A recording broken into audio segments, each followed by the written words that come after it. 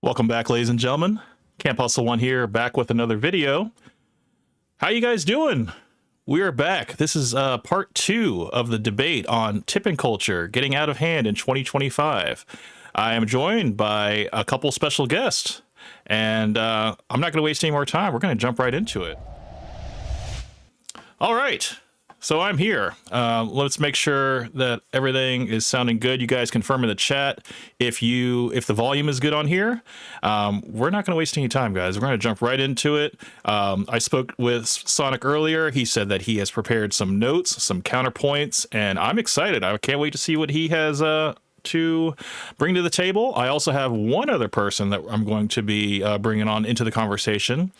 She goes by the name of Missy. And she will also be able to throw in her 2 cents and also give us a little bit of a perspective.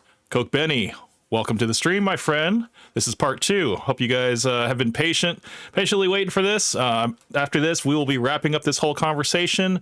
There will be no more. We will talk about tipping culture. We will be moving on to other things after this.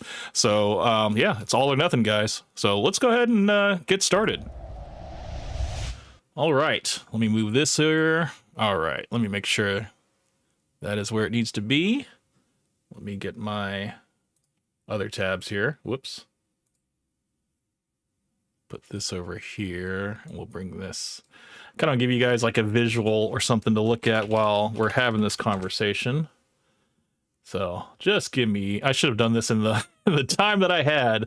But I was like, you know what? Let me make sure the audio is good. But while I'm doing this, let me just go ahead and introduce the 2 people. You guys already know Mr. Sonic Mindscape. He is here to back with the conversation.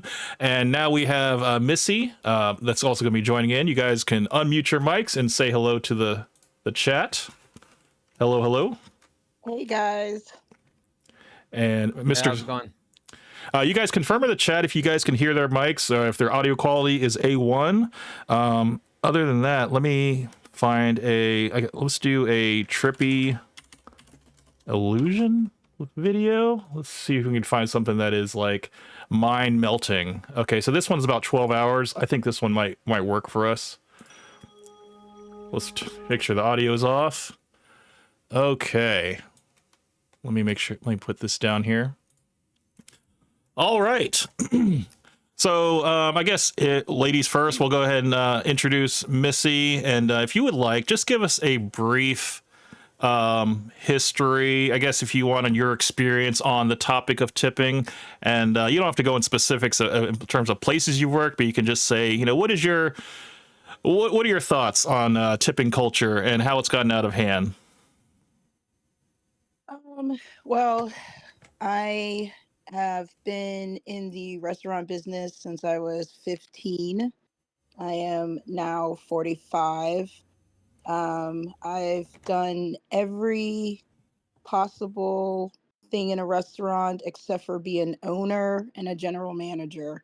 I've worked everything from host all the way to where I am now. I do believe that, with our tipping culture, especially in the last couple of years, I'd probably say like maybe the last 10 years, I've definitely noticed a shift that has been a little bit crazy or entitled.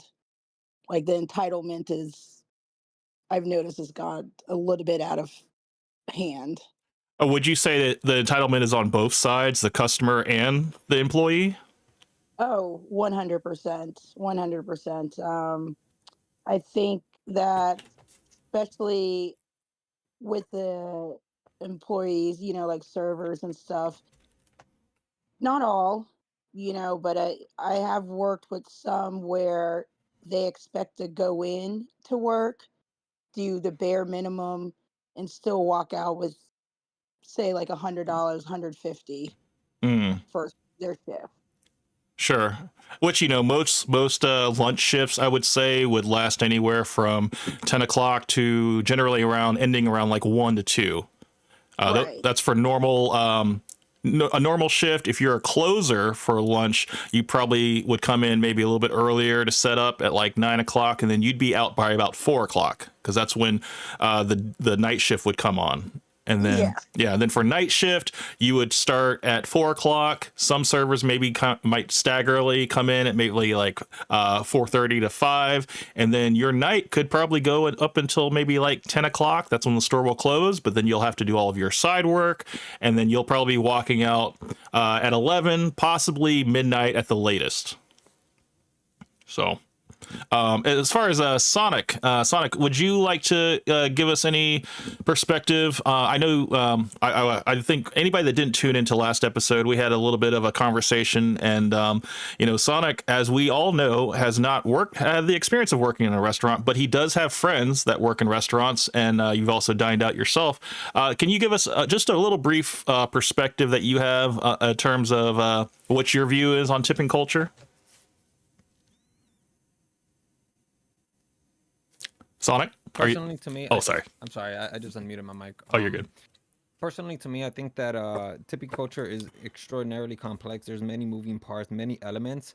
I would like to now, after like doing a bit of research, I would like to say that tipping culture is extraordinarily entitled. But the problem is that it's not just as simple as saying that it's entitled. Like I said, there's a lot of psychological elements that are at play, a lot of influences, such as the customer feeling anxious, also the waiter feeling pressured to perform. So I guess, and overall, I say that it's a really complex mess. So that's kind of where I stand right now. Okay. Did you have a chance to go out to eat after our conversation and maybe implement some of the things I had suggested as far as like, I believe it or not, that is exactly what I'm going to bring forward, because I ended up going to eat at a restaurant 5 times this week. Uh-huh. Kind of gauge a lot of people, and it, like, believe it or not, it actually gave me a lot of perspective. It made me see a lot of things that I wasn't able to see before. So I am definitely going to bring that to the table. Cool. 5 times. Yeah. Wow. I don't even think I went out to eat 5 times this week. What about you, Missy? Did you go out to eat 5 times this week? No, sir, because I was at work. Yeah, she was serving like 6 days a week, right? Yeah, like I said, man, like it's an everyday thing for me. So it's like if I go out to eat, you really gotta try really hard to get a bad tip from me, because I'm very gracious, because I know what goes on behind the curtain. But it happens. And you know what? To start this all off, because I didn't get a chance in the whole 5 hours last episode to tell my IHOP story. I'm going to go ahead and tell that IHOP story, because not only did I tease it twice and never talk about it, I'm going to go ahead and get that out of the way now, just so that you guys can see that, hey, I've experienced bad service and I've left a 0% tip. So here it goes. IHOP is generally a fair to good place to go eat. I typically I will tip 20%, but this particular day that I went, I took my wife out because she had just gotten her, I believe, her permanent resident citizenship. She passed all of her tests and stuff to become a U.S. citizen, and I wanted to celebrate that. So I took her to IHOP, and I remember when we sat down, it wasn't busy. This was, still kind of early in the day. It was probably between like 10 and 11, and I remember we ordered like a sampler appetizer, and then the waitress took both of our orders, her food order, and then my food order, and I can't remember what we had to drink. I think maybe I had coffee and she had like maybe water or something. But so anyway, our appetizer came out in a timely manner, probably like within like 7 to 8 minutes, whatever. And then within probably about 20 seconds, my wife's food came out. And I remember she ordered I think it was like a pork chop or something. Anyway, the pork chop was not cooked all the way through.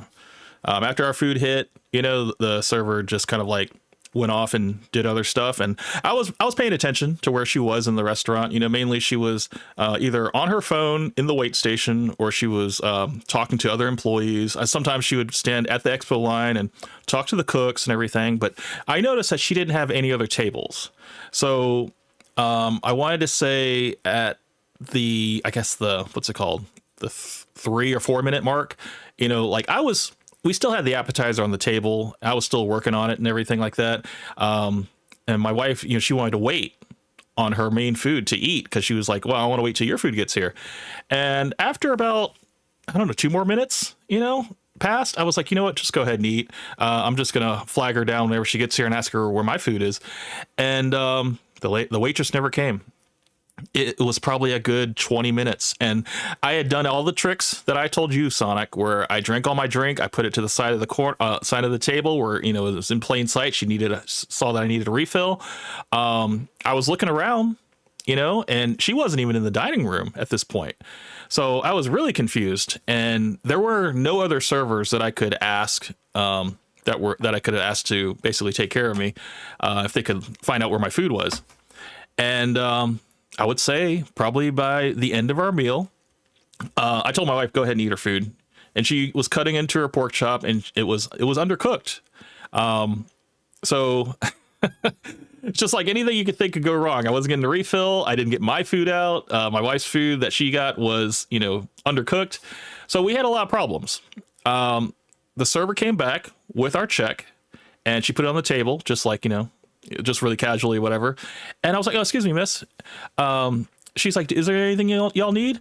I was like, yes. I need a refill on water. My wife's pork chop is undercooked, and I haven't received my food. And she's like, in like a frantic, like mind space, she's like, oh my gosh, I'm so sorry. So she like runs off real quick to, I guess, check on that. And I just stare at my wife and I tell her, if she comes back and she asks me, what did I order? Because I noticed when she took our order, she never wrote anything down. She just like nodded her head and stuff like that, which was another mistake she made. Yeah. So sure enough, she came back to the table and she's like, I am so sorry about that. What did you have to order?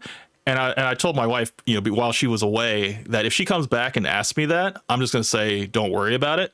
Because I'd rather just have our bill and stuff. So sure enough, she came back. She's like, I'm so sorry, sir. What did you have?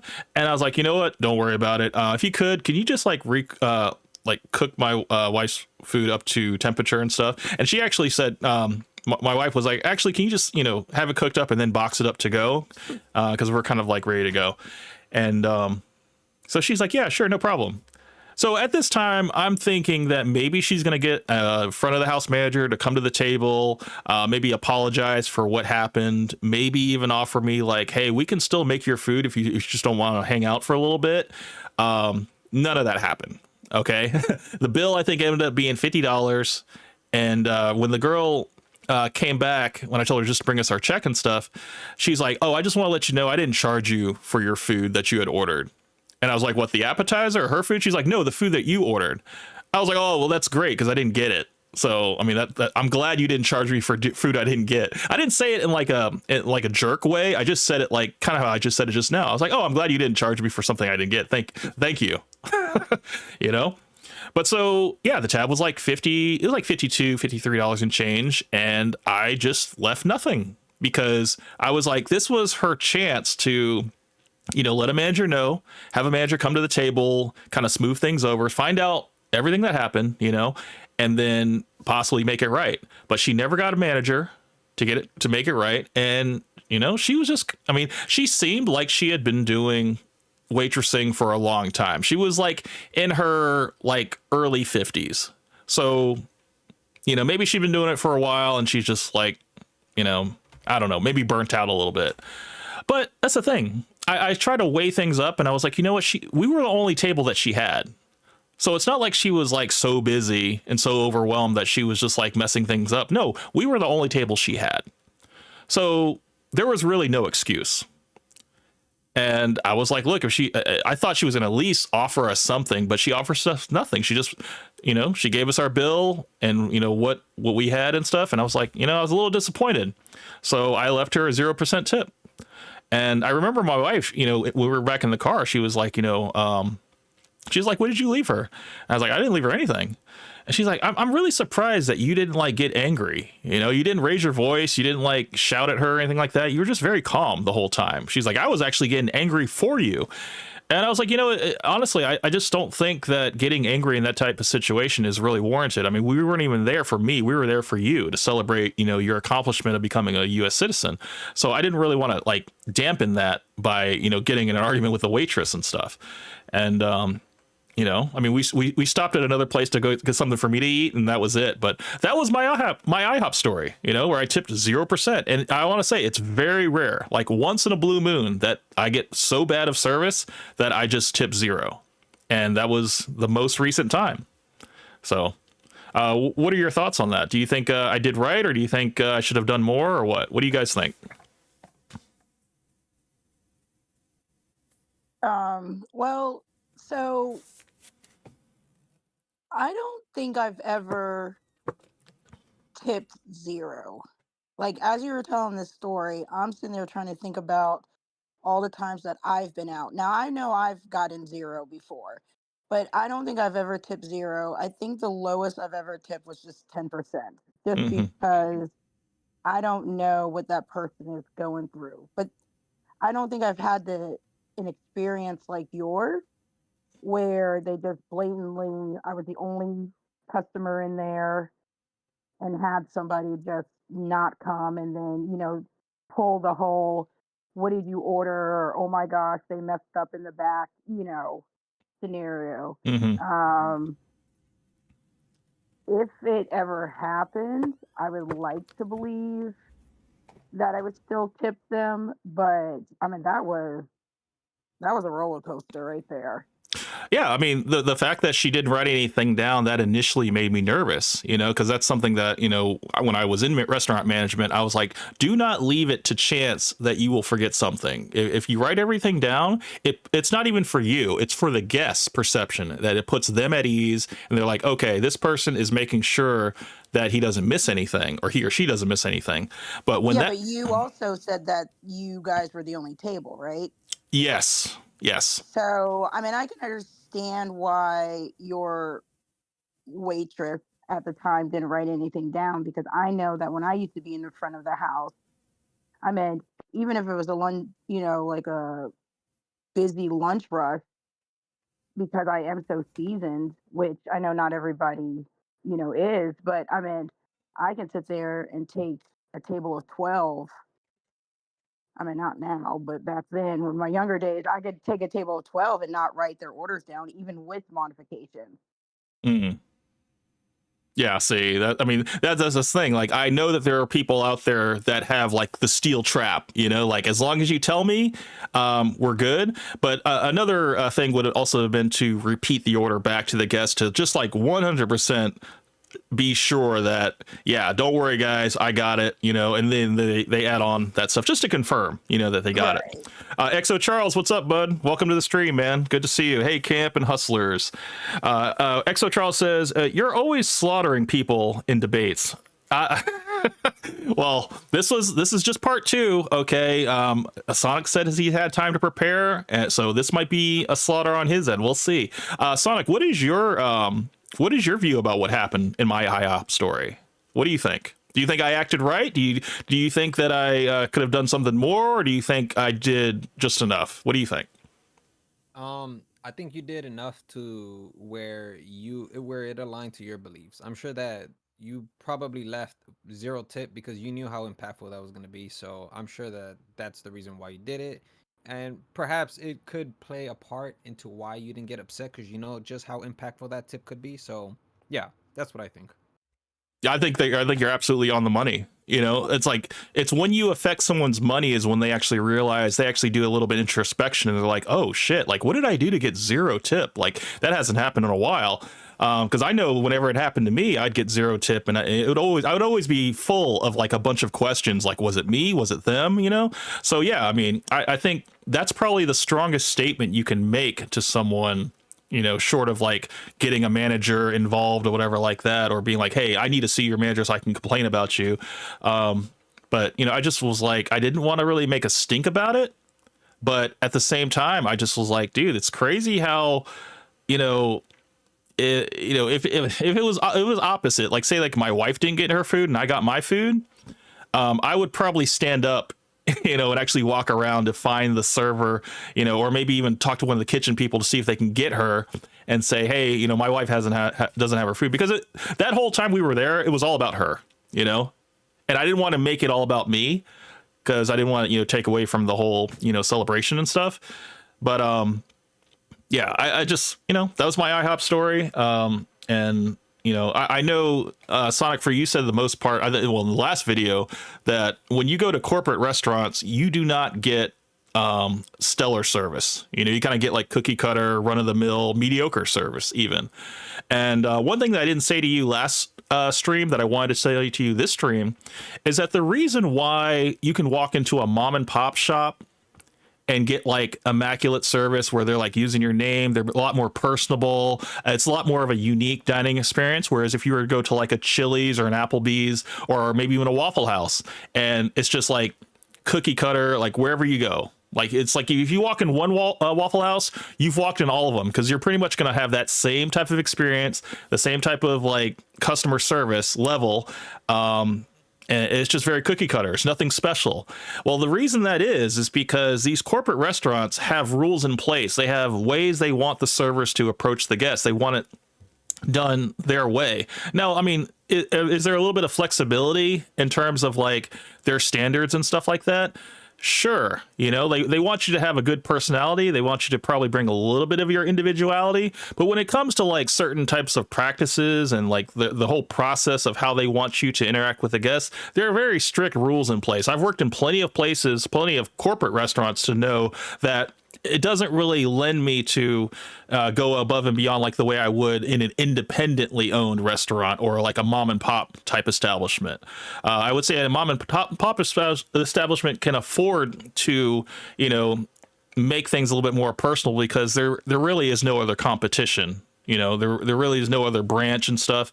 But when you have like more and more locations, it's like, I would say corporate, they usually get higher ups that come through there, and they want to make sure everybody is up on their same standards and practices and stuff. And if you were like doing this mediocre service when it's like way below their standard, they're going to let your bosses know, and you'll be reprimanded for that.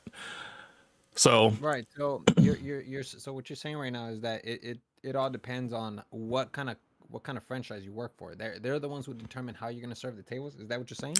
I would say corporate restaurants, you're going to have a little bit more standards and practices, and that are a little bit more firm, like in the training process, than if you're at a mom and pop store. They're like, okay, I know we're not like every other restaurant, but this is what we do. But I want you to know that you can have kind of the freedom to, serve people the way you want. We want you to create a unique dining experience.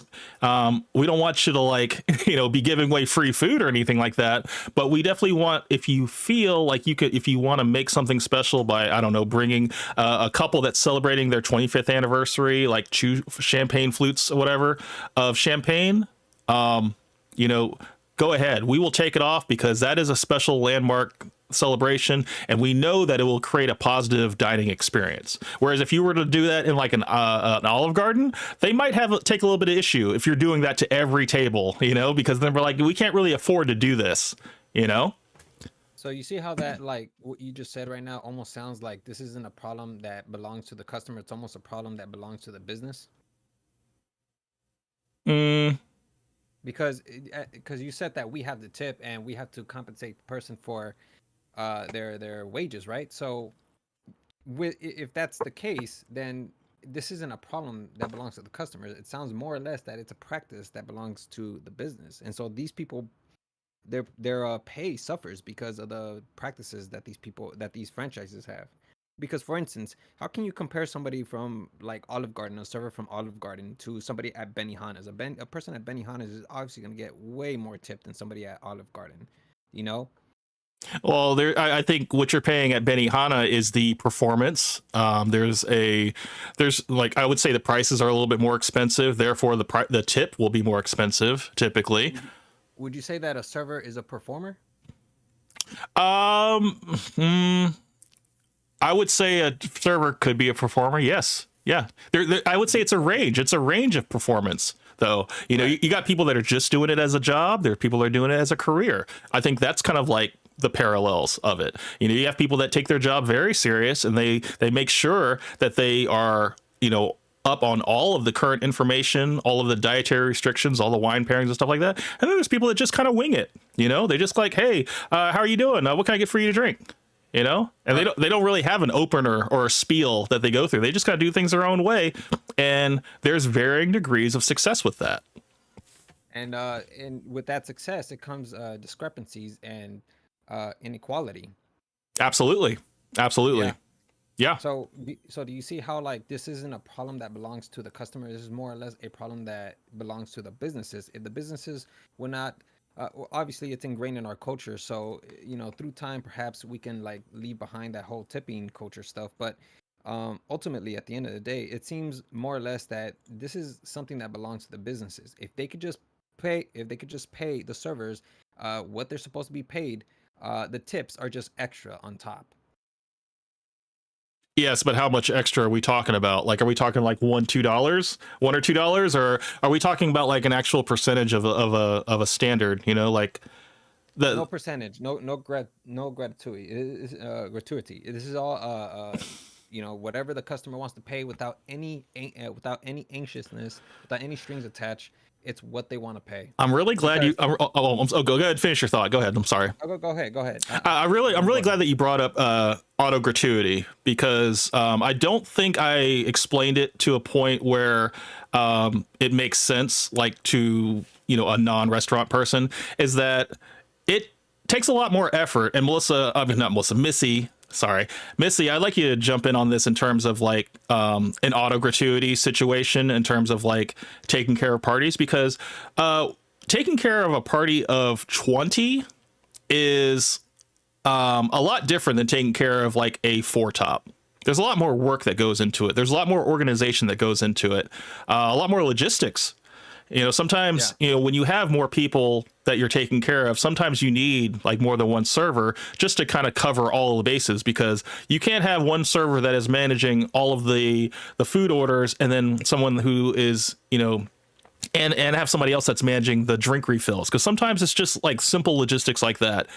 And but I think it's also good to have someone that is there, that is, you know, kind of, you know, just always available, kind of like within like eyesight of the table if they need anything, whereas the other person is in the back making sure that we're getting everything right, making sure all the modifications that each person has is, you know, clear and concise, because sometimes, you know, you only get so much space to put in on the modify line. So sometimes you have to double back to the kitchen to let them know, like, hey, this person, I know, like I said, Whole30 compliant. You know, they also have other things too that they want to add to their modifications. So I just, you know, so you have to like actually be kind of the mediator between the kitchen and the guests, because sometimes the kitchen just sees like, you know, one or two modifications and they'll maybe forget something else. So it's on the server or the server team to make sure that we're coordinated with the kitchen to make sure everything comes out smoothly. Missy, How do you many have? servers? Oh, go ahead. Go Go ahead. ahead. I was just gonna ask, how many servers are serving a party of 10?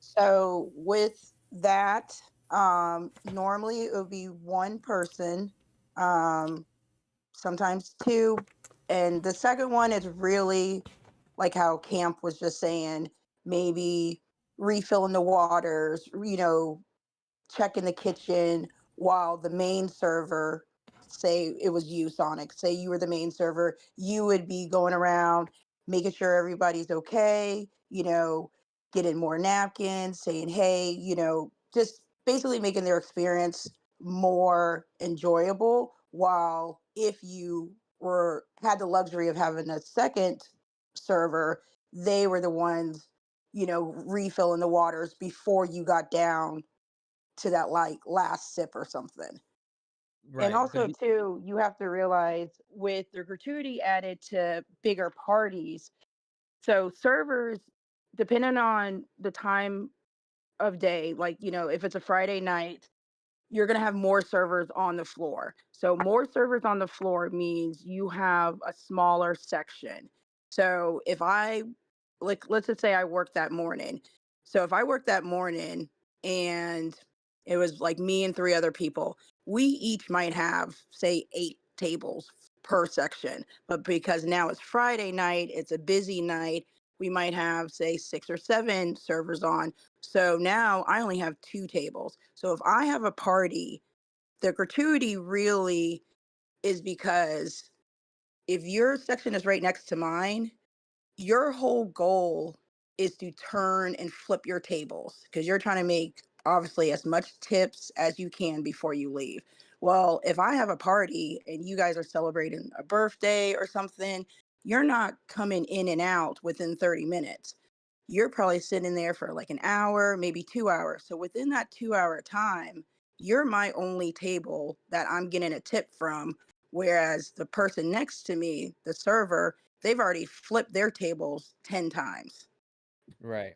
So that's a So lot of times, why a lot of restaurants do gratuity. And also, too, it's you have that one server that's just focused on you. right, but do you see how that creates a lot of inequality, a lot of envy and jealousy? Because Not, when you have one server that is serving a party of 10, this person is of the mindset that they're going to receive a tip, and instead of actually having a business practice the idea of having 2 or more servers to make it a much more efficient service, we rely only on one server so they can attend an entire party of 10.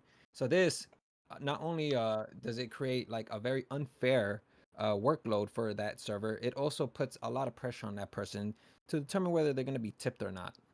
Oh, Missy, if you don't mind, I'll take this one. So typically parties are going to go to experienced waiters. So yeah. they're not going to put a person who's like brand new to the restaurant on a party of 10.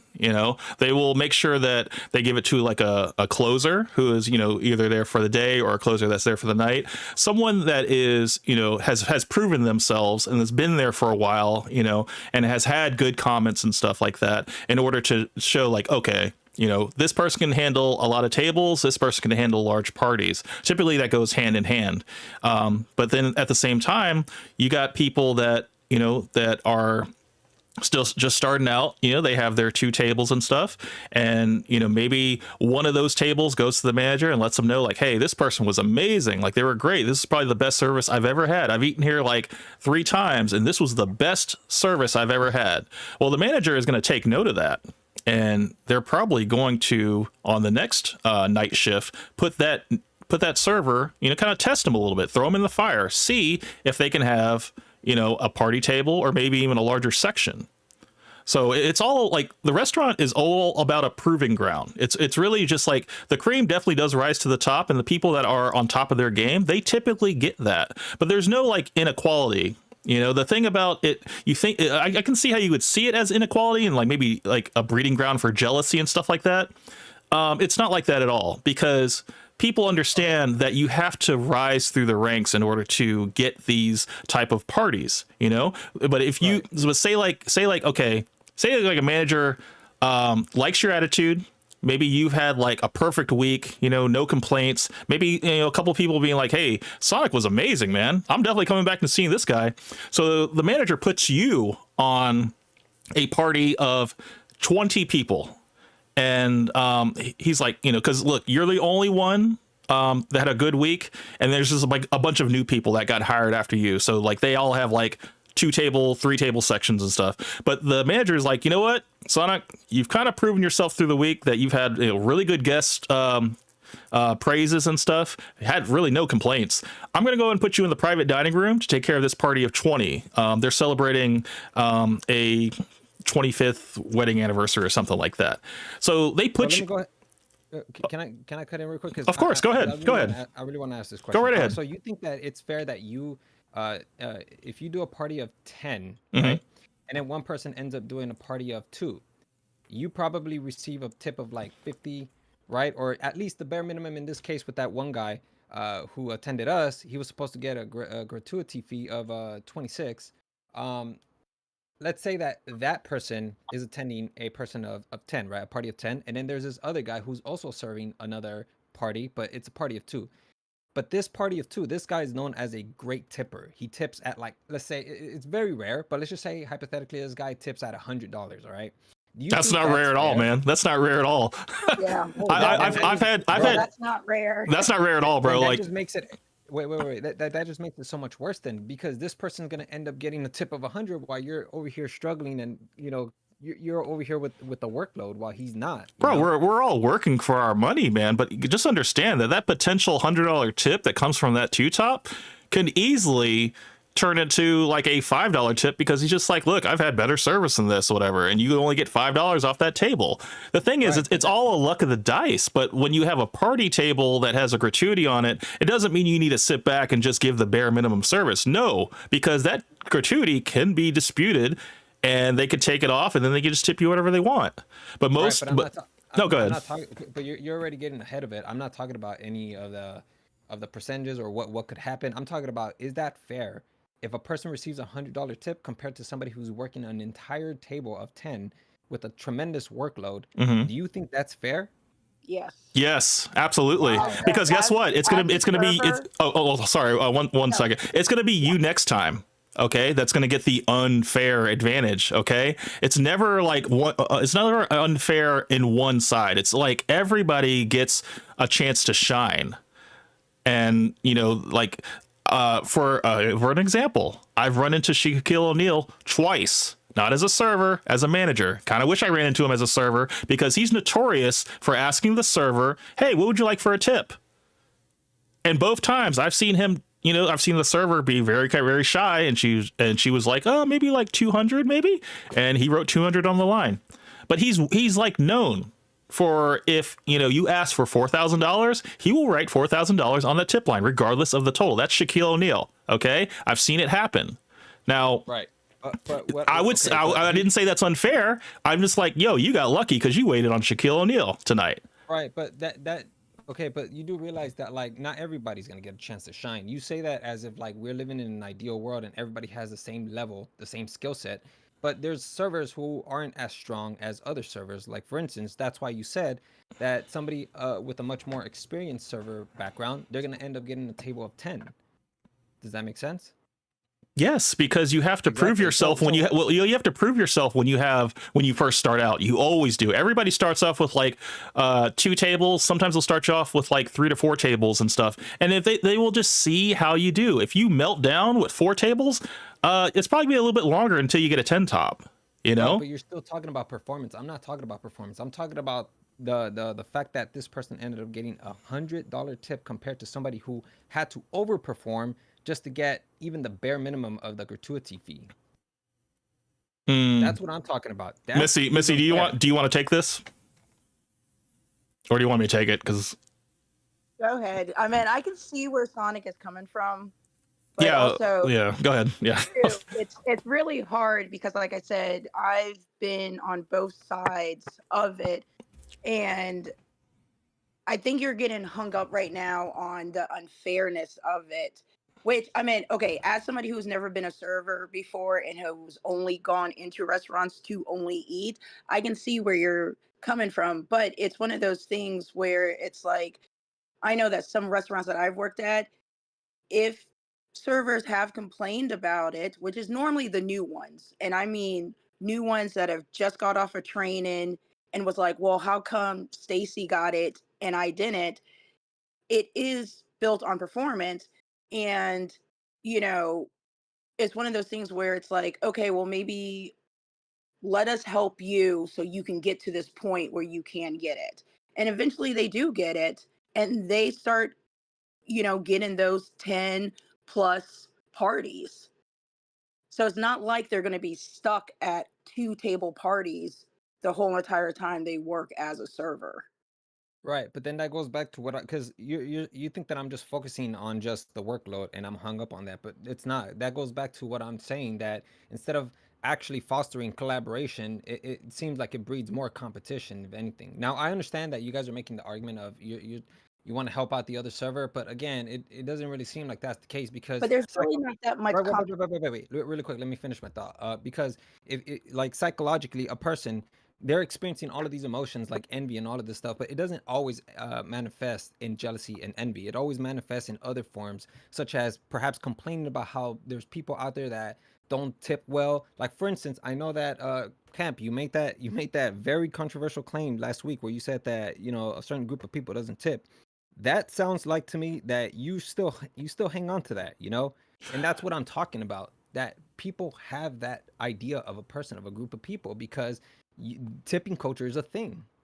Well, the reason I said what I said, and for those that don't know what Seneca's referencing, I said that in general, not all, but in general, homosexual white men are generally the best tippers. That's only in my experience. That's what I'm saying. I'm not saying that's rule. I'm not saying that's law. And then I also said on the other side of the spectrum that black women tend to be the worst tippers. And it's not usually just like one or two. It's usually like a group of them will be like, you know, they'll run you and then they won't tip you. And then I also follow that up with gypsies typically are the worst tippers in terms of like they usually roll deep and then, you know, they leave you with nothing and then they'll probably steal some silverware. Right. But you have that thought, but all the other servers that I know have always complained about particular groups of people, and they don't ever say anything like a poem. They don't ever write like a poem of how great they are. It's always like this rant about them, you know. And like I said, that's tipping culture for you. That's what it does. Instead of actually paying the servers the actual amount that they're supposed to be paid, they rely on other people, especially people who are also getting paid minimum wage, to give up their wage just to tip this person who is also making minimum wage, you know. So very unfair overall. I think that it's a terrible system. I will say, sorry, I will say that I have been surprised from every group of people that I said, you know, like I've had people that have bucked the trend, and I like I said, I've been out of the game for a while, so things probably have changed. But I'm just speaking from my own experience, you know, and it was just, you know, I'm sorry, but those are just realities. And, you know, maybe call it like an economical problem or something like that. People that like they want to go out and have that experience too. You know, sometimes sometimes they'll surprise you. You know, somebody that's wearing like a t-shirt and jeans ends up being like a 50 to 100% tipper. And you're like, you know what? I didn't see that coming. You know, it happens. I've had it happen to me. And It's a Pretty Woman big mistake moment. But that's what I'm trying to say. It's like you. I'm sorry, I didn't mean to cut you off, but like you. That's why I have the rule of thumb to treat everybody the same. Everybody gets the same waiter. I don't change my behavior because of your skin color, your economical status, you know, whether you smell or not, whatever. No, everybody gets the same service. You're going to get the same level of professionalism, the same on pointness and all that stuff. And I'm going to still address you by your name because I'm going to give you that respect. Right. But that would require you to be self-aware of that, because oftentimes these behaviors are infinitesimally small. You can't even notice these influences. And oftentimes you'll have a certain attitude that you don't even know they're microaggressions. I mean, this is stuff that you can't really, you know, scope out unless you're really aware of it, you know? Yeah, Now, but if that's I what you're never saying, I never let like a disdain a look on my face ever show in the dining room. I've never had anybody be like, yeah, we could just tell from his mannerism and his attitude that he did not want to take care of us. That's never ever been a complaint that people have had. Have I had those thoughts like, oh God, I've waited on these people before and I know that they're going to run the shit out of me and it's not going to be worth it at all. But I still go up to them and be like, good evening, welcome back. Good to see you guys back. You know, Yeah, but Camp, that's never. Now you just said that you've never had that on your face, but now when you've gone out and you see your server come to your table to greet you, have you seen that on their face where they're not professional? And how have you dealt with that? Because I know there's been times where I've, you know, gone out with a group of friends and, you know, the host would be like, okay, you know, your server, they'll be right with you. And, you know, we're all like, thank you. And then we see them come in and, you know, they just have that, oh, I have another table when, you know, clearly they want to go home and not be there. I've definitely experienced that, but I know it's always like a nonverbal type thing. They're never like outwardly saying that, oh, I want to go, but yeah, it's like we can see it, but we don't have to bring attention to it. You know, like I'm one of those people that I can pick up on something like that, but I'll never ever like bring it to their attention. Like, oh, I can tell that you can't, that you're ready to go. Like I never say that, you know, but yeah, I can pick up on that, of course. You know. I mean, but the thing is, like, as long as I think for me, it all comes down to what happened from the beginning to the end of the service. Did my server take my order? Did she get everything right? Did my food come out in a timely manner?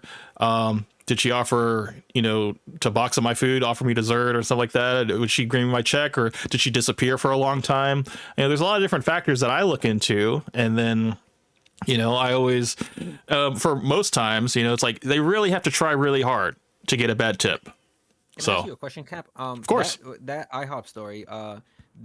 When you left, you left her 0 tip, right? Did you let her know what she did wrong? No, she never came back to the table. Okay, can you imagine how many other people have had thoughts about you like that, and they never came back to tell you what you did wrong? That's the majority of people.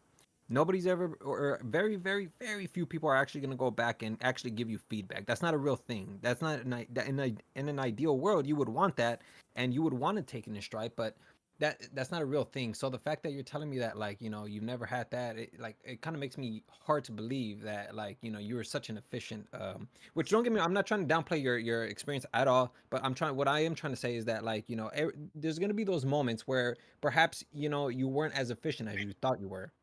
I mean, if I had an opportunity, to like let her know what happened, or why she's not getting a good tip or whatever, I would have said something. But the fact is that she never came back to the table, so I wasn't even afforded that opportunity. And I definitely didn't want to wait on her all day till she came back, because, typically servers that are like that are very, I mean, she was standoffish the whole time, like it basically came to the end of our service for her to like check up on us and see how things were. And when she did that, she had the check already in her hand. So it's like, she was kind of already done, Yeah. So And Sonic, I would like to say that people do say stuff more than I think or some of your server friends probably know, because I'm actually in the manager side of, the restaurant. And there's a lot of times where, even nowadays, especially with, social media and stuff like that, like we will get a Yelp review or a Google review that will say, I was at, my restaurant on, January 27th. We had so and so as a server, this is what they did. We didn't get our drink refills, whatever it was. And we will see it.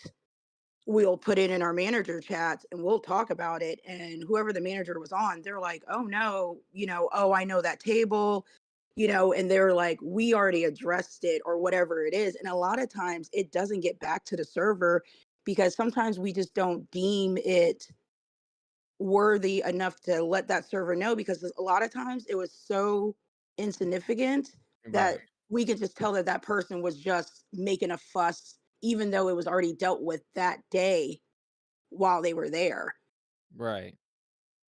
and I've So been, a I've lot been, of oh, times, go ahead, finish. Sorry. oh no, sorry, I was just going to say a lot of times that's why, a lot of servers don't know if, a customer said something, And because sorry. no, go ahead. No, I've been in server meetings as a server, and they have management is very focused on Yelp reviews, and if the Yelp review, whether they say the server's name or not, most of the times when they do say the server name, and if it was bad, the manager will say what it was. They'll say what it was. They might keep the name a secret just to like keep from feelings and all that stuff like that. But they'd be like, look, this is what went wrong. What can we have done to avoid this? And then the whole team comes together to spitball solutions, But then, of course, when you get like a Yelp review is like, oh, Sonic was great. He's one of my favorite servers. He's the reason I come back and do like that. Yeah. Then we're like, okay, well, guess what, Sonic, you're going to get a free lunch today. So just order anything you want on the menu because, keep up the good work. So it's like there's good and bad when it comes to Yelp reviews, but it's like whenever it's bad, the restaurant will come together to find a solution. Right. So I mean, Yelp reviews are very helpful. Feedback is very helpful. But yeah, like Missy said, some people don't even like make an attempt to even do feedback. They'll just like tell 5 of their friends, and they're like, yeah, I had a bad experience here, don't go here. And then that's bad too. That's bad for future prospects. Right. Yeah, no, I mean, I just brought that up because, I guess because you continue to say that, you were, I can't remember what you said, but I'm paraphrasing. Like you had like great services never happened to you, but the thing is that that's not the same experience as every other server. Every other server has their own experience, and what you're saying is when you juxtapose your experience, is probably most likely not the same as another person's. Well, of So that course. can affect, Yeah. can definitely affect their performance, which could potentially mean less tips, and et cetera, et cetera. I mean, the whole thing I want really to benefit from this conversation is for people that are currently in the restaurant industry to hear this, and maybe they're going about things the wrong way, or maybe they have a different mindset about it, and then they can hear from any of us, what we think works or what can be improved, and then they can, make those slight adjustments and, see positive changes. I think that's kind of the whole point behind this whole conversation, is that we're not just coming together to bitch about tipping. We're here to like find ways to either avoid bad habits, that will create negative tipping situations, or, just kind of shed light on, like, not everybody deserves a tip, Right. I mean, the whole, like, when you go to like an auto repair shop, for something on your car, and the guy flips around his little iPads, like, do you want a tip on this? And you're like, no, because as far as I'm concerned, you're just doing your job, right? But that same type of mindset could be brought into a restaurant as well. It's like, look, I think you bring me my food that I ordered, and then, all that stuff. I think that's just, you're doing your job. But I think there's some things that a server can do that can kind of like make the guest feel, oh, well, they kind of like, I know this is a job to them, but they really enjoy taking care of people. They made me feel really comfortable, and they actually made my wife feel very, very special, and it's just like, if you can make a guest cry, which I've made it happen. If you make a guest cry, dude, it's just like, that's something that's memorable, man. But then, again, you got to have people that are going to have negative experiences, and it's the other side, but it's like, when you get that feedback, sometimes people just need to hear it, because they're in their heads and they don't know if they're giving bad service. But then when they get that Yelp review and their name is right there, they're like, yeah, we're never coming back, because Scott was just, he was awful. He inserted himself in certain conversations. I think he was flirting with my wife, or like our food never came out, or took too long to come out. It's like all the little things. It's like, yeah, you take every little fact that is said, and you just kind of adjust yourself, and that's how people get better, man. It's through feedback. Well, speaking of feedback, I know that in the beginning, Sonic, you said that you had went out to eat 5 times. Was it at the same restaurant, or did you go to 5 different restaurants? 5 different restaurants. I mean, we went to mom and pops. We went to franchises. We went to 2 different Denny's, because I didn't want to like continue switching franchises. I wanted to see how Yeah. consistent it was. And then I went, of course, to I went to a mom and pop shop twice to go see what their experience is like. It's pretty straightforward. Yeah, and then of course the other one, we just kind of went to the same place where I usually tip big. So to kind of compare all of them, and kind of walking away from that experience, I see like I walked away thinking, wow, a server is not just a worker. Like, a server is actually a performer. Like, because when we went to the Denny's, 2 different Denny's, we got to experience one Denny's where somebody, because immediately you came to mind, Camp, when this woman was serving so many tables, and it was just her. And I remember, like, again, because I was just thinking about arguments at that time, actually throughout the entire week, and I was just thinking like, oh my gosh, man, this is so unfair. There is nobody that is helping her, and then the hostess is just up there. I mean, Standing around, right? like, Just standing around. right. And I would think that, like, an establishment, a restaurant would want to encourage collaboration, not like, to me, this seems like it's just competition there.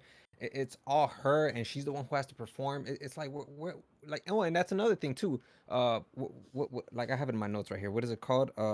Pool tips. I think that's what they're called. Tip pool system. Yeah. Yeah. I saw. I remember thinking like, dude, and then she has to share this tip. Like that's unbelievable, man. I mean, I get it. You know, the cook is doing her work as well, but to me, it's just unbelievable. Like this person is completely stressing out, just losing her mind, and she, you know, she has to share that tip. So that's another thing I was gonna bring up to you, Camp. That you know, if like we have a strong tipper, and then like, you know, she tipped the server, not the server, the customer tips big. That whole tipping experience is kind of taken away because this server needs, they know that they have to share that tip. You know, it doesn't Hmm. feel the same when that tip lands on that table and it's $100 bill. It just does not hit the same, you know. Right. And you know, You like, are I'll go. 100% right on that. Yeah, you know, it's kind of crazy because, you know, when a server is applying for a restaurant job, that's not necessarily the first question they ask. Like, hey, what type of tip system is this? Is this like, you know, are we sharing tips with, you know, everybody or like all the rest of the servers? Are we just pulling all of our tips? Or is it like if a person tips me, you know, and I have to tip out my busser and stuff people don't normally ask those questions because they're just trying to get the job. They don't want to find a way to disqualify themselves from getting a job. It's usually they find out, they're like, oh, this is a tip pool system, you know, damn, that means that no matter what, everybody's making the same. And you know that, believe me, it hurt me when I made $300 off of 2 tables and I walked with like 130 like everybody else. You know, it hurt me, man, hurt me deep in my soul. And And a lot of restaurants went to tip pool right around when COVID happened, and they didn't go back to, getting rid of tip pool. And where I work, we have tip pool. And I tell the kids there, I say kids because, like I said before, I'm 45. But I tell these kids, I said, there is no way if I went back to the front of the house and worked as a server that I could work under tip pool, because that's one of the things that I'm glad that you picked up, Sonic, from the conversation that you had with Camp, when you guys first started talking about tips and stuff, is that you're right, because that lady is running around busting her, ass, working all these tables, and she might have had another server on, and that server could have just been in the back eating french fries, talking to, one of the line cooks, not doing anything, because they know at the end of their shift they're making the same amount. And you always have one or two people who will just do the bare minimum, and it's sad because that's just how it is. Like when I was a server in my early 20s, my husband and I were able to put down almost 40% and get our house. And I can't say that for, some of these kids nowadays, especially with the tip pool, because you're not making the type of money. Now, when I was a server, there was times where I would go in and I would get $5 tips, $2 tips, $1.30, and I, gave what I thought was good service. The people didn't think I, gave good service, or sometimes some people are just cheap. And then there's other times where, I'm making $10 off of a cup of coffee, and I'm like, what is going on? But it's like I'm not sharing my tips. I know that there might be one night on a Thursday, I might come home with $30. And then next week on Thursday, I might come home with 150.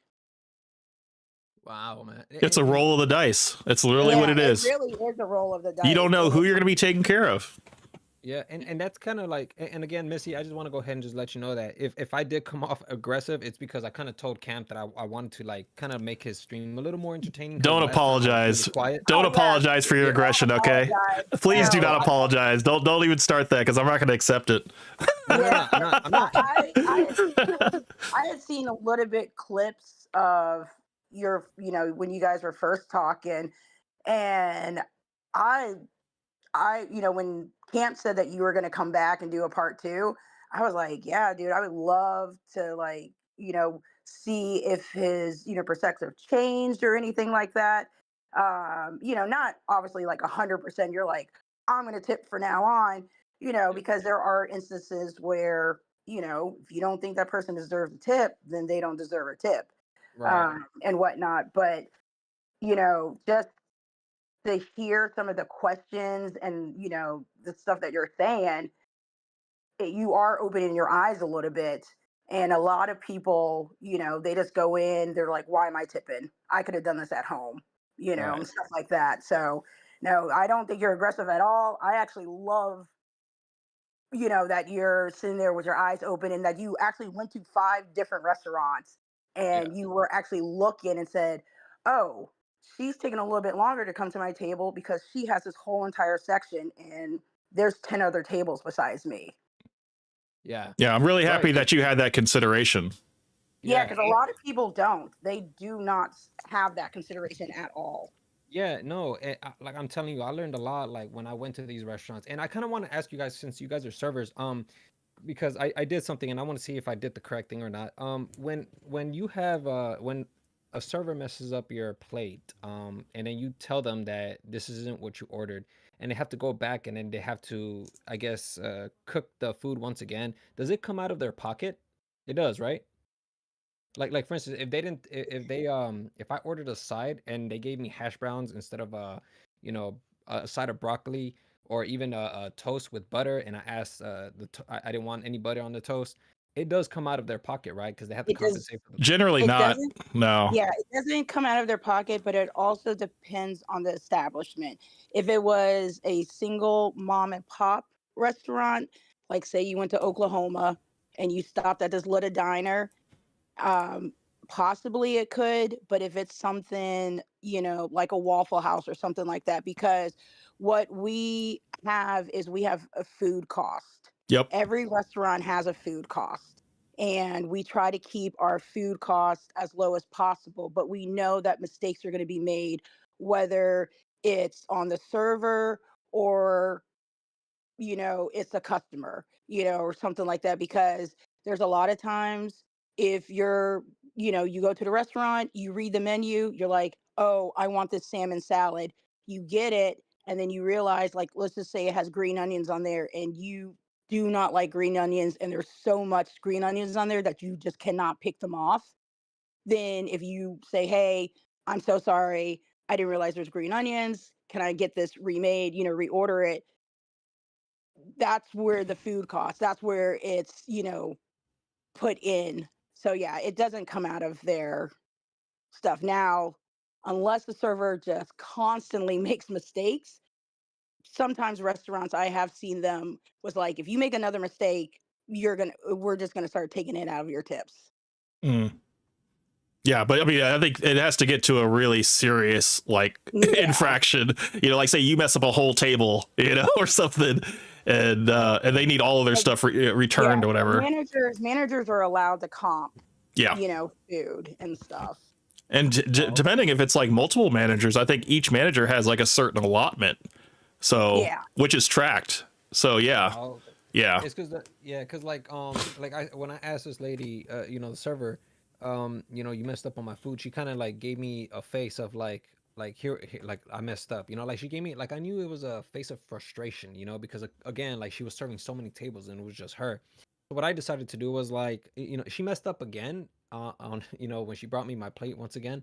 But I didn't bother it. I was just like, no, just leave it alone. My sister was all like, no, but that's your food, and I'm like, no, it's okay. Again, because I had you in mind, camp, because you told me about how hard a server yeah. is, how Well, hard if they're you don't mind, would you mind going into detail what messed up? I'd yeah. like to So know. I ordered an omelet. It was a build your own omelet. Um, one of the things that I usually I always get asked by the server, what side do you want, and what do you want, what kind of bread do you want. She did not ask that this time. Instead, and I didn't even notice it because usually, like, again, like I'm not thinking like a server. I'm thinking of like, my food. Um, and so she brought me my food, and she brought me the standard side, which is usually what I don't get, which is loaded hash browns and wheat bread Mhm. with butter on it. I can't eat butter because of my condition. So I was like, I can't eat this stuff, and my sister told me, well, tell the server that you can't have that, and to bring you other food, or Mhm. to bring you another plate or something. And she came, and I let her know, and I was like, hey, I can't eat both of these things. I can't eat the hash browns, and I can't eat the bread. And she kind of sighs in frustration, and she's all like, it's like okay, and she picks up both of them. Uh-huh. She goes back to the kitchen, and then she brings me back a new thing, the new side that I ordered, which is broccoli, but this time it has seasoning. I've never seen seasoning on broccoli, and this is the first time I've ever seen it. And What type of I'm like, seasoning are we talking about? I think it had like Cajun, pepper, and salt. I can't Ooh, eat Cajun. she was trying to But freaking fuck with you, man, because she's just like, you know what? Let's make this fucking side. Let's fucking make it hot. well, No, here's the you thing. know what I think happened is No. she was But here's the thing, though. I'm sorry, Missy. I'll let you finish right now. Just no, let me no, go no. ahead and You're finish. But this is why I went over to another restaurant, to another Denny's, because this is the place I went to, and Hmm. she gave me the same order, the same style of broccoli, and I was like, oh, I guess this is standard, you know? Like I guess you have Mm. to let them know that you don't want any seasoning on it. But when she did all of that, I was just, she messed up again with the seasoning, and I was like, my sister looked at me. She's all like, "No, order it again." And I'm like, "No, it's all right. It's fine. Don't worry about it." Because I was thinking about her well-being, So yeah, that's kind of like what happened.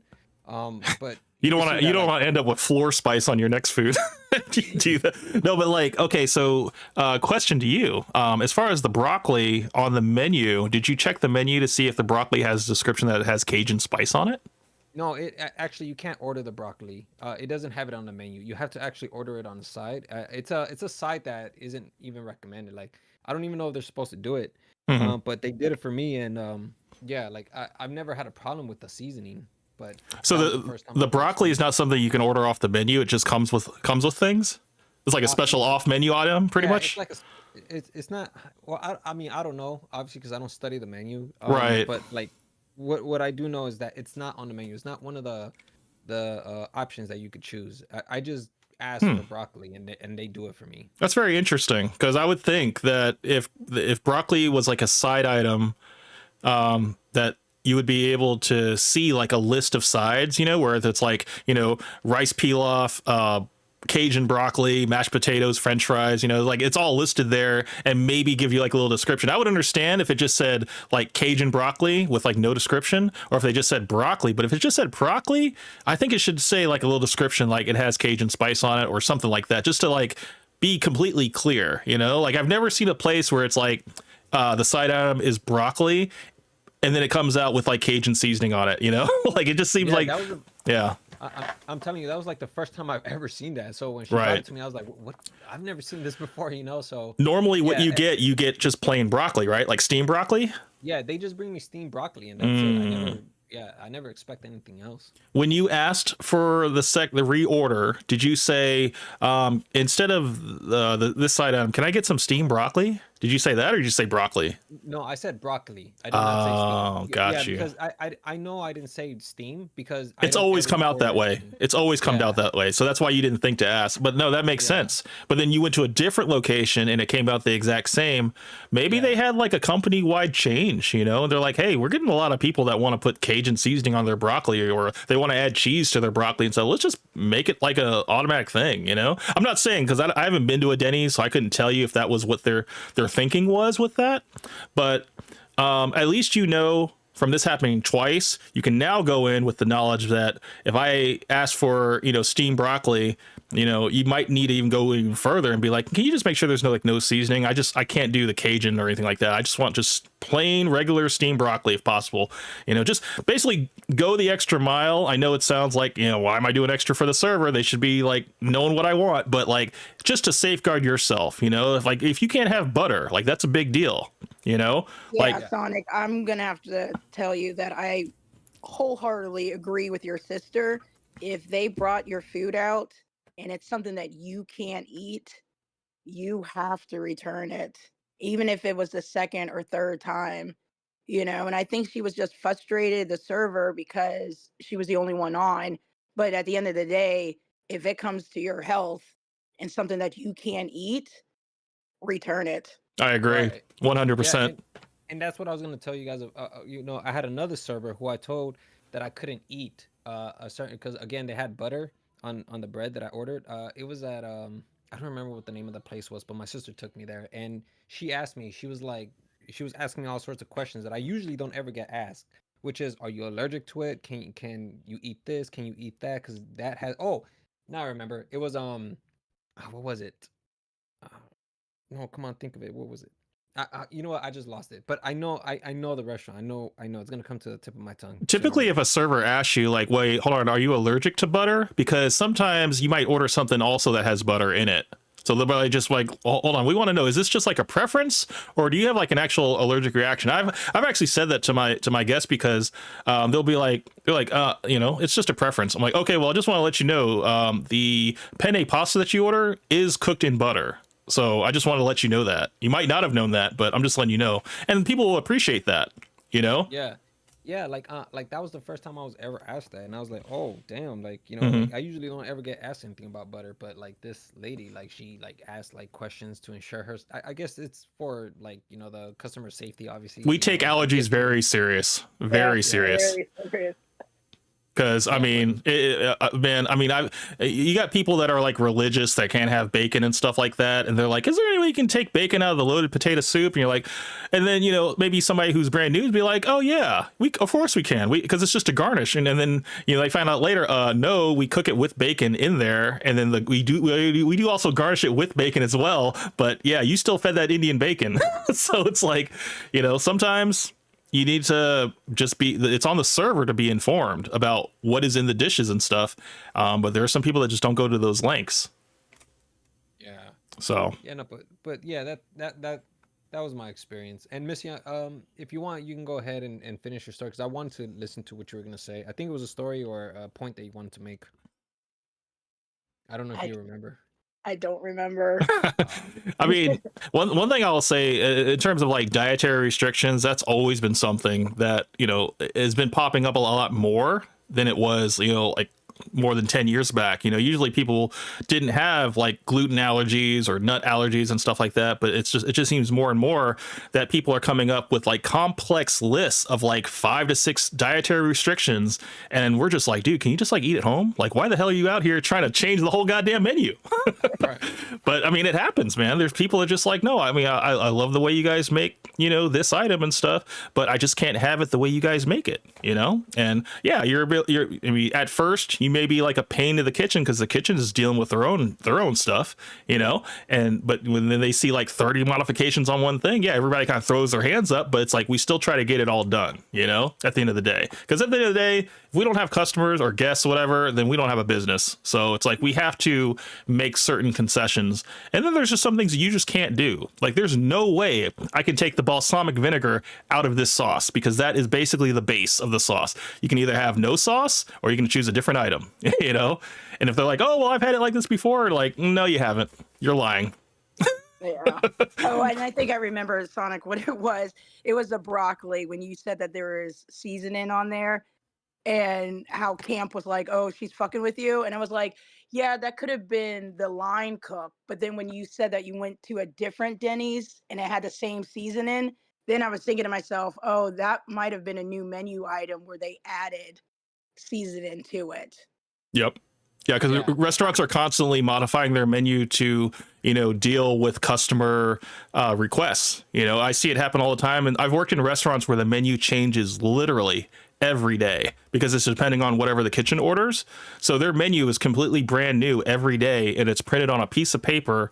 And the servers basically have like maybe 30 minutes to an hour to review the new changes and, still feature some specials, but know what is not on the menu. So like, say like you came into this spot and last time you had it, we had like a burger, but that burger is no longer on that menu because it's a different week. We don't have that, that item on the menu.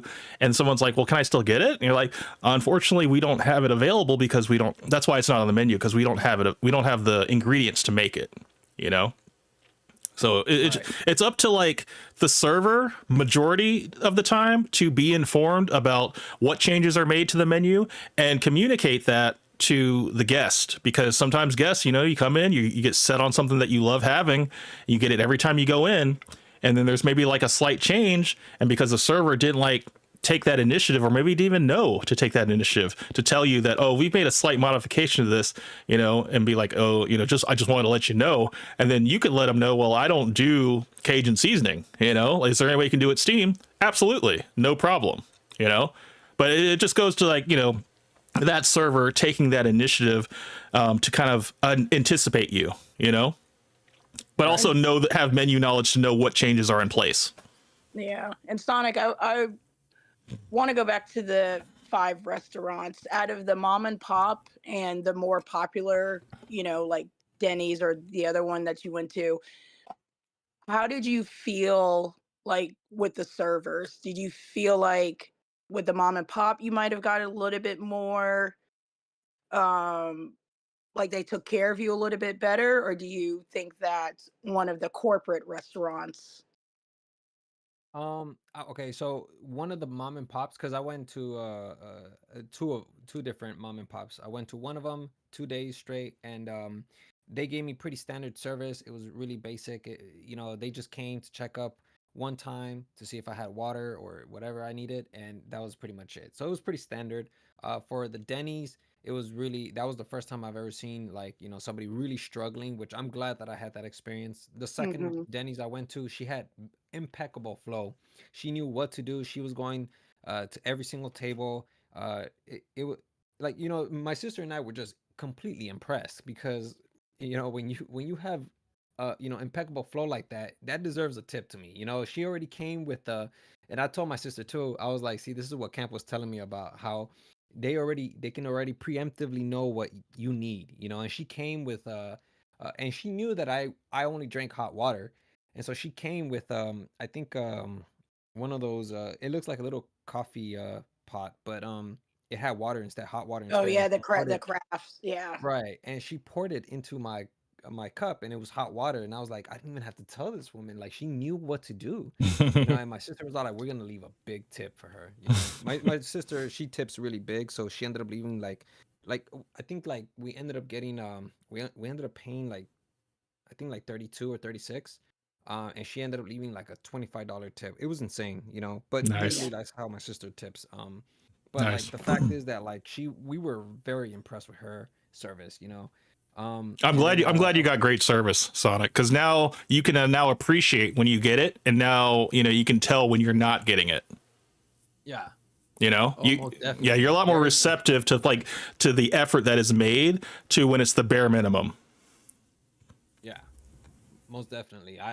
It was there was definitely a contrast there. And then of course I went to my favorite spot, which is also a mom and pop, and it was great like always. Like huge tip, and we left. Did you run into George at all, or Who's George? the server that is just like horrible server? I think you mentioned him last stream. You're talking about maybe that wasn't his real name, but he was he was giving you some problems, or Oh, that guy. No, that guy. He's from another restaurant. No, we don't. I don't go back to that restaurant. There's two people. By the way, that woman named Janelle. Um, it's an alias, but like there is a woman in there that. Oh man, I don't like her. And again, it's probably because she already knows that we're not gonna leave a big tip, and that's a problem too. Like once we have that expectation of a certain customer, we already know that maybe we're not going to tip her good because she's going to be a terrible waitress. And then, of course, the waitress already has a preconceived notion of us. So she already knows not to give us the best service. So, but yeah. okay, so that was actually a point you made last stream, and this is something I want to tell you this stream is that I don't think it is healthy to take a preconceived notion of a past experience to a brand new dining experience. I think you need to like start everything with an individual experience. Like, okay, we had it bad, we had it with this server, we have this server again, let's give them the benefit of the doubt. Let's see if they have improved and can turn things around. Let's kind of go in not really like judging or anything like that. Let's just see how it goes, and if it's the same and the same, then yeah, we'll act accordingly. But we don't want to like go in with like negative, like, oh god, we got this person again, here's what's going to happen, because most likely you're going to be like picking apart every little thing, and then you're going to be probably overly critical about it, and then that will create a negative dining experience. Well, the problem, Camp, is that we've already gone 3 times with this server, and that's exactly why we have this preconceived notion of her, Hmm. because Because it third time is definitely not the charm. Does not yeah, sound like that. No, it's yeah, it's the no, pattern typically. yeah, no. It at first it was our family that went, and we got served by that server. Then it was just my sister and my mother, and then it was my sister and I, and then we were all like, all right, yeah, that's it, man. Like we can't anymore with this server. Hmm. Can I ask you, not that it matters, but the 3 times that you had that particular server, was it busy? Two of the times it wasn't, but the first time it probably was. Yeah.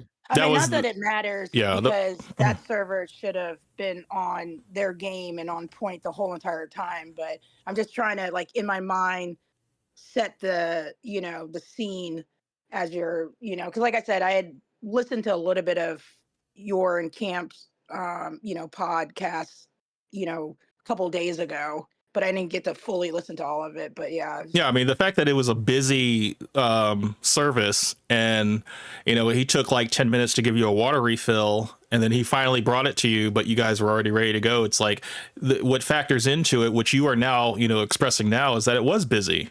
yeah. Right. Well, he said the first time though, Well, but the other 2 times he said it wasn't that busy, which Right. means that this quote unquote George person should have been a lot better. Hmm. Because that first time when Sonic went in and it was busy, he could have been a little frazzled, running around, got triple, quadruple sats, Hmm. and it's taking him forever to like catch his breath and catch up to everything. But second and third time Sonic went, and if it wasn't that busy, then he should have got excellent service. If I do want to ask, in that restaurant, were there bussers there, or I guess server assistants that were walking around with like pictures and stuff like that, or was it just always your server that was dealing with you? I don't remember exactly. Okay. Yeah. Oh, the only reason I asked that is because, if he had the support staff to utilize and he didn't utilize it, then that's still on him. Like he should have utilized his support staff, because that's what they're there for. And like some restaurants, you'll have, bussers or server assistants that will basically make sure that, your water drinks are refilled. You're responsible for like the wine and the sodas and stuff like that. But when it comes to like just basic water, that's what they're there for, and if that wasn't in place, which I'm kind of thinking maybe it wasn't, and it's just all on him to make sure it happens. He could have, if there wasn't any other servers there, and he's like tied up at a table or maybe tied up at the computer screen, he could have asked like, hey, would you mind swinging by table 14 with a water pitcher? Like he asked me for a minute ago, but like I got all these separate checks I got to deal with. Like, the thing is, like, you don't know what he was going through to take that 10-minute gap to give you that refill. And maybe he didn't have anybody else there. That could have also been another possibility. So that's why it's like I wish I could have, seen the entire picture. And unfortunately, we won't. We'll just get what happened in your experience. But Right. We can only speculate that he probably didn't have support staff. Were there any other servers there that was working the same time he was? Because you said it was like towards the end of the night, right? The last 2 were, but the first time we met up with him or Mhm. met him was during the morning. Oh, okay. So probably there were other staff there that he could have leaned on to possibly like, handle that for him while he, was doing whatever he was doing. But, like I said, you can, what you need to do in terms of like, if you need a water refill and stuff like that, you probably be doing it so many times now that it's like, it's not even like a thing you think about, because it's something for me. Yeah. I don't even think about it when I need a water refill. I just always do that action. And it's never like something I'm even thinking about, like, okay, it's just automatic for me. And, like I said, 9 times out of 10, sometimes even 10 times out of 10, it works. So, that's just how I figured out, sometimes you need to help these kids, and these kids, they need all the help they can get. Right, right. Mm-hmm. Do you have any other points you'd like to bring up that are contentious? No, not at all. Okay. I mean, Camp, I was coming in here to really like press you for sure. Dude, I told you, man, I was ready, man. I've been waiting this whole time. You know? Yeah, I mean, a lot of these points are just more or less just kind of more or less niche. Right. But since you know, I've kind of already ran out of time. Because I was supposed to leave at around like 9:30. It's already about to be 10:30. So I I mean, if you want, like we can have this discussion again some other time. But as of now, I mean, I guess I'll just go yeah, I ahead and mean, end it here. yeah, I mean, that's fine. I mean, I wasn't really planning on having another discussion about this because I kind of wanted to move on myself. I just thought it was something that, you know, I kind of saw that we had very different opinions about, you know, tipping in general. And, you know, I just wanted to kind of like throw my hat in the ring and possibly see if I could change your mind, you know, just through, you know, your perception of things and just actions that you can take to possibly like help yourself out and also help the server at the same time. And Yeah, believe yeah. yeah, believe it or not, man, like I've definitely changed my perspective on how I view servers now. It's not like I don't just walk into it as a customer anymore, you know. I think of like Mm. how the person is doing, what they're thinking of, try to understand them.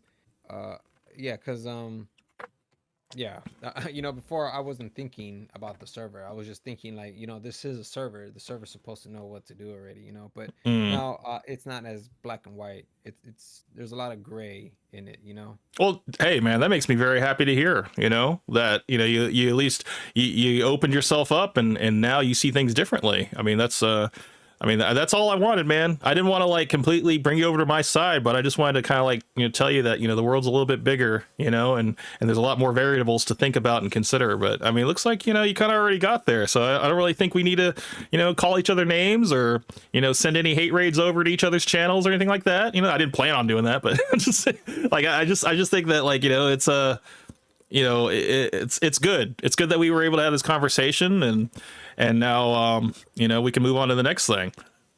Yeah, for sure. I look So, forward to it. Missy, do you have any closing statements that you'd like to say, or anything that you think about?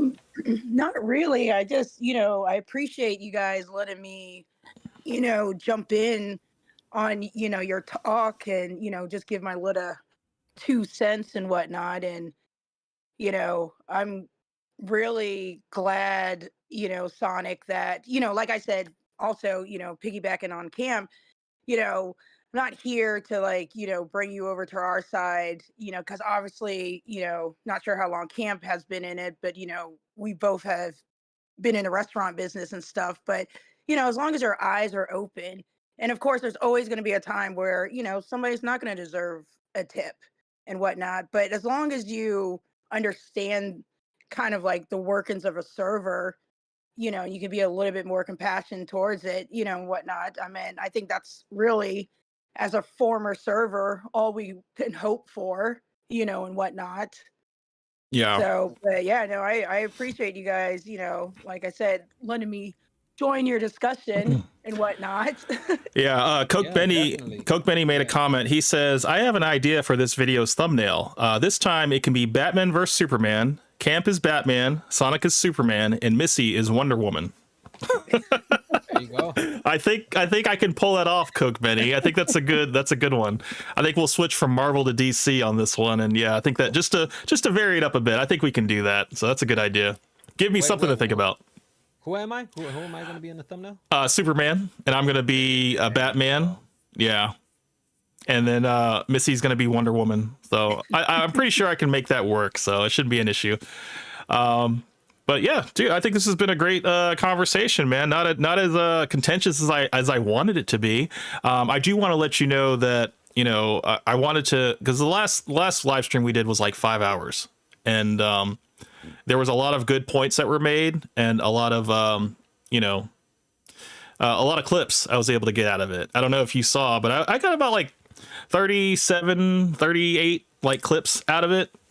And Yeah. Oh, yeah. I think. Oh, go ahead. I think I was just gonna say my brother told me that there were shorts of me and I didn't, or not shorts, but they were like mini videos, and I was just like, oh yeah, that's just Camp. Like he's probably just posting a bunch of videos on his channel, but I haven't seen any of the shorts. You made shorts? Yeah, Yeah, well, that's what I seen and I came across. Yeah. Well, see, the thing is, I wanted to, because I knew it was 5 hours, so I wanted to get a couple things for like the Dr. Phil stuff where they were rating like, customers to see if they were good tippers or not. I thought that was a good little segment to like space out across like 6 little shorts.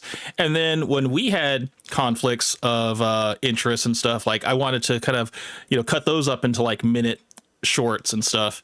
And, they got a little bit of traction, got people like to check out the actual video, because that's what I was that was the whole point of it.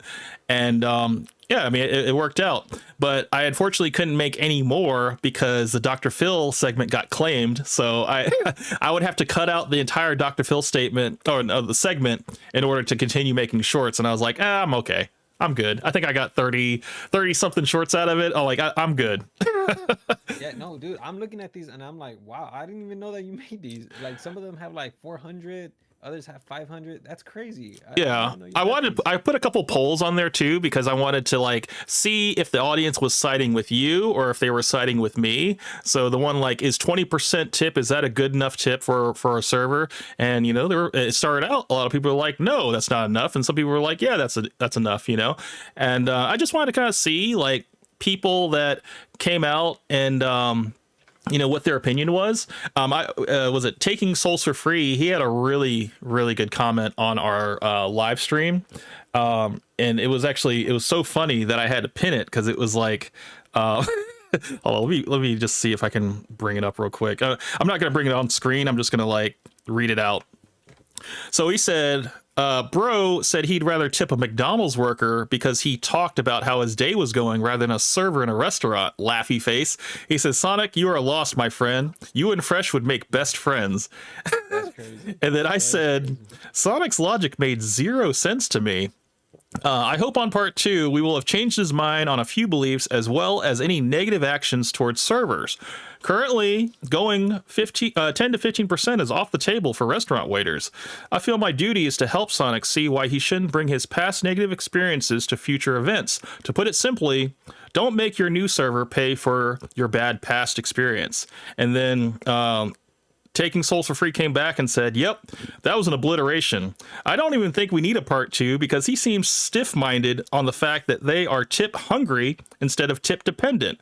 Always enjoy your content. It gets me through my work days of these 4 to 5 hour streams. And I was like, yeah, I said, I still need to drop the IHOP story I completely forgot to talk about in the whole 5 hour stream. So yeah, I mean, it's it was cool. I would have to say, I think Sonic proved him wrong. I think he opened his eyes and his mind. I agree. For his servers. So, I honestly, I think nothing but positivity came out of this conversation. And I'm really happy that, it's like, even though I'm not in the game anymore, I can still, at least offer a little bit of insight, to not really be like, oh, well, you're wrong about this, you're wrong about that, but still like give just insight to let you kind of run with it. And then, and just in that conversation, man, you were able to like now kind of go in with open eyes when you go into a restaurant, and, whether it's a positive or negative experience, you can kind of now factor in the different little variables that go into it and why it's that way.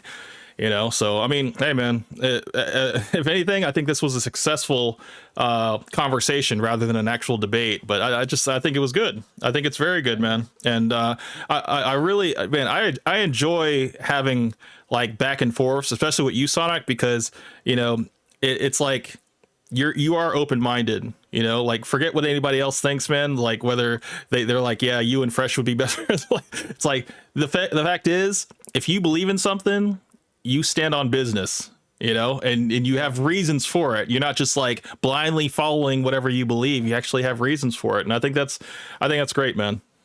Yeah, I try to make that clear in my videos, that I'm not concrete on any beliefs. Like I could be swayed as long as you give me some reasons, some valid reasons, and you don't just call me an idiot. Most people just call me idiot or stupid, but yeah, like the people who actually do make an effort to try to change my mind, I really appreciate that. Yeah. Well, I mean, hey, like I said, man, the whole haters that are going to come for you, and they're going to come for me too, man. Like I had plenty of people telling me in the comments, they're like, look, a tip is, I mean, it was like, what did they say? They said something like a tip is optional and it should never be something that should be expected. I had somebody say that to me, and then also I had somebody say that, look, they work for like a cruise liner, and they're like, look, man, extra money that people leave on top typically doesn't go to the wait staff. It goes to like the crew for their contracts and stuff on board and everything like that.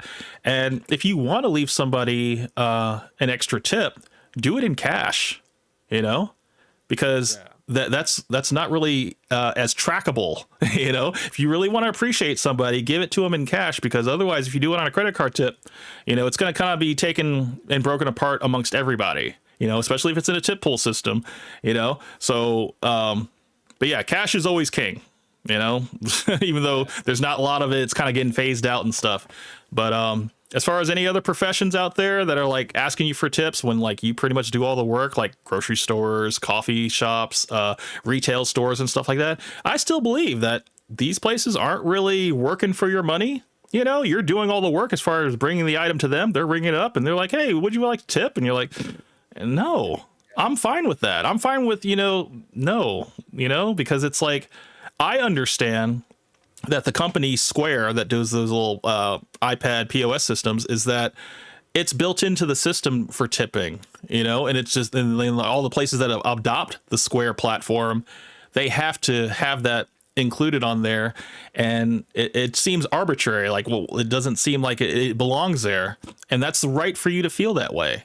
So, and you have the option to not play ball. You don't have to tip. And I'm perfectly fine with not tipping retail establishments because they're getting paid a better hourly wage and they're not dependent on tips. It's just a bonus. And as we know, the bonus doesn't necessarily go to the individual person themselves. It goes to the company. Somebody said to me that Starbucks, and I don't quote me on this, I'm just repeating what I heard, is that the tip that you give the barista at Starbucks on the little iPad, it doesn't go to them. It goes back to the company. That's not right. That's what they said. And I was like, that's crazy. Give me 2 seconds. Okay. Because I mean, if you want to bring it old school and do like a tip jar where like, there's coins and money and stuff like that, that makes sense that they get split amongst the crew and everything. But then like they said, no, the tip, what's it called? The tip buttons where it's like 15%, 20%, 22% or 25%. That doesn't go to the crew. It actually goes back to the company. And I was like, that's fucked up. Yeah, so yeah, which I'm just like, well, now I'm definitely not tipping baristas anymore. I'm just going to do like $1 in cash. And if I don't have the $1 in cash, oh, well, I'm just going to take my $5 coffee and just skedaddle. Because, I mean, I think baristas are right there at that line of, yeah, you don't need an extra dollar. You just turned around and made the drink. It's not that big of a deal. It's not like, go ahead. So Camp, my daughter works at Starbucks, so excellent. Yeah, excellent. I woke her up real fast, and she says that the tip does go to them. Oh, okay. Well, see, hey, there you go. I'm glad we have confirmation on that. So wait, is it split evenly amongst everybody, or is it when you put in your number to ring up the order, does it go directly to you, or? So whoever does the order, they do have to put their number in, but the tip it does get split between. It's almost like a tip pool. Tip pool. Okay. All right. So yeah, because my daughter is an opener, so she goes in at 5, and let's say Starbucks opens up at 6, so you'll have say 2 people that come in at 6, one that comes in maybe 7:30, and another one at 8, and then the next round doesn't come in until like 2 or something like that. So the way that they come in is how much they get. So obviously if my daughter is in that from 5 to say 5 a.m. to 4 p.m., she'll probably get the bigger because she's been there longer. Whoever came in later gets, the smaller amount, but it does get broken up. All right. Well, hey, I'm glad we got the answer to that. I thought it was a little strange. I was like, wow, that's really messed up that Starbucks, being, one of the $1 million companies and stuff, can't afford to give those tips to the actual staff that are earning those tips. But I'm glad we got confirmation because, like I said, don't quote me on it because I was not 100% on it. I know I heard it from somebody today. Yeah. So, Now that could have been before because things are always changing. sure. Because I know that I will say that when my daughter was in high school and she worked at Brewster's, they were getting paid like $6, $7, but they were supposed to get tip. And then because Brewster's, even though you see Brewster's all over the place, you can own Brewster's individually, and whoever owns it, one of the reasons why she left and went to Starbucks is because the people that own that particular Brewster's that she worked at, they did give them higher pay. I think they brought them all the way up to like $12 an hour, but people that were still leaving tips, that went straight to the owners. And Mm, here in Georgia, that's not really legal. right. Right. And So I did mention last stream that there was that one restaurant in Scottsdale, Arizona, ABC, Amy's Baking Company. It was the one episode on Kitchen Nightmares where like Gordon Ramsay was like, fuck this. Like, I can't help y'all. yeah, That owner took the tips of the waiters and paid them hourly. yeah. Gordon found that out and exposed it. And it was like, yeah, that's fucked up. So yeah, they're the one and only restaurant in America that does that. What's up, Sonic? My apologies for interrupting you guys. I kind of have to go already. I'm Oh, gonna no go worries, ahead man. and leave it here. And yeah, man, I do appreciate you guys bringing me on. And Missy, it was nice meeting you. Thank you so much Yes, for no, it was having nice space meeting you with us. too, sir. Sonic, real quick, if you can just let my audience know where can they find you? You can find me over at Sonic's Mindscape. I make a bunch of videos, that are, I guess, that's internet based. Whatever internet culture is. I like to talk about stuff like that. If you guys want to go ahead and just check it out, I like to let the videos speak for themselves. So check out the videos. If you like them, subscribe, and if you don't, then at least I appreciate you guys checking out my content. So yeah, that's where you can find me. I appreciate you coming out, Sonic, man. I hope you have a good night, and Likewise. I look forward to our next conversation. I do too. Thank you guys. All right, bro. Have a good night, man. You guys have a good night. Take it easy. All right. Well, that was pretty much the that was the debate, y'all. I hope you guys enjoyed that. I guess as far as I'm really thrilled. I'm really thrilled to hear that there were some changes that Sonic made, and he noticed more things. Going out to those 5 restaurants and stuff. And I think we did a good for society.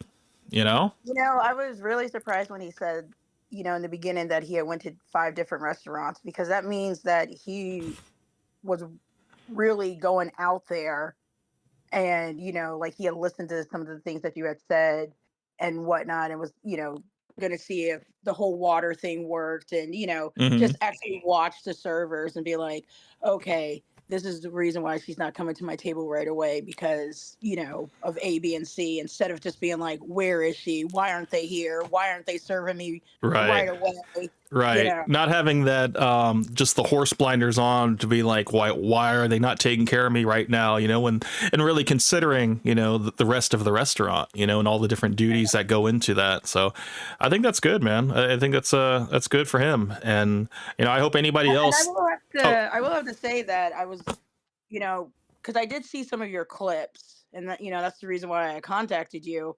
Because I did want to talk to him and hear his points of views and stuff.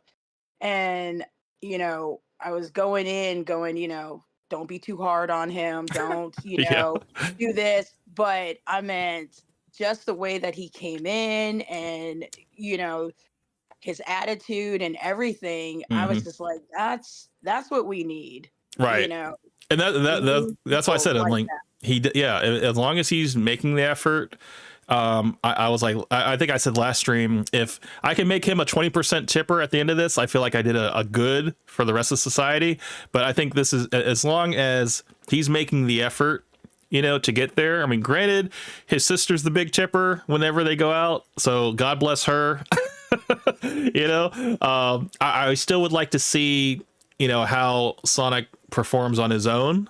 because we know he performs well in a group, but Yeah. I want to see if he is still, holding those same principles when he goes out to dine alone, and or when he dines with a group of his friends. If he's actually taking into consideration that, oh, maybe I'm not going to ask them to take off the gratuity because they were actually really nice, they were really good and stuff, and or if he wants to be like, oh, can you take off this 18% gratuity? I'd like to tip you 20%. So. Yeah, that's always a gamble, though.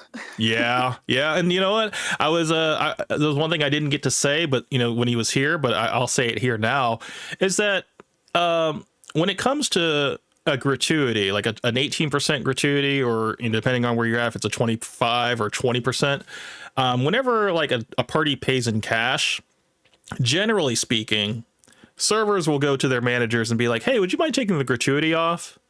Just so that they can reduce the price and keep like the bigger tip, because that's just something that is kind of understood. Yeah. People do that. I mean, you can't do that when it's a credit card tip, whatever, but when it's like a complete, like a person pays in cash, that's just something that we do. And it's just a way to make servers more money. Now, if Sonic knew that's what people did, would he agree with that? I kind of wanted to ask him that while he was here, but I just completely didn't think about it until just now. What do you think about that? Do you think that's morally, ethically, or what do you think about that? I mean, I know that when I was a server back in the day, I know that they're just, as a server, you could have you feel that vibe from the party, and especially the person that's paying, because there's always that one person that's like, hey, this is for my great aunt, it's her 75th birthday, but they're paying for it, and you always get that vibe from that person. And there has been times where I've gotten a good vibe, and I have gone to my manager and it's like, hey, listen, these people were awesome, they were great, can we just take off the gratuity? Mm-hmm. And there's times where it worked out, Mm-hmm. and then there's times where, even with a good vibe, they gave me less than what the gratuity was. But Yeah. it's one of those gambles. Yeah, you got to roll the dice sometimes on nice people. Yeah. And you know what? I've been in that situation where like I had a good feeling about them. I told the manager to take the gratuity off, but I also went the extra step of going to the guest at the large party and said, I just want to let you know, typically we do an 18% gratuity, but I went ahead and take it off. I let them know that just so I could be like, hey, this is what your automatic tip would have been, but I went ahead and told the manager to take it off. Like I go that extra step. Yeah. And it goes over 20% for that. They're like, thank you for doing that. Thank you for not charging me more money. Here's more money for you. Right. So, but it has backfired on me as well. So it's like, yeah, I mean, at the end of the day, when you clock in, it is a gamble, at least as a server, but that's what you sign up for. And, I said it before last stream that it is a young person's game. I think, in certain situations you can be an older waiter, waitress and stuff. And, but, typically in those type of situations, you have a huge support staff that will come, and other servers will also come and help you out and everything like that. So you're not doing all the heavy lifting and everything. But, Yeah, and that's one of the things that I didn't ask Sonic, and I didn't want to ask him either, was the servers that he had, were they young or were they older, quote unquote more experienced? Because I had heard you said, because I'm not sure what you do now, but I heard you said that you're not in the restaurant business anymore. I'm not up front, I'm actually in the back now. Mhm. I'm a pastry chef slash prep manager. Mhm. But like I said, I had done everything except for be an owner and a general manager, but I wore all the other hats throughout all my years. Mhm. And one of the things that I have noticed is that I feel like, when I first started, I started at Applebee's. I started as a host, because I was only 15 at the time. Once I became of age, then, I became a server, worked my way up to, bar back, bartender, all that stuff.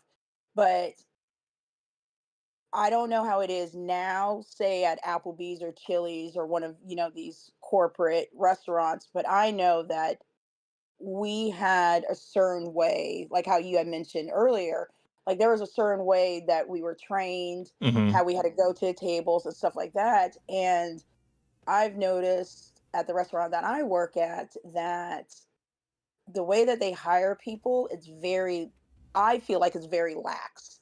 I don't Mm. think they have the same type of, um, they're not being trained, the same way like how I was. They're not trained with You a know, standard in mind. It's pretty much right. kind of like free flowing. Like, here are the basics. You guys can kind of just like mold it to your personality and however you want to do things, you know? Yeah. But yeah, if there are problems with the table, then we can address them, you know, and then we can hopefully like rectify any behaviors or actions that, you know, you're doing. And but otherwise, you know, there's no concrete way that we want you to greet a table now. We just want to make sure that you're competent enough to be able to, you know, take an order, write it down, show up to work on time, and we're happy, you know? Yeah. And So, so, like, I've noticed that a little bit, and I don't know if that, maybe that was the type of servers, Sonic was getting, which was making him frustrated, which I can totally understand because that would make, anybody frustrated and whatnot.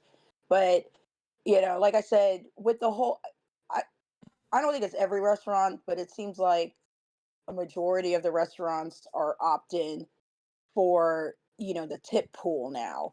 right. And it's like, why work hard when you know you're going to get the same money?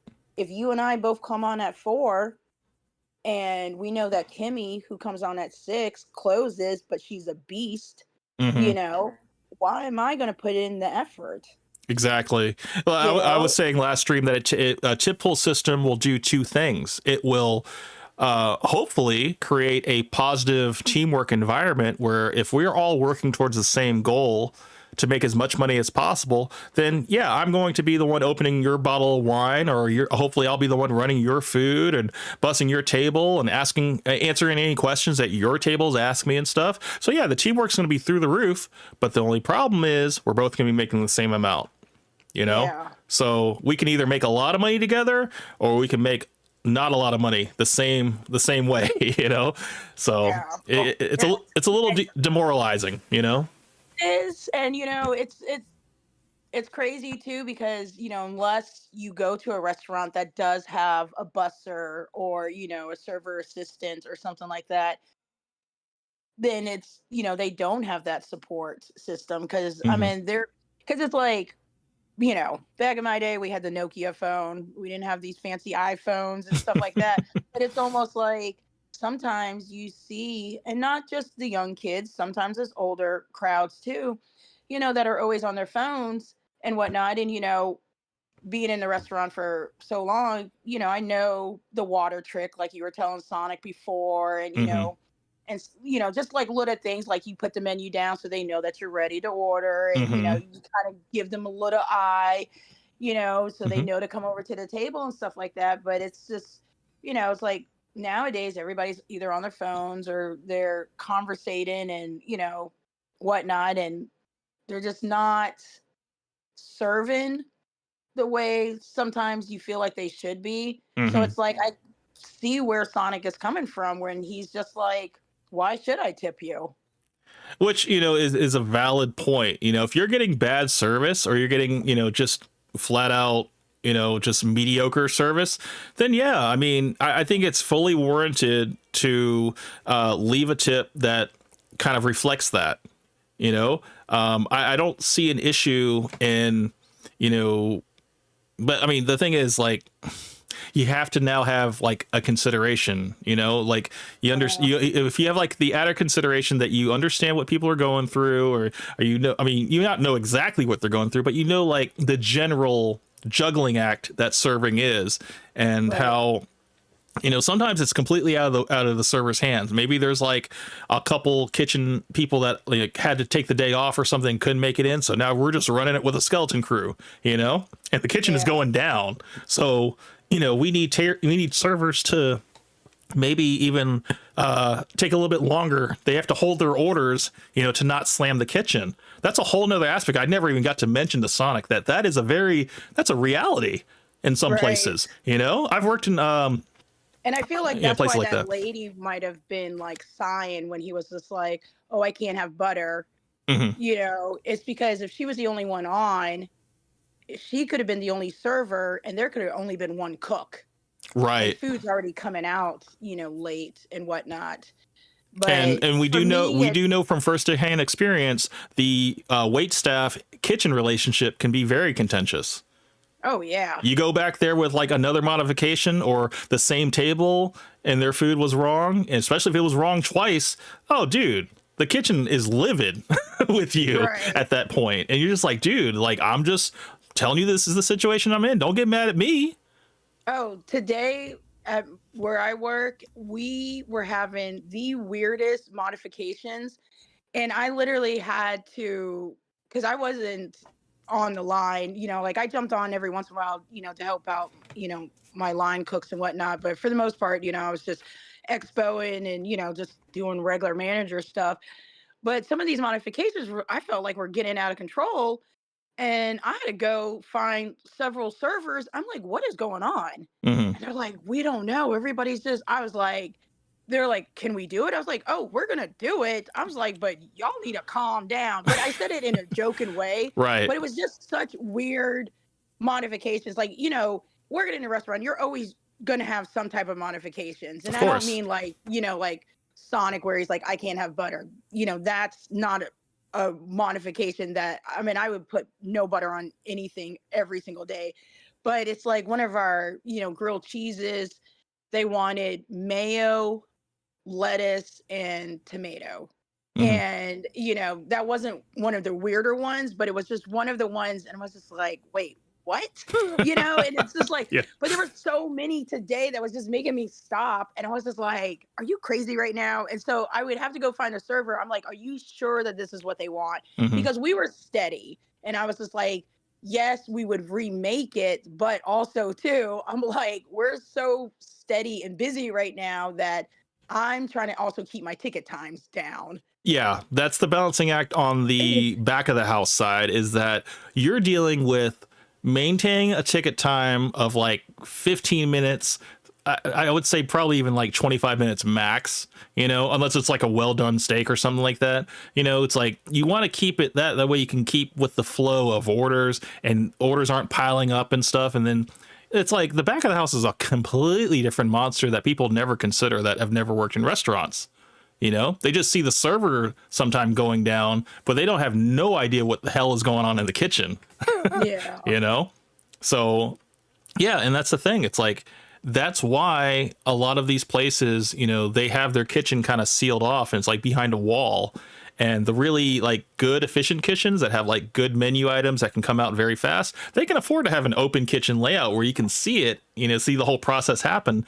And it's like a nice little insight into like what goes on behind the scenes. I think some people appreciate that. Because they want to see the cooks, because they think that they're going to get like a Hell's Kitchen, type situation, Right. which they don't realize. No, we just go into the walk-in or the freezer, and that's where we yell. Exactly. Exactly. And then come back out with smiles on her faces. Mm-hmm.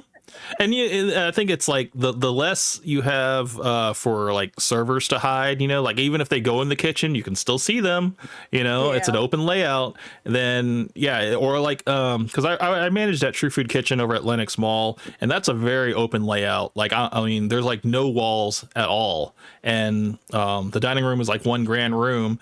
And then the expo is completely open to the the nearest table is literally like one large table away from them, so like it's not really uncommon for a table to kind of get the chef's attention and be like, hey, that was really great, and the chef just looks up and like, oh, thanks, man. Like I've been in kitchens like that, and it's like I think the transparency with that can be a good experience for a customer or a guest. They're like, at least we know that the kitchen staff is caring just as much about our experience as the server is. Mhm. you know. So I think that's a good environment to have. I know not all places are set up like that, but Yeah. I mean it's good to have an open layout sometimes, you know, because at least you can have it's a I guess an addition to the experience, I guess you can say. Yeah. Whereas you know, some places are just like, you know, all you see is your server. You're in a very dim room, and you're just hoping to God that, you know, your second item that you told him to send back, you hope it doesn't come back with a little extra floor spice. So Right. you know, because you definitely don't want that. Like what Sonic said, that he didn't want to send his item back the second time. I kind of felt that, because even me, like in all of the experience that I've had, sometimes I won't send things back, you know, because I'm just like, I'll just eat this. It's fine. It's not that big of a deal, because I don't have felt I don't that. have Yeah. allergies to anything. So like, Right. if something comes out Well, wrong or whatever like that, and it's like something that I don't eat, I'll be like, yeah, you know what? I'll try it. You know? but that's just it. I felt that until he said, "Oh, there's certain things I can't eat." Then I was 100% On his side, behind him and his sister, right?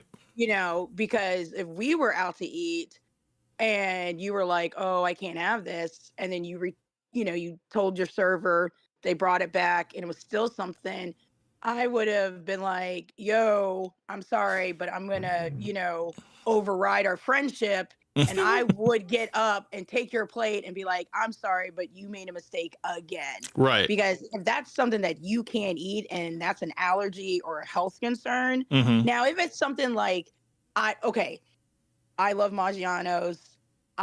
One of my favorite pastas is a rigatoni D. Ah. I don't like mushrooms, but Uh-huh. I like mushroom flavor. But I never asked them not to take the mushrooms off, because normally when I go, I'm always going out with friends, Hmm. and I have one friend that loves mushrooms. So I'll order my rigatoni D, put all my mushrooms to the side, Hmm. and then no matter what, you know, what they order, they take my mushrooms, you know. So it's Okay. like, Doesn't go to waste. right, it doesn't go to waste. But now I've gone to a Mexican restaurant where I've gotten fajitas, and the lady by accident put shrimp. And I've told them, I was like, you have to remake this because I actually do have a shellfish allergy. It's not one of those Mm. things where, you know, It's like not a if it was something preference. like, yeah, like if it was something like, oh, I just don't like shrimp, I would have picked it off and been like, hey, I don't like shrimp. But this was like, you know, I need an EpiPen, Yeah, full you know, blown type allergic thing. reaction. Right. Yeah. And I feel like that's kind of where like Sonic was, where he was just, you know, I'm like, no, if it's any a situation like that, Hmm. and it's something that you can't have, and it's an allergy or, you know, something that's a health concern, no, always return it.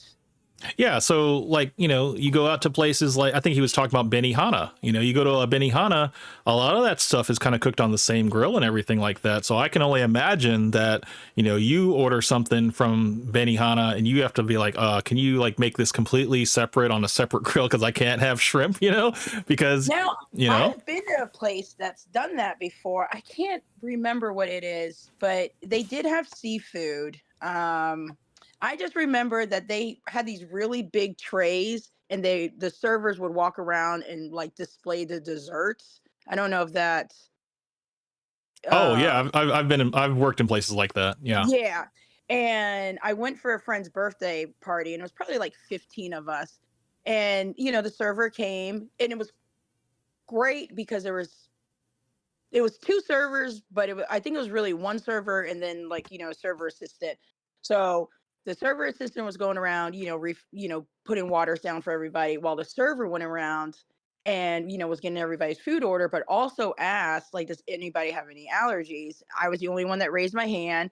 By the time they got to me, you know, they were like, what are your allergies? I was like, it's shellfish. And I end up getting the chicken because I was like, that's the safest option. Yeah. And they were like, well, we could have the, you know, the chef clean the whole entire, you know, flat top, cook your chicken, or we can pan cook it for you. And I said, pan cook it. Yeah. And they're like, are you sure? And I'm like, sweetie, I work in a restaurant. It's Yeah. busy. I'm not having your cooks stop what they're doing, because I don't know how big, you know, their grill was back Yeah. there, you know, their flat top. And Either I'm like, way, I'm it's not going to going to take have time. you. Yeah. Right. I'm like, no, I'm like, put it in a pan, cook my chicken, Hmm. and they cooked it, to perfection. But Yeah. it's little things like that I was just like, but I yeah, think it's great that the server asks, like, does anybody have any dietary restrictions? I think that's great. I think more servers should do that in their spiels, because yeah, it's very important, and sometimes, it takes like the guest having to bring that up, when it comes to the order taking, and it gets addressed then. But I think, the server, anticipating the guest needs, just kind of throwing it out yeah. there. I think that's a good service. Yeah, That's just a like how good little Sonic was aspect. saying. Yeah, just like how Sonic was saying, like that one server, you know, was like, well, this has this in there. Can you eat that? And he was just Hmm. like, he was just amazed by it. But that's a good, well trained server. It's what I used to tell my staff, when I used to manage. I was like, look, I know that we can give you all the training materials in the world and give you all the knowledge, all the wine pairings, and give you all the stuff, even the history of the purveyors and all that stuff. We cannot teach you guys to care. We cannot give you the server heart to really, not even focus on the money, but just focus on each individual guest and make sure that you're just focusing on their guest experience. Because it's when you like make that switch in your head and just focus on the guest and make sure that they're happy, and that any type of restriction that they have is taken seriously, and we can offer solutions to them. It just brings your level of service up to like almost on par with like a doctor level doctorate level of like serving. That like, man, I am so like, you were completely surgical tonight. Like, Right. I don't think anything got past you. You ran a very tight ship, and I just want to like, it's like when you get in those type of situations, it's so easy for you to just be like, look, you deserve all of this and more. Oh Like, yeah, like I here's my love it when wallet, just bring back my credit card. Like, that's right. I mean, I love it if I go out to eat and a server, tells me the specials, because a lot of servers won't, because they're just like, oh, I already know that they're not going to get the, they're in whatever autopilot mode. Yeah. right. And that's not always the case. And if I go out to eat somewhere and they're like, oh, did the host tell you, our specials? And, we'll be like, no. And if they tell the specials, I'll be like, you know what? That sounds fabulous. And good job trying to upsell. And sometimes, if it's something that I can eat, I might try it out. And other times I'll be like, that sounds great, but I'm Hmm. going to pass, Hmm. Yeah. but Yeah, I don't take it as like a slight when the person's like, so what are the specials tonight? Or if like they beat me to it, where I'm usually always talking about specials. But when someone's like, so what are you guys featuring tonight? And I'm like, okay, so you're on the level, like, what to yeah. expect, But then when like I tell them that, and they're like, oh, that sounds great. The rigatoni sounds amazing. I'm like, okay, so what are we thinking about tonight? And they're like, oh, I'm going to take the swordfish. I'm like, okay. Like, it's Yeah. like, I And don't, that's crazy too, because when I worked at Applebee's, that was one of the things that, they asked us as hosts to do as we're walking people to the tables, to be like, hey, so your server is going to be, Camp. I'm just going to let you know that we have, a raspberry lemonade today. And, when Camp gets to your table, he'll tell you about, our salad special or something like that. But it's like we were always supposed to like start them off a little that's bit. really cool. It's like you're priming the guests for what's to Yeah. come. They're not just be like, here's your table, and that's it. It's like, I mean, because you go to any place. That's what I was trying to tell Sonic, is that if you get a type of service that you could not replicate yourself, then that's when you know that you're in a situation where someone is going above and beyond. Whereas it's like, it's not cookie cutter. Anybody can go up to a table and say, may I take your order? Yeah.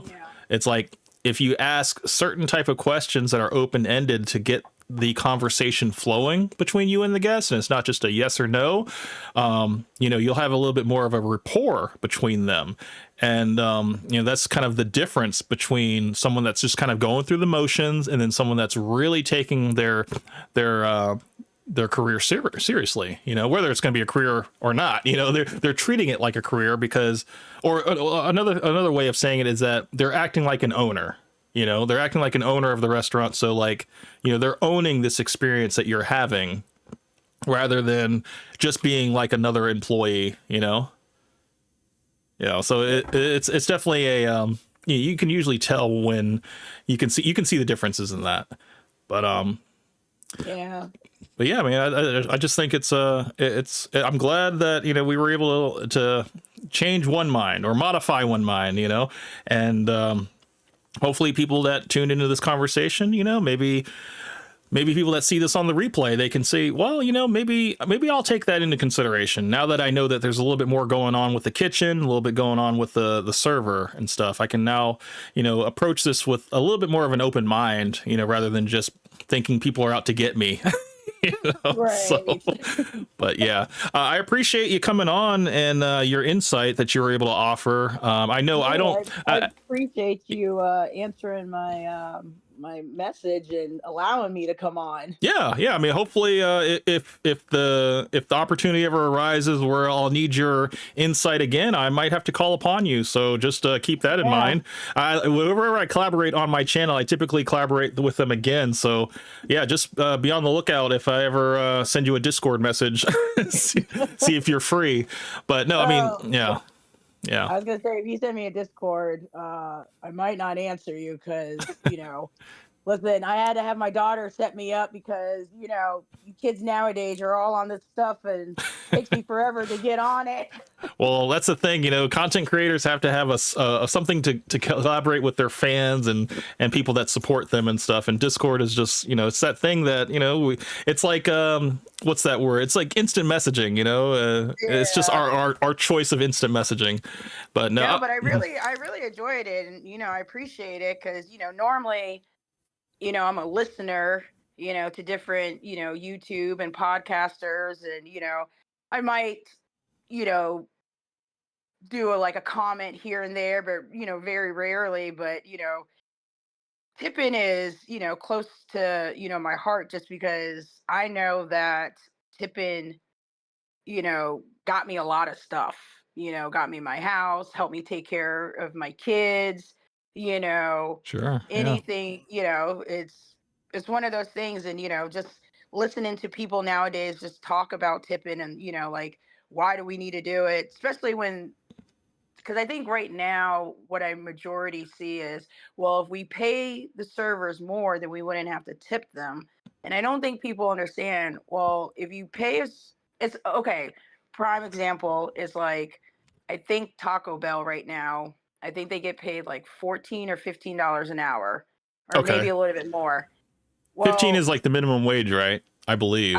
Or maybe it's, yeah. I believe so. Yeah. So it's like, so they get that, but I don't think people remember, especially like younger people. I don't think they remember. Man, I remember paying a taco, was like 49 cents. Oh, A yeah, bean they're old prices? burrito, Yeah. yeah, a bean burrito, even McDonald's. Like, I don't think I haven't been to McDonald's in forever, but I don't even think there's a dollar menu anymore. But, Oh, Taco Bell used to be 79, 89, 99.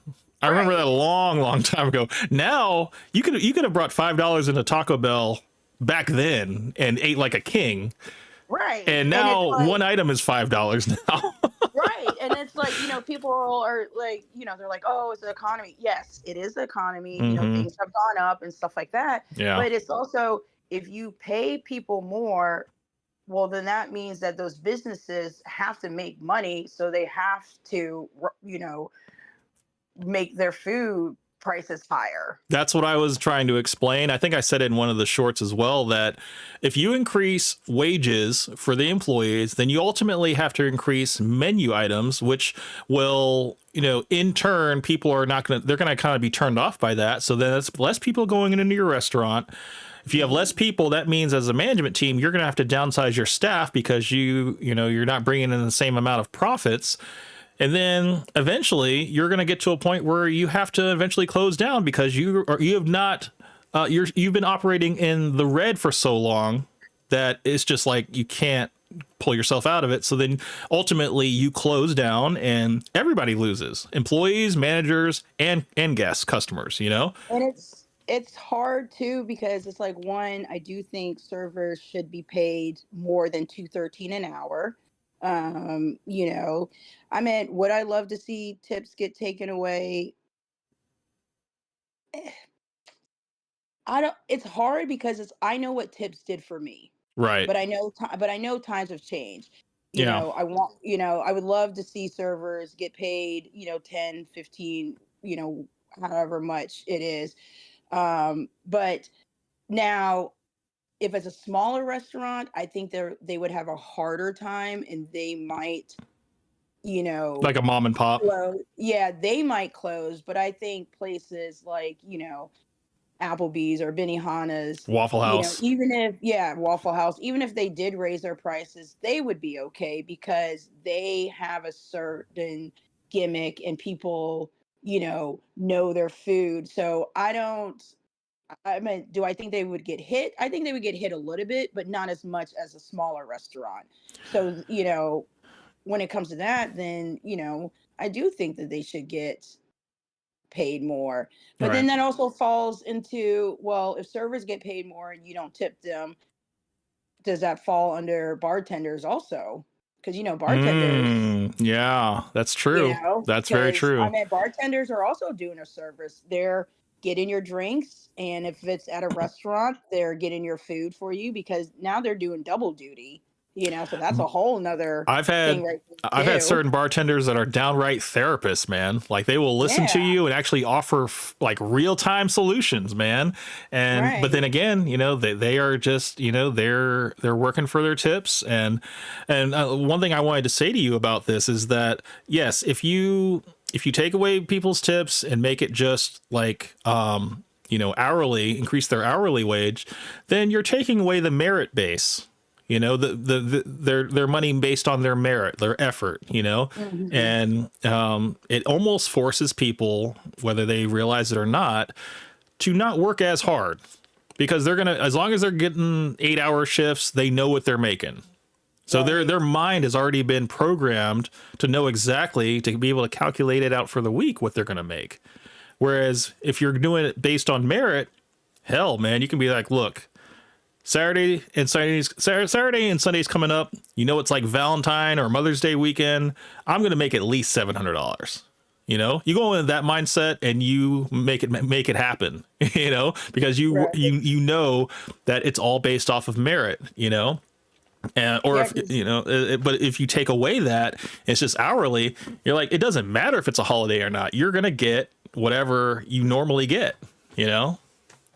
and I So. feel like also too, if instead of taking away tips and paying servers more, because I've heard, I think only like one or two restaurants, like I think in like Vegas or something, I tried it out where they got rid of, the servers and the cooks and everything's like, going through machines and robots now, Oh yeah, and the automated stuff restaurants. like Yeah. that. But you know what? I will say though, if I'm at a store, Target, Walmart, something like that, I don't like going to the self checkout. Even if, Mm, like, yeah. and I know a lot of people like it because they're like, oh, well, that Target cashier had an attitude or something like that. But No, some even if people I some people are say, just introverts and they just don't like talking to yeah, humans. They're I in mean, their I'm not going to they're in have their like their slippers, their house shoes or whatever. They got their hair in a right. freaking I mean, I'm not bonnet. going to have a whole conversation with my cashier, Right. but if I say hello or they say hello, I might say hi. Right.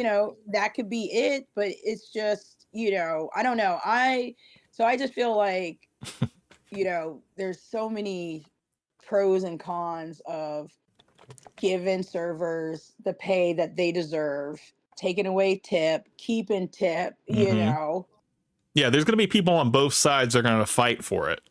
They're going to right. fight for, I just want to get paid more. I don't really care because I already give like $5 service anyway. So if I can make more than $5 an hour, that's great for me. And there's people like, no, I like making like 30, 40, 50% on every table because I'm consistent and on point, and I don't want to have a ceiling on my pay, Oh, you and know? there's something because like I said, this is my fault for not watching your thing, your podcast. But I don't know if you mentioned it, but when you were talking to Sonic, did you let them know that servers only make 213 an hour, and when they put in their tip percentage that they don't get a paycheck?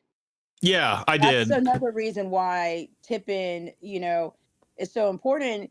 And It I know makes up that the I've other come, half of their income. I mentioned that. Yeah. yeah, and I know a lot, I've come across some people who are just like, well, they just need to get another job. But what people don't understand is, especially working in a restaurant, I mean, I've worked with a lot of people, this one girl that I work with, I'm not going to say her name, but I absolutely loved her to death.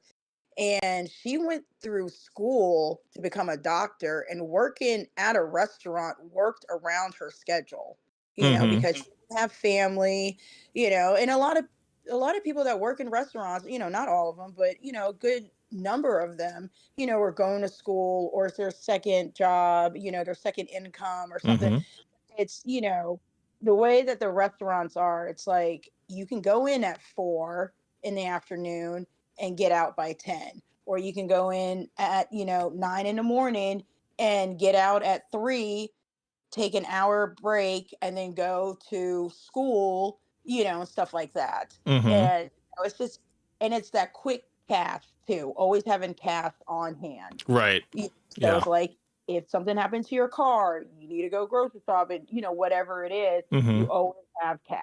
Yeah, you're always able to have like an emergency fund, and that's what I Yeah. was telling them. I was like, most servers that I know, and also in my own situation, we always had a second job, that was either hourly, or we were in school at the same time and just juggling all that.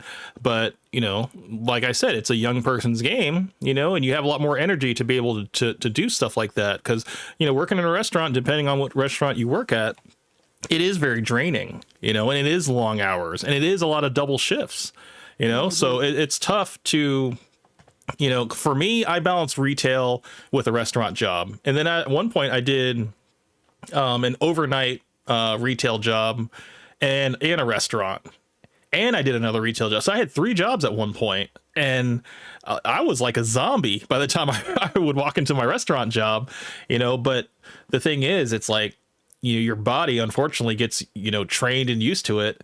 And, eventually you, depending on whatever circumstance, and you're like, okay, I can afford to leave this job because this restaurant is now picking up now. We're getting into the busy season. So I can afford to just work, 2 jobs now instead of having Yeah. 3 and going balls out to the wall, So, I don't know how I ever did it back then, but I just remember having a lot of energy, and maybe 4 to 5 hours of sleep was all I needed. you know? Yeah, because I don't think we had Red Bull or Monsters back then. Mm-mm. I think it was No, just, I I think think it it was was just just straight up coffee. for me, it was straight up Dr. Pepper. Oh, Yeah. yeah. Yeah, that's another good thing about working at the restaurants. Free soda. Yes. Free caffeine. Yeah. But it was another thing too. Like a lot of people in the way that they coped and stuff, they would just, they would do drugs. They would, smoke cigarettes, they would drink after their shift, and sometimes before their shift. And, that's how they coped emotionally with, just dealing with people, cause I was telling Sonic, working in a restaurant, you're going to deal with the most rawest human of like human conditions, like you see people at their absolute worst when they're hungry, and you have to be kind of like an empath to kind of navigate that. You gotta kind of really have a thick skin and don't let, outside influences really drag you down. Cause I remember he was saying how, you're dealing with a lot, but then at the same time, it's like, you should be able to I guess maintain a good standard of service and stuff. Like he didn't at the time, he didn't understand why someone couldn't just do anything above mediocre service. And I Right. try to explain to him, I was like, there's a lot of shit that people deal with, and as a whole of a restaurant, it's always said in pretty much any restaurant you work at, to leave your problems at the door, because now you're here to make sure the guest is happy. You have to put the guest Yeah. first before anything that's going on in your life, and And not everybody can leave problems at the door. Right. Not everybody is a good, server. Hmm. It's a whole variation of things. I mean, you would hope that they would be able to, leave the problems at the door, but also, maybe before Sonic and his family had walked in, maybe George had just got yelled at, by a table before him, and so Hmm. instead of brushing it off or putting it on the back burner, maybe it got him down. Right. But I mean, that's not an excuse because, like he said, like both of you guys said, you are kind of performing, Yeah. for these people to get money. Yeah. Yeah. And then that's the thing. It's like you can't let your issues, seep into your service. And I remember Sonic saying in last stream, he's like, I want to know your story, and I want to know what you're going through. And I'm like, no, you don't. Yeah. No, you don't, because you don't have enough time in the day to hear all my shit. Right. Yeah. So You just imagine if like Sonic and his sister were at a restaurant, like at Denny's, and like say the server said, "Oh, scooch over, hun," and then sat down next to them and been like, "How was your day? Cause my day." right, like even before you start, let me start with my day because you need to hear this. Yeah, dude, like that would be like, dude, can I at least get my drink first before you trauma dump on me? Like, yeah, like that's what I told him. I was like, dude, you don't want to hear that. We tell our staff do not do that because Now, unless it's a regular, I will say, because the regular has to ask you though. They have to Right. like Oh, yeah, open yeah, that door for you to walk through it. There's no like dumping your stuff on other people and just hopefully they get you, they understand you, and they're like, okay, look, here's a little bit extra. You mean when you were a server, you didn't go, "Oh my gosh, Miss Mary, I'm so glad you came. Let me tell you what happened." God, no, absolutely not. I know that if Miss Mary comes in with whoever she's with, she's there to, spend time with that person. I'm just the background noise. Okay. I'm here to get all my information out in the beginning, as far as, what the specials are, what we're featuring tonight. What can I get for you to drink? And then after that, you will barely even know I'm there. Your drink will be filled. You might flag me down and be like, "Hey, where's my check?" And I'm like, "Oh, it's right there. It's been on the table for a minute." And they're like, "Oh shit." Like I was the ninja at that when people used to say like, "Oh, I've been waiting for my check." I'm like, "Oh, it's been there the whole time." And they're like, "Oh shit." Like, but no, I mean, people, they appreciate the anticipation of their needs and stuff. But I know there's people that like, they still are trying to figure out ways to, set themselves apart, and earn more money, because ultimately that's what we're there for. I know I told Sonic last stream that, we're there to like focus on the guest experience and don't focus on the money and stuff like that. But ultimately we are there for money. Yeah. That is like, we're not going to like dance around that. That is what it is. But it's when you focus on the money to a point where you're actually, you're to a detriment, like you're actually letting the desperation show on your face, and there's nothing worse than that. Yeah, because I mean, like I said, before, I've never given somebody a 0 tip. Mm, The lowest I will go is 10%, and you have to do a lot for me to do 10%, mm-hmm, because like one of the places that I went to, they had just, I think it was like a year ago, maybe 2 years ago, they opened up a Buffalo Wild Wings. And the Buffalo Wild Wings near me is near a mall, but it's on the outside of the mall, but it's I think it's their corporate one where like all the managers go through training there before they go off to, their stores and whatnot. And we got sat and we were like, "Oh, we don't have menus." And the host was like, "Oh, it's, the QR code on the table." So I was like, "Oh, okay." yeah, So of course, I remember restaurants did that after COVID because they didn't want to like spread germs and stuff around. So yeah, right. they went to that little. I remember that. Yeah. No, I understand that part. And so I was like, "Oh, okay." So, my friends and I, we all had to dig our phones out, you Hmm. know, and, do the little QR code. And so, but we did everything. We did our drink order, we did our appetizer, and we did our entree.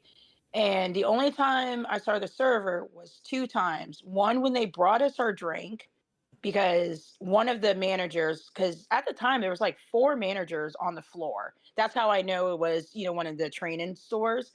And the only other time I had, kind of made eye contact with the server and I was like, "Oh, we're ready for our check." Hmm. And they were like, "Oh, you can do it on the QR code." Oh, And I jeez. was like, "Oh." And It's so a fully my self friends, checkout restaurant. right. And so my friends were like, "What are you going to give them?" I said, "I'm giving them 10%." And they're like, "Oh, Yeah. because we were going to give them 0."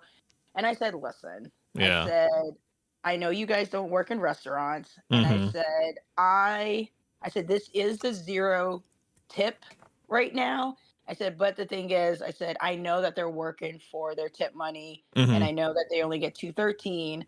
And I said, "Even though it's hurt in my heart," I said, "I'm still going to give them 10%." And, you Mm. know, I Okay. am, yeah, like now, I know a lot of people are going to be like, "I would have never given it to them." And I totally understand that. But I know how it is to work on tips. And even though we did all the work, Hmm. except for our drink, and we didn't even get refills either, which Oh, I'm hell sure no. if Sonic heard this right now, Oh, hell no. Like, Sonic would probably be mad as hell and he'd be be like, like, yo, you were "Oh, you justified in walked out." leaving no tip. Absolutely.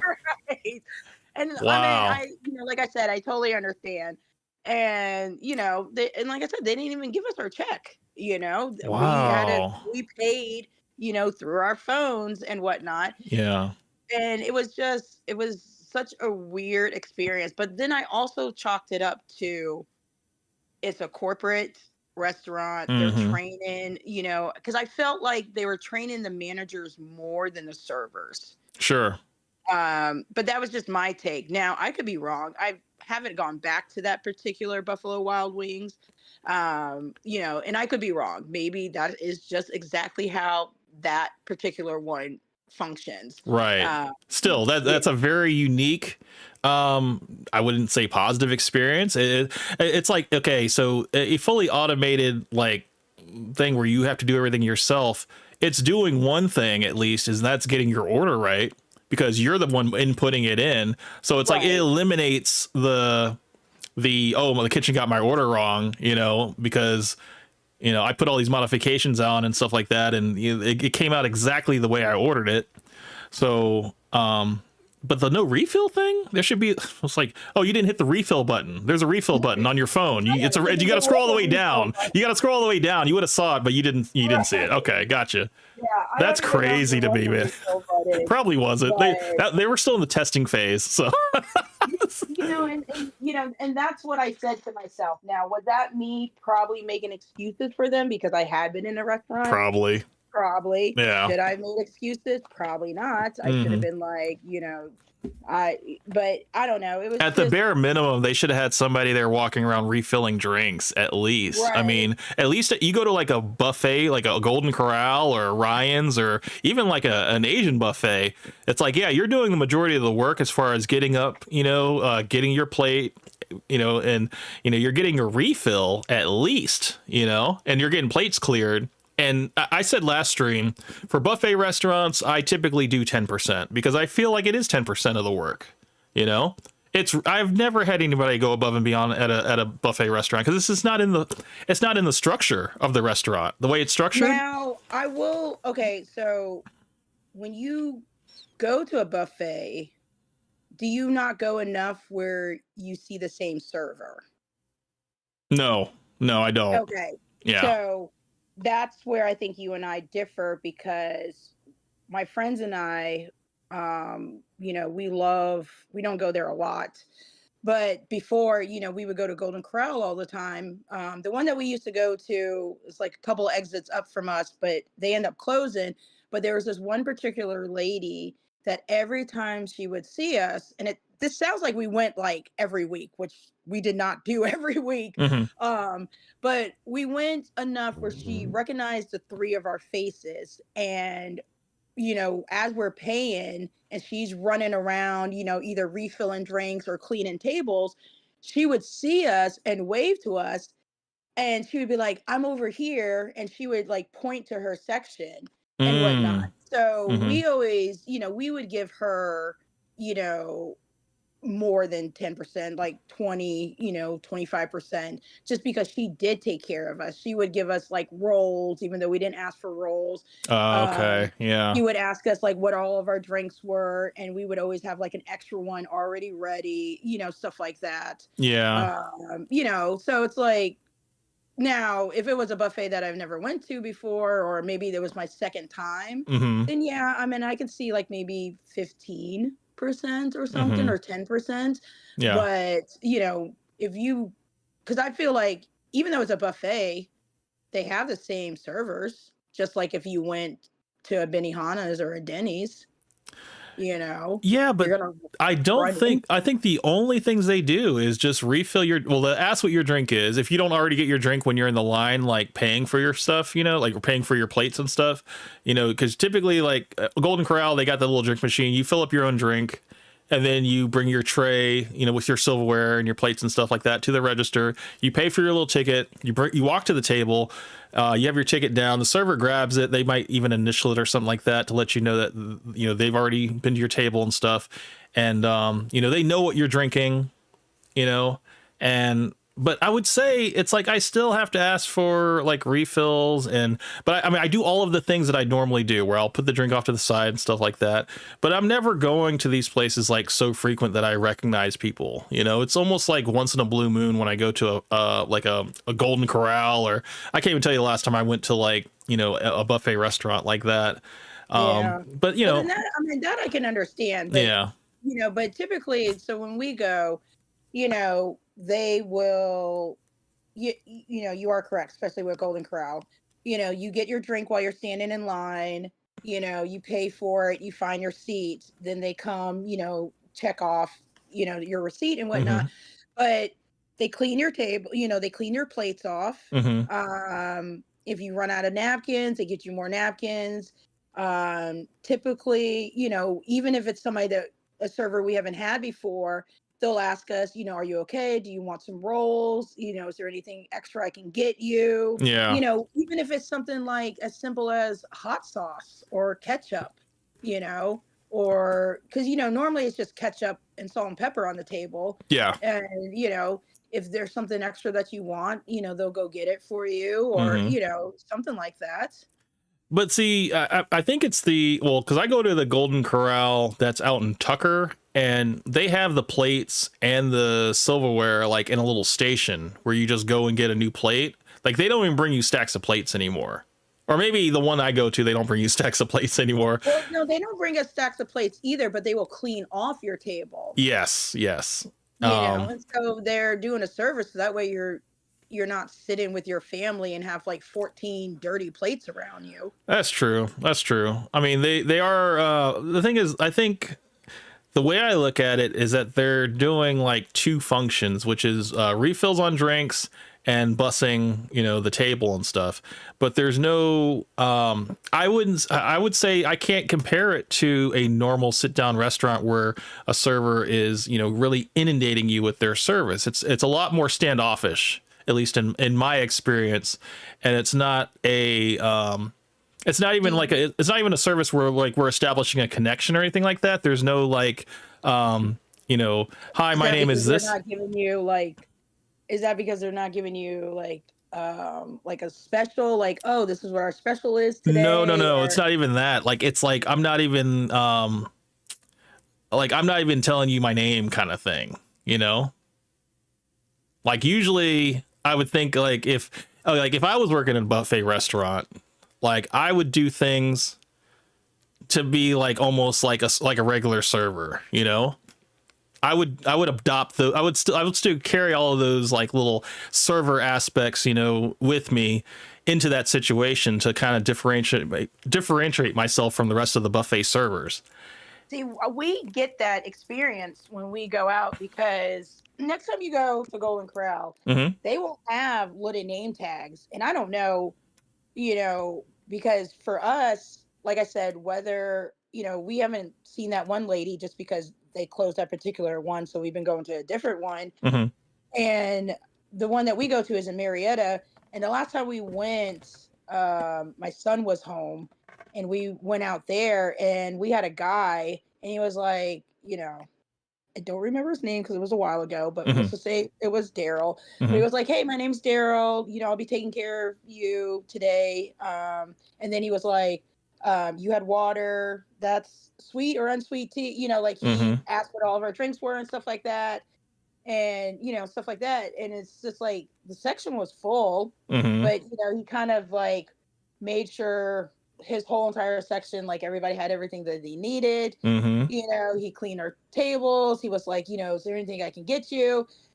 And at one point, my friend was joking. He was like, "Oh yeah," he's like, "Can you give me an ice cream because I can't move?" And he was like, "Yeah, what flavor?" And my friend See, was like, that's "Oh, it's a that's what I'm cupcake." talking about. No, You that is know, what I'm talking about right there. but that was at If I Golden had, I Corral. don't care if that happened to No, no, me at no. But Golden I'm saying Corral. like, Absolutely, I would be like, but that's what I'm okay, saying. That's the type of service we normally get. Now, do we get man. that See, every single time? No, y'all but see, y'all have been probably established yourselves at like some high rollers and be like, look, these people, when they come in, they're gonna tip you 25%. I know we're used to getting 10% from everybody, but these people, when they come in, you just make sure you let yourself be known, and they will take care of you. I would rather. I don't know because a lot Oh of times no. when my friends comes to get me, I'm getting off of work. Uh-huh. So working in a kitchen all day, Right. I do not look like I tip 25%. Well, no, it's all in your demeanor, though. It's all in your attitude. Yeah. You're going to be talking very nice and stuff to them and stuff. And the thing is, man, I would rather a buffet server comes to my table, and kind of over talks. I'd rather that than what's going on right now, at least in my perception, is that it's very standoffish. It's like they come and check your receipt. Sometimes they don't even speak English. I've had that. I'm just like, Yeah. why are you out? I was like, I guess it makes sense, like it's the job that a person that doesn't speak English as like, their first language can do. And, maybe, get tipped more than 10%, but you could not drop that server at like a Maggiano's, they were going to have to learn the language, because people are going to have a lot more questions, a lot more requests, and just a lot more stuff to interpret. Whereas in a buffet restaurant, I don't think there's anything to interpret. Oh, I can read on the receipt what your drink is. I can make sure that there's, enough people on this ticket that's sitting at this table, so I can confirm that they're being charged correctly. Nobody's like sneaking in trying to get free food. Right. But there's no that's pretty much it. Like I think if a server was doing like what you just described and said like, like even playing around, like, oh, what flavor you want? Like I got you. It's like that kind of service is like, that is out of the ordinary. It's not something I couldn't do myself. It's the fact that he offered, and you just don't see people offering now, especially at buffet restaurants. They're just, Oh yeah. that's not the norm. And that's why I was like, generally speaking, I think 10% should be, the minimum as far as a tip, let's see, the thing is, okay, think about this. Go to like CC's Pizza, or what's the other one? Stevie B's. That's a buffet restaurant. Mm-hmm. And you got people that are, you're getting up, you're getting your refills and stuff like that. And, they are taking your plates away. Do you tip those guys? Because I've never tipped a person at CC's or Stevie B's, and I don't ever see anybody else tipping them. Really? Really? I've never seen anybody tip the people, because they're not even dressed up like servers. Like they're almost dressed up like bus boys. They're walking around with like bus tubs and stuff. Oh, so okay. I haven't. Both of my kids are no longer babies. They're 19 and 20. So the last time I was at a CC's, they had to been like 9 and 10. So I did it back then, but it would, and you know what, back then, I think I gave them like $5. I think I always gave $5 because, they switched out, they took our dirty plates, gave us extra napkins, refilled our drinks, if we asked for soda to go, they gave us sodas to go while we were walking out, eating one more slice of pizza or something like that. Yeah, see, I just don't see any of that happen. They are literally just taking your dirty plates. They're not even getting you refills because, you're getting all of that yourself. Like it's literally, we're just going to take some dirty plates off your table. That's it. Yeah, but I just feel like because they're taking the dirty plates, so I'm not sitting at a table while my dirty plates are gathering because I can't take it to the kitchen. Right. And if, when my kids were little, if they made a mess, they came and cleaned it up, Sure. and I'm not saying that they made a mess every single time, but I'm just, I don't know. I just felt like there's little things that they did that I'm just like, because I think also too, in my mind, I know places like that, the CC's Pizzas, the Golden Corrals, that probably more times than not that they don't get tipped. And if they do get tipped, it's probably anything from pocket change to maybe the most is like $2 to $3. Right. So that's why I think I always tip like $5 or something like that, because I feel like me giving them $5, I'm one out of every 20 people, Right. I feel like all the other 19 people are either no tip or $1. Well, I mean, the way I don't this, know how much they make either, to tell you the truth. Like, I don't think I've ever thought about. yeah, that was the thing I was gonna kind of bring up, is that I don't know what they're getting paid hourly. I would suspect that they were getting paid hourly, because otherwise I think they would be a little bit more personable if it was like $2.13 an hour. Yeah. Because it's obviously not giving that right now. It's like, yeah, these guys are definitely getting paid hourly, and then, they're doing just the bare minimum of like taking your plates, because there is no place to put your plates, like once you're done with them, like they have to take it. Right. What else? I was going to say something else. Like I had my train of thought, but then I wanted to speak on that. Oh, okay. So, I was going to talk about tattoo artists and hairdressers. Hairdressers, I always tip like $5 to $6. Typically my haircuts are like 20 to 25. I know your haircuts are probably more expensive because you're a lady. So, what do you normally tip for, like, when you get your haircut or hair done? If it's somebody that I haven't been to before and they do a good job, anywhere between 20, 25. God damn. That's like a whole nother haircut for me, at least. But if it's somebody, well, okay. So I get my nails done. I get my nails done every 2 weeks, and I brought up nail salons. I said 15 to 20% it should be the standard.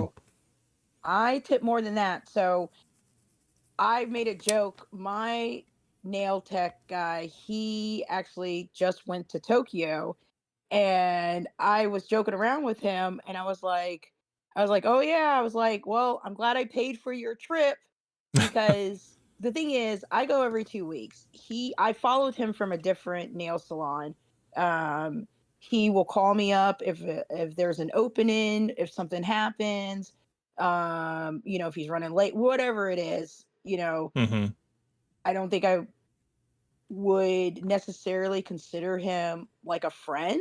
I meant, I've wished him,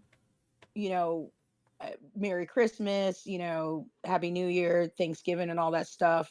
I've brought him little trinkets. He's brought me little trinkets, but we've never gone out to eat or anything like that. But he does such good work when he does my nails that I've brought other people to him. Oh, that's good. I know he appreciates that. Yeah, but he's gone like above and beyond. So if somebody goes above and beyond, like my hairdresser that I have now, she's done my hair, my kids' hair since they were kids, my husband's hair. I brought in 2 of my friends, stuff like that. But she does such excellent work, and she gets me in, even if it's like a tight schedule. I'm like, oh, I only have an hour. I'm so sorry, blah, blah, blah. She's like, let me see if I can move things around, and obviously I don't do that all the time. It's like maybe once or twice a year, if that, right. Or something like that. But I always take care of her because I know that she takes care of me. Right. And that's the thing. Loyalty to your guests and stuff is a huge thing in terms of like building a client list. I think I spoke about it last stream that, I would have guests that would, they would wait. If my whole section was full, and, I would say 9 times out of 10, when Saturday night would roll around, I'd have nothing but regulars, and then, excuse me. I would have like three more groups of regulars that come in, and they're like, "Oh, we'll wait," like we'd rather wait for Marcus, and that's why I'm just. It goes back to that type of service. As long as you can maintain, the personable service that sets you apart from everyone else. That's just trying to get the job done. But you make the whole experience memorable, and you get to know these people over time. You get to know that they're children, or maybe you see the wife again and the husband isn't there, or maybe the children aren't there. You're like, where are the kids? You just say something simple like that, and they're like, oh, they're on vacation, or they're visiting their grandmother out of state and stuff. And it's just that little bit of like familiarity, but you're not crossing the line. You're just just catching up. It's like you're treating people like extended family or friends and stuff, and people enjoy that. They love that. They feel like they're being part of something. It's like they're not just going to this corporate restaurant, they're going to go see camp, or they're going to see Missy or whatever. So it's like I think more people need to kind of adopt that mindset than be like, okay, this is just the job, man. Like, I'm not going to be here forever. This is just something to get me through until I find something better. And I have a funny story.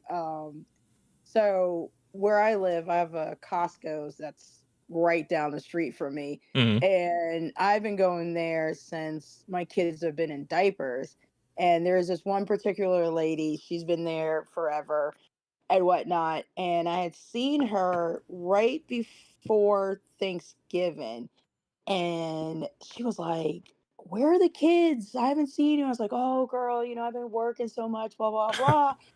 And, as we were walking, we were walking and talking, and I was telling her about the kids. I was like, yeah, my daughter's in college and my son's about to, graduate, or he had already graduated. I was like, he's about to go to like basic training. And so I had brought up the pictures of my youngest that was about to, go to basic training. And she looked at him, she goes, this is him?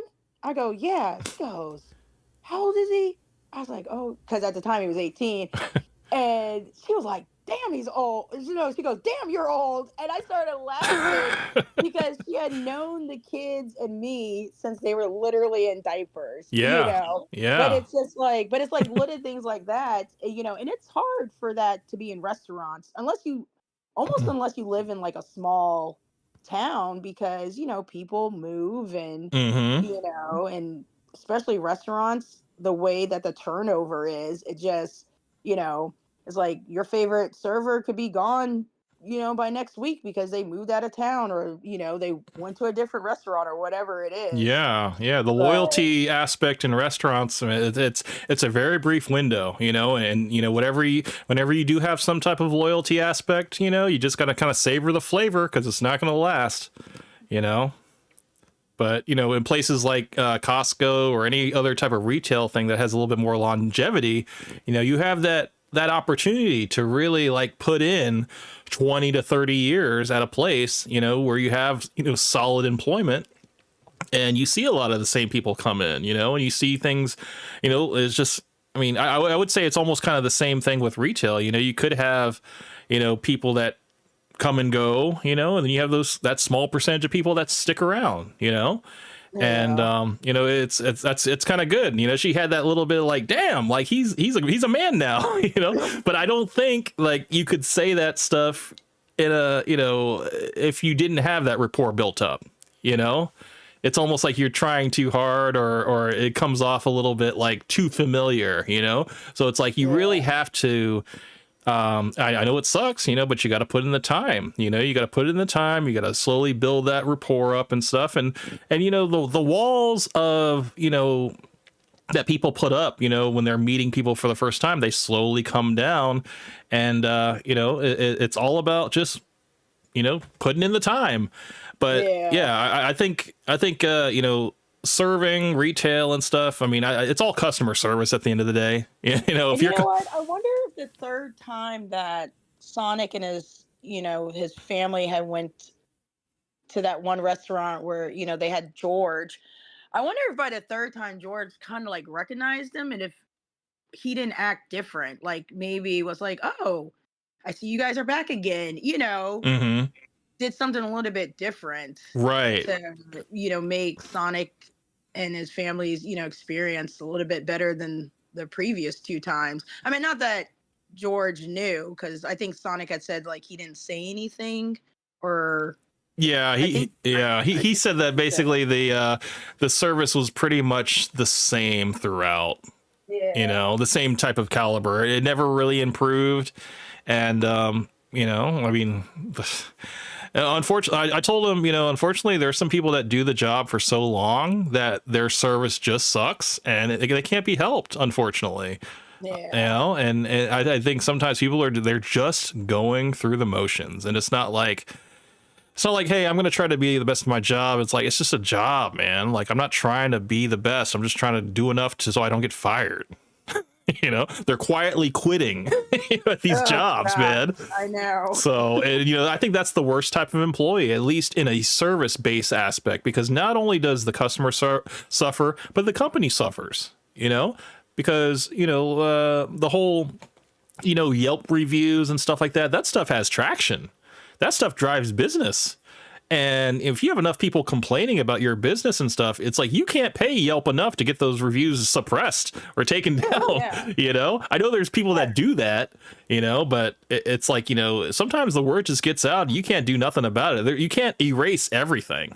Yeah, because like like I was saying before, like with the Yelp and the Google reviews, if one of the managers or even the owner catches it, they will screenshot it, put it in our manager chat, say, hey, who worked this night? Does anybody know what server? If it doesn't say the server, or like, what section they were in, and stuff like that. And, a lot of times it one of the managers, like, oh, I'm gonna go call, because a lot of times, they'll leave a number or something like that, and they'll be like, yeah, I'm gonna get in touch with them, whether it's calling them or leaving an email or something like that, because sometimes it's one of those things where it's like, well, why didn't you say something while you were here? How can we fix this? How can we make your experience better than what it was? Mm-hmm. And then there's other times where people just want to complain about everything. Oh, Well, there's yeah. only 14 ice cubes when I really wanted 18. I mean, no, I do chalk it up to people not being assertive enough to try to make a change about or addressing a situation when it happens. They're much more comfortable complaining about it online or telling their friends about it rather than addressing it right then and there.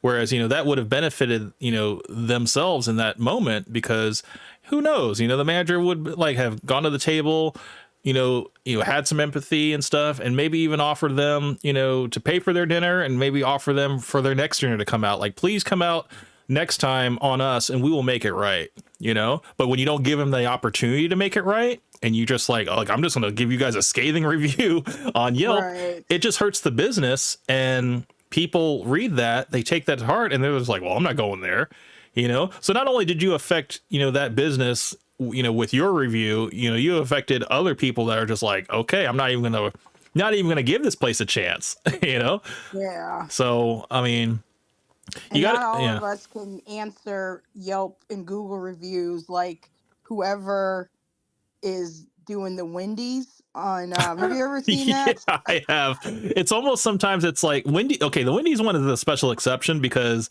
they're actually pretty damn witty Oh, with their gosh. comebacks. But there are some places that They just, say stuff that us managers wish we can say on a daily basis. oh yeah, I've seen it. And this thing is like, a lot of the companies that get, bad reviews, it's always a copy paste response. Like, I apologize for this happening to you. Hopefully you'll give us another opportunity to make it better, or please reach out to Yeah. us, whatever, so we can make it better. It's always like a copy paste response. And, I see this across a lot of businesses. So I'm just like, I know you guys are all working on a template.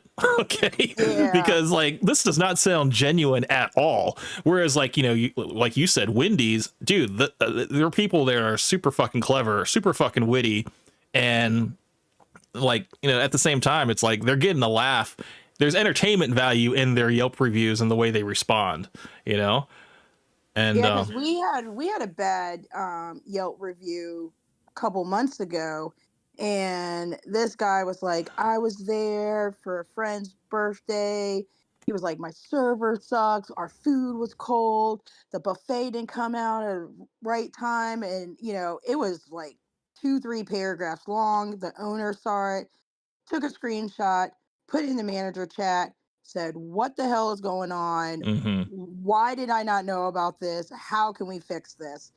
And one of the managers that was working that night, working that party, he comes on like maybe 15, 20 minutes later, and he's in the chat, and he's like, no, no, no, no. He's like, this guy was drunk. His friends, um, you know, because we weren't, apparently, I guess they weren't going to cut him off yet, because the server thought that, he was just one of those like loud, like, rowdy guys, like, it's my friend's birthday, stuff like that. Mm-hmm. Because he didn't know until the friend was like, oh no, he was pre-gaming, he's drunk, please don't give him any more, stuff like that. And Mm-hmm. so when he found out that he got cut off, that's when everything went downhill. And he was just like, whoa, server sucks, But the thing is like, they didn't say that in, our response on Yelp. It was like how you said, it was, oh, we're so sorry that you had a bad experience. Mm-hmm. Please reach out to us and let's hope, we can make it better. Mm-hmm. And so, but that was our response, and that's why I was like, sometimes I wish we were like Wendy's. We were like, no, bitch, you were being rowdy. Even your friends didn't want to be with you. Right. It doesn't help. To go home. It's we both know that it's not a good look to, like shed more light on why the customer was wrong, because like people are just like, dude, whatever the customer says, it's like they're right, Right. When really it's like, no, the customer is just an idiot.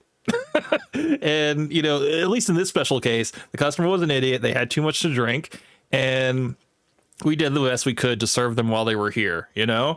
We can't I guess exceed expectations when someone has too many things to drink and they're just like all over the place, stumbling over, complaining and stuff.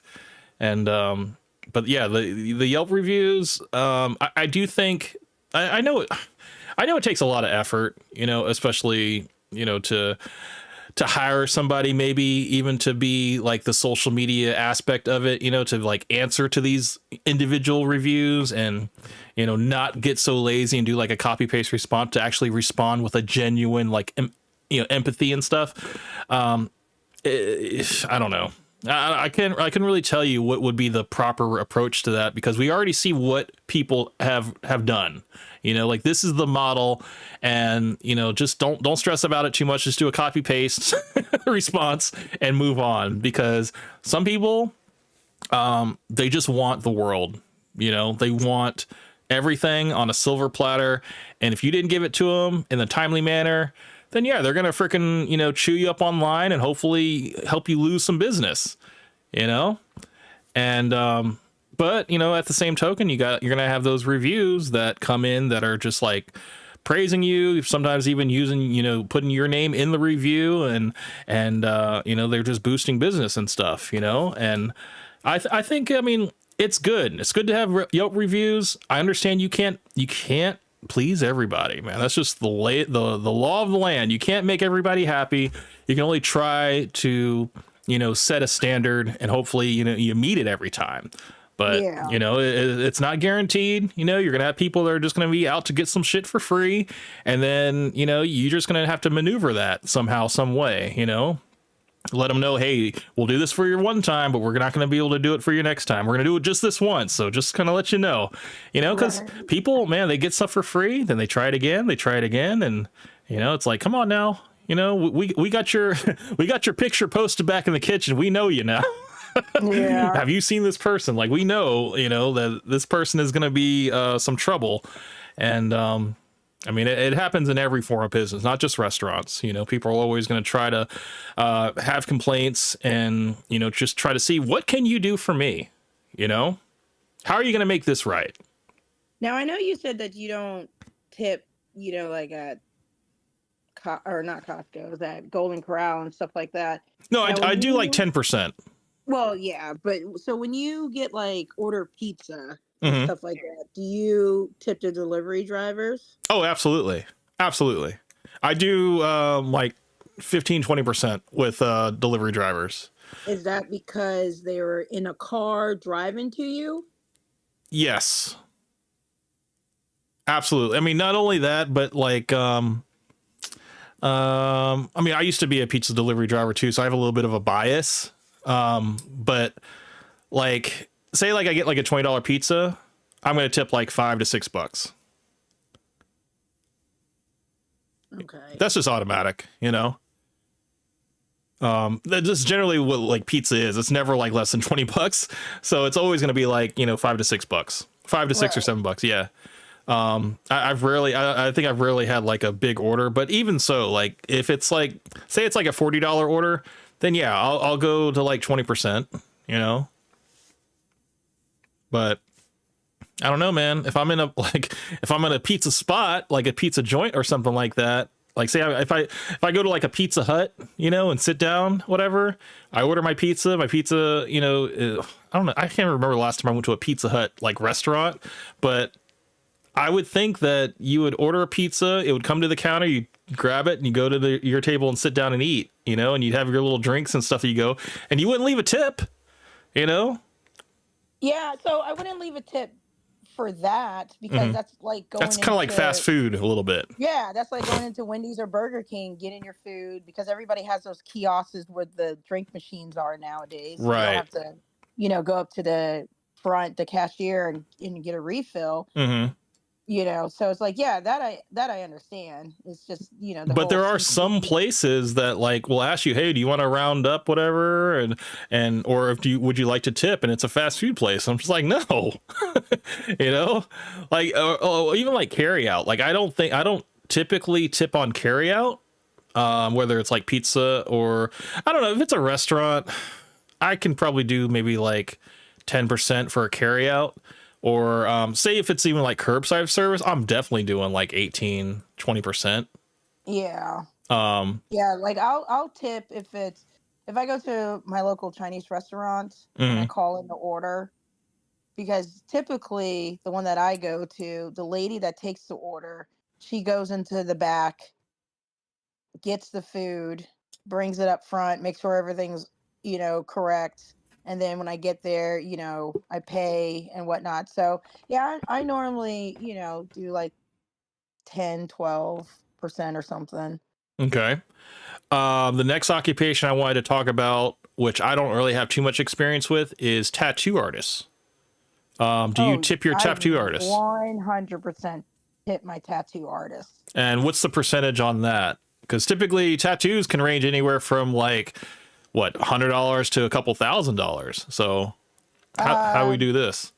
it honestly, it depends on, for me, it depends on the size of my tattoo. And because the thing Some is, tattoos you're going multiple trips too. So it's like, do you tip every right. time or do you tip at the very end? Or because I don't even know how that I couldn't tell you. I haven't had a tattoo Okay. where it's multiple trips. So for me, I do a lot of research when I get my tattoos done. I will go to multiple cities looking for the perfect tattoo artist for whatever work that I'm trying to get done because I want it in if especially if I want it in a certain style. Now, Sure. if somebody's just like write in like my kids' names or something like that, I won't be as diligent. But like if I'm getting like artwork done, Hmm. then yeah. Now, if it takes like say 2 days to do, depending on the amount of work that first day, I have tipped, but normally I don't tip until it's complete Gotcha. because Yeah. then they get a big tip. Right. So yeah, it really depends on the what I'm getting done. Yeah, because I know And typically stuff. tattoos will start with like the outline first. You know, they'll get all of the outline done, and then the second trip will be like the shading and stuff like that, or maybe even Yeah. color. So like most tattoos sometimes, you can't even get them in consecutive days. You got to kind of space them out, so you can, maybe the work schedule doesn't lend itself like that, or what. But Yeah. So I yeah. mean, mine for me, anywhere between 30 to maybe 40%, And which okay, I yeah, know sounds like a lot, but I don't have small tattoos either. right. Like I got two arms, two sleeves that are almost complete on each side. Hmm. I got thigh tattoos that are pretty big and stuff like that. There's a lot of intricate, details and work that's in it, and stuff like that, because I'm not just going to the tattoo artist and being like, this is what I want. Hmm. They will talk about it, we'll discuss it. This might be maybe a 2 session thing where I'm talking about it. Hmm. They might draw something out. I might be like, that's cool. I don't like this. There's a lot of work that goes into it. And I just feel like the talent that they're putting on my body permanently deserves the recognition. So yeah, I typically tip bigger for tattoos. And I know a tattoo artist, a good tattoo artist, will maybe sometimes talk you out of your tattoo idea. If it's like, well, I could do that, but I'm going to let you know over time, this is not going to look good because it's so much detail in such a little spot. They'll probably offer you like a couple solutions and stuff, or maybe even Yeah. like I think that's good. I think when there's like a tattoo artist is like, let me see your design. Okay, I'll make a stencil of that, and then I'll just do it for you. It's like they're like they're like there's no real like pushback. It's like you're almost guaranteed to have whatever you got, and you're like, well, yeah, I like it, but then over time you're like, oh, I wish I didn't get that because this looks terrible now, and I've seen I've seen countless like horrible tattoos on people just like looking at the internet, and it's just like, they have the picture, like the reference photo of what they were going for and then what actually happened, and it's just like, oh man, it just looks so flat, like it doesn't have any dimension Yeah. to it, or you just picked the wrong artist, you just put so much faith in the first tattoo artist, you didn't actually do your shopping around like what you said. And but I mean, I think it's a little bit onus on the guest, to do their research, to see the talent, see the work and stuff. And then, I think it's also the other half is the communication, Oh yeah. being realistic. I always tell people, I was like, don't get a tattoo during spring break Oh, because yeah. you're in a different city. You're most likely drinking. You're hanging out with your friends. Somebody, you're gonna get talked into something dumb. I'm Sure. like, don't get never. Well, I won't say never because I've seen one or two come out of a spring break that I was like, oh, that's actually not bad. Right. But there's some that I was like, you probably need to cover that up. Right. Well, I mean, I guess, okay, so originally I said 20, I said was 18 to 20% for tattoo artists, and then but you're saying 30 to 40, and Oh I no. 30 to 40 is just me personally. I think average, I think people do 18 to 20, maybe 25. But okay, I think where you're coming, what the numbers you're coming out with, I think that's probably an average. gotcha. Because the way that I see it, you're in a sterile environment, gloves, Hopefully, all the equipment. hopefully Well, everything's sterile. yeah, well, I know there's some seedy places out there that they be listen, grabbing the needles out the bucket and shit. So I don't get jail tattoos. I don't get behind Walmart tattoos, and I'm definitely not going to your cousin Frankie's house to get a tattoo. All right. right. Oh, that was a red flag actually. I saw a video of red flags for tattoo artists. So, like if they do house calls, that's a red flag. Yeah. Which I was Because like, at first I was like, wait a minute, why? And then I was like, oh, the sterile environment. Yeah, makes yeah. a lot of sense. So Because yeah. I'd rather them be sterile. Because I mean, that's what I feel like too. Because people are just like, because you always have that one person who knows somebody whose cousin does tattoos from their house, and they're like, yeah, like they can do that for like $100. And I'm like, that's cool, but I also don't want to get, hepatitis. Okay. Mm-hmm. Like I'm trying to Right. be clean as possible.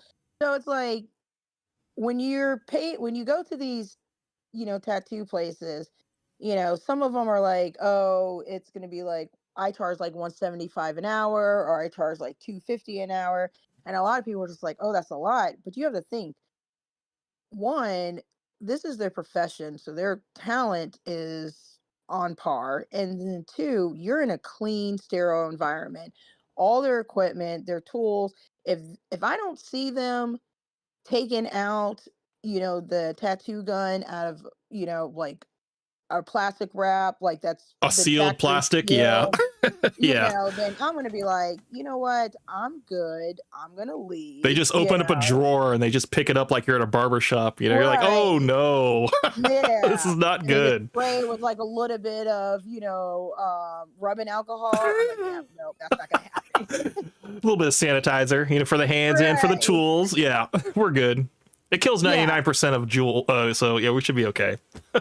So yeah, so I mean, it's just, for certain things, because I mean, these are needles going into your body, So that's why, if when I do my research about whoever I'm getting my tattoo from, not only the place but also the artist, I'm like, I feel like, me personally, I feel like they deserve, a good percentage, Yeah. like tip wise. Yeah. Well, I mean, see, this is the thing. These are the things that I think people that get their first tattoos, they don't even take into consideration. They don't even think about it that deep. They're just like, I just want to find somebody that can do the tattoo that I'm looking for. It doesn't really matter Yeah. the setting or how clean they are or whatever, or they hope they're clean. They hope it's in a clean environment. But I think some people, they don't even think about that, but Yeah, 'cause that makes a world of difference.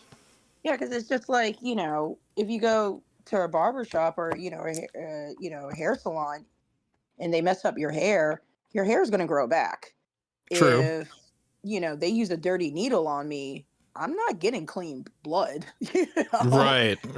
So, Yeah, that's a but yeah, situation where it can lead to further problems down the line, whether it's a good or bad tattoo. Infection is a huge thing, that yeah. can ruin any tattoo.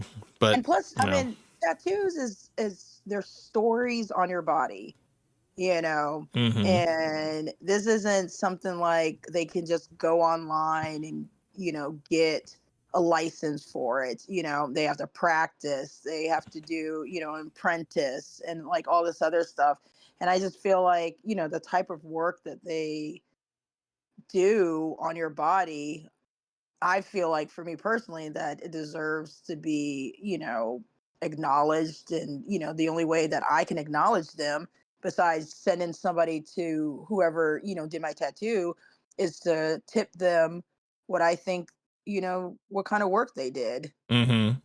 So, I Yeah. mean, that's just why I tip them, more than I would tip anybody else in the service industry. I mean, they are leaving their permanent mark on you, whereas a server can give you some memorable service, man. But like that tattoo, man, that's a lot more memorable. Yeah. The last profession I want to ask you. Well, no, there's two more actually. The one I wanted to ask you was about what was it? Coffee people like Starbucks. What do you think about Starbucks, like tipping baristas? Because that's a big thing. Because a lot of people, they can't live without their $5 coffee. That's their morning routine. They go to Starbucks and then they get hit with that iPad turning around. Like, what do you want to tip? 15%, 20%, 25%? Do you think? Now, are you asking what percentage do I tip them, or do I tip them at all? I guess both. I'll ask you both of those questions. Do you think, because I'll tell you what I do. I typically, I don't really go to Starbucks, but if I did, I would do like $1 per drink. Because most of my drinks are going to be like $5 on average. And I think $1 is sufficient. So if it's like, yeah, just like $1 in cash. And I would prefer to do cash than just to leave a tip on the little iPad thing. Only because of what I heard before about, the tips don't go to the servers if it's tipped through that. Like, I was thinking that, so I was like, I'll just do $1 per drink. And I thought that was fine. So I do between 15 to 20% because you're not pouring your coffee. I mean, not you, you know, personally, but when people go to these places like Starbucks or even Caribou Coffee or, even these mom and pop shops, Yeah, they're Joe not getting, Mugs. yeah, you're not getting black coffee. You're getting the Roca Mocha, extra whipped almond milk latte, blah, blah, blah stuff, Yeah. you know.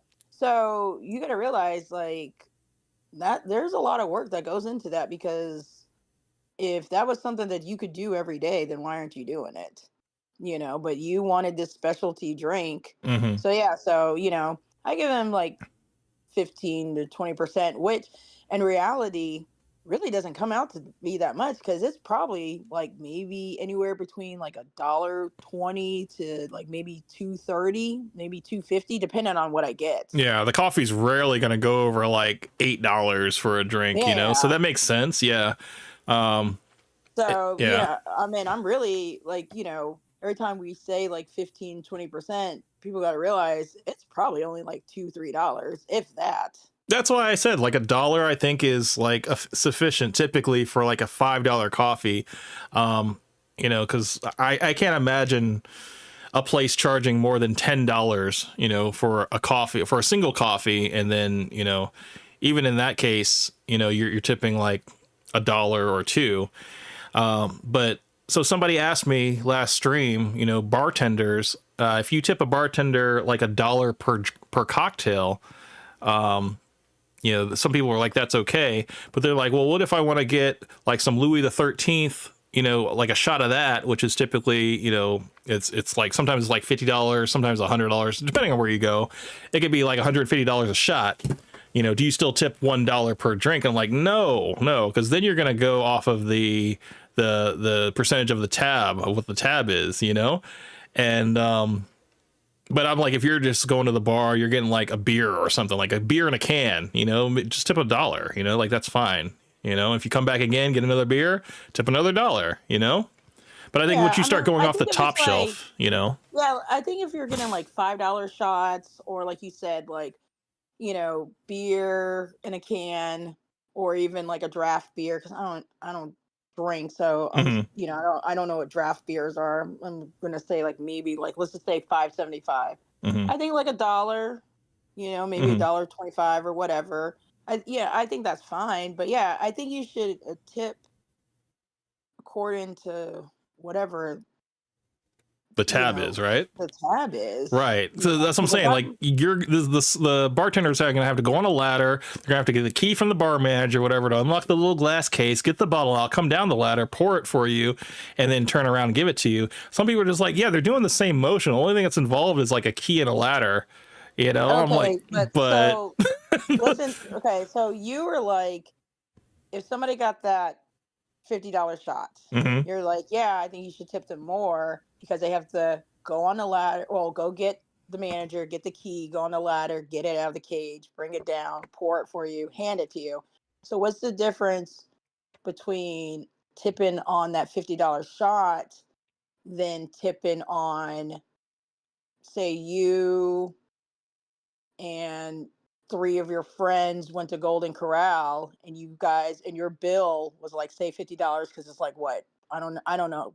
Can't remember how much it is. Is it Yeah, dinner prices can 14? be I think like $13-14 and Right. stuff per person. Yeah. So even though you're getting your food, they're still refilling your drinks and cleaning your table for you so you're not sitting there. So don't you think they should get just a little bit more than 10%? Mm. Because that bartender just had to go up a ladder, pour you a shot. Yes, it was a very expensive shot and it probably went down smooth like butter, Hmm. but they're not really doing anything extra. Well, okay, so here's the main difference with the buffet and the bartender. In the buffet, you are paying up front right before you even sit down. And I think that's the mindset disconnect that people have. Like they're not like they've already paid for the privilege, I guess, to go and, get their own food and stuff like that, whatever total it was, if it was like $35 or $50 or something like that, they've already done that. And I don't even know if they even ask for a tip right then and there. I don't think they do. I think it's just like you pay for whatever it is and then you go forward, because most people will not pre-tip, especially in a buffet restaurant, so no. like the tip is literally left up to you after that, but there's no credit card slip or anything like that. It's just your itemized receipt that you have. So it's like you almost have to have cash if you're in a buffet restaurant. But most people don't carry cash. So how do you tip if you only have a credit card? Well, when you pay, you can ask for money back. Okay, there you go. There you go. So that's what I there it normally is. do. That makes sense. Okay.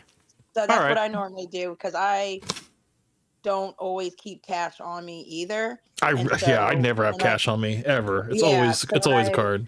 When I go to Golden Corral and I pay, I'm always like, oh, can I get $5 back?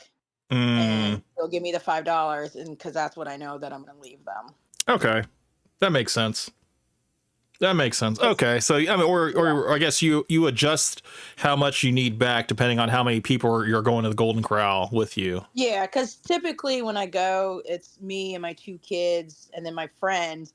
And so my friends, because they pay for their food individually, they might leave like $1, but I leave $5 because it's me and my 2 kids, and my one son eats. Like there's 5 of him, so right. He goes through. They have to clean the table a little bit more with the plates because he tends to eat a little bit more.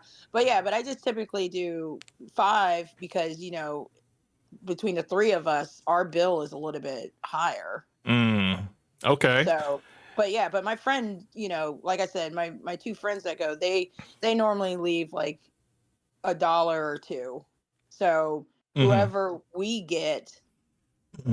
They get anywhere between $7, $8, maybe $9. Okay. One, where Sonic went to like 5 restaurants, I only went to 1, and it was fast food. It was Subway, and I got my normal meatball sub, and I was gonna get a Coke Zero, but the Subway as a whole is switching out of Coke and going to Pepsi now. No. Yeah. And I was like, I told him, I think their fountain drink was down too. So they only had like the plastic bottles of soda. So, I was like, well, I can't drink anything with sugar. So unfortunately cause I think they had, what's it called? They had regular Coke there, and then, whatever, and then they had Pepsi, but it was like Pepsi Zero. And I told the guy, I was like, yeah, unfortunately, I can't do sugar, so I can't do a regular Coke, and I will never drink Pepsi because I'm born and raised in ATL, and we're all about Coca-Cola here. And he's like, oh yeah, and that's when he told me, he's like, oh yeah, we're actually as a company, we are switching over, and we're phasing out Coca-Cola, and it's switching over to Pepsi. And I was like, oh really? And he's like, yeah. And I was like, oh, that's horrible. he's like, yeah, he's like, I get it. I'm not really a Pepsi drinker myself either, But then time came to pay, and then it said, did you want a tip? And then here's my question to you. Do you tip at Subway? If it's only one worker there, which generally it is. Typically. Right, because I don't normally eat Subway. I'm more of a Publix person. Gotcha. But if it's one person there, and a lot of times, like I said, if it has the automatic, tipper on there, and you just press whether it's 10, 15, or 20%, it's typically no more than like $1.30. Okay. Yeah, I did not leave a tip because I'm just not used to tipping at Subway. You know? I mean, even though we had a little back and forth and stuff, I was just like, yeah, no. Because I still consider it like fast food in a way. Because I was right about to say, which is crazy, because I think if McDonald's ever started doing that, I don't think I would tip McDonald's. So I don't know why I would tip Subway but not McDonald's. Well, I've personally worked at Subway, and I know that they don't get $2.13 an hour. So I just no, I'm not going to tip. Yeah. I'm not going to tip them. I kind of, excuse me, I lump them in the same category as McDonald's, Wendy's, and all that. Yeah. So that's I why I think was, it's because I think also I think maybe the reason why I would, which is also gonna sound real stupid coming out of my mouth, but I think the reason why I would tip Subway is because I physically see them and they're making my sandwich the way I want it. hmm You know, like if I'm like, oh, can I get extra lettuce? I'll take Swiss and provolone, you know, whatever sandwich I'm eating. hmm Whereas even though they're making my food at McDonald's, I'm not really getting it modified. If I want a Big Mac, I'm getting a Big Mac. Well, I don't know. they have the kiosks where you can put in your customization. You know, if you want to leave off the diced onions or no pickles and Right. stuff like that. So McDonald's has that foolproof system of getting your order right. Where Yeah, it but I also just never yeah. thought about it. Like as we're talking about it, and you hmm just asked me if I would tip Subway, I was like, yeah, why wouldn't I? But then I'm thinking to myself, but you're right. Subway is like McDonald's, which is fast food. So Right. why wouldn't I tip McDonald's if they had an option to tip? Why am I tipping Subway but not McDonald's? Because at the end of the day, they're both making my food. Yeah. So yeah, I don't know. I mean, I don't eat at Subway or McDonald's, Yeah. uh, but But when I Chick-fil-A, do, let's say Chick-fil-A. You know, everybody loves Chick-fil-A, but we're not required to tip Chick-fil-A workers, and we're not. they go way above and beyond. Yeah. You know, they're out there standing out in the rain, taking your orders, making sure that they take your order before you even get to the actual, menu screen. You know, like they work Yeah, really and you know hard. what? That's so weird because I think I just automatically tip all the time because I go to Tropical Smoothie and I tip them. But once again, when I tip, if I do, even if I do 15 or 20%, that 20% hmm is never more than $2. Because Yeah, if I get one smoothie and like let's just say I tip like either 10 or 15%, that might only be like 80 cents for gotcha. whatever I'm getting. So if I do tip 20%, that might be like 125 or 115 is what they're getting. See, I think a lot of people that go out to restaurants and stuff that they see 20%, they're like, oh, that's such a, everything has to be like perfect and on point and like I have to be really satisfied. But then when they see that 20% like at like a tropical what's it called, a Smoothie King or whatever you want to call Yeah. it, they're like, oh, 20% seems like so much. But the way you just said it, where it could be like literally less than $1, maybe even like less than $2, just like $1, some coins and stuff. It's like we still, in our minds, we subconsciously think that 20% is like this big number when really we need to like adjust it to the total cost of whatever it is, before taxes, of course. And Yeah. yeah, but it's just like it's our knee jerk reaction to be like, no, like you're like it's not tip worthy to tip at these places because before I think there was never an option to tip. Like Taco Bell, I don't think there was ever an option to tip. I still don't think there's an option to tip at Taco Bell, you know?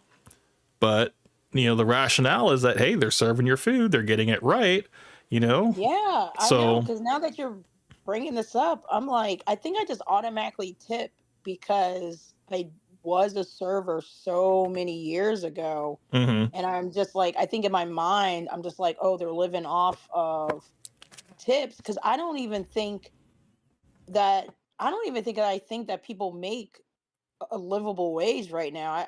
I don't know. Maybe I subconsciously think everybody makes 213, whether you work at Tropical Smoothie or Subway, and so yeah, you need your tip. So I think I just, because I think I just automatically tip. Like I mean, obviously, like if I'm ordering pizza, or hmm Uber Eats or something like that, yeah, I'm gonna tip.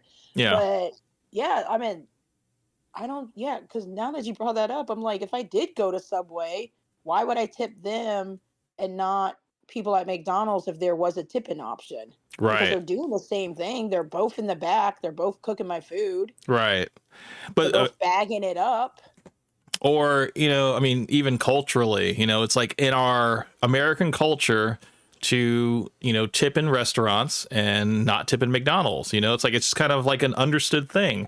But you take this type of mindset over to Japan and you just want to tip everybody, people are going to get insulted by you because it's not a part of their culture to tip. So it's Yeah. like it is good to kind of, I guess, have these type of ideals in, you know, the place that will accept it, you know, but not go like overboard and just like tip everybody, because not everybody would be even expecting a tip. So it's like you're almost doing too much. And I'm the type of person in the mindset that like I don't want to be the person that's just like giving away my money just to everybody, because I don't think everybody, I think some people are just doing their jobs. Whereas, you know, in serving, there are people that are just doing their jobs too, and their tips reflect it. But like, you know, there are people that are literally just, you know, doing what they came to do, whether it's like an auto mechanic or something. They're changing your oil, and then they'll say, "Hey, would you like to tip?" You know, like 15%. You're like, "No, aren't you already Right. making like so much money off me already?" You know, but it's just like it just seems that that is kind of the case. It's like slowly it's encompassing almost every facet of our life. You know, and maybe eventually, you know, you'll get to a point where everything is automated. You know, there's no tipping for like certain things that we're used to. And then, you know, it's just like, well, no, you don't have to tip because there's no people back there. Okay. It's all being done Right. with like conveyor belts and arms and stuff like that. You know, like we're like three machines. Your burger went through three machines before it came out to you hot steaming and stuff like that. And you're just like, okay, well, I guess this is fine. You know, at least I know it's a consistent product. I don't have to worry about the human element, the human error element. And yeah, it's a lot less friendly. It's a lot more sterile.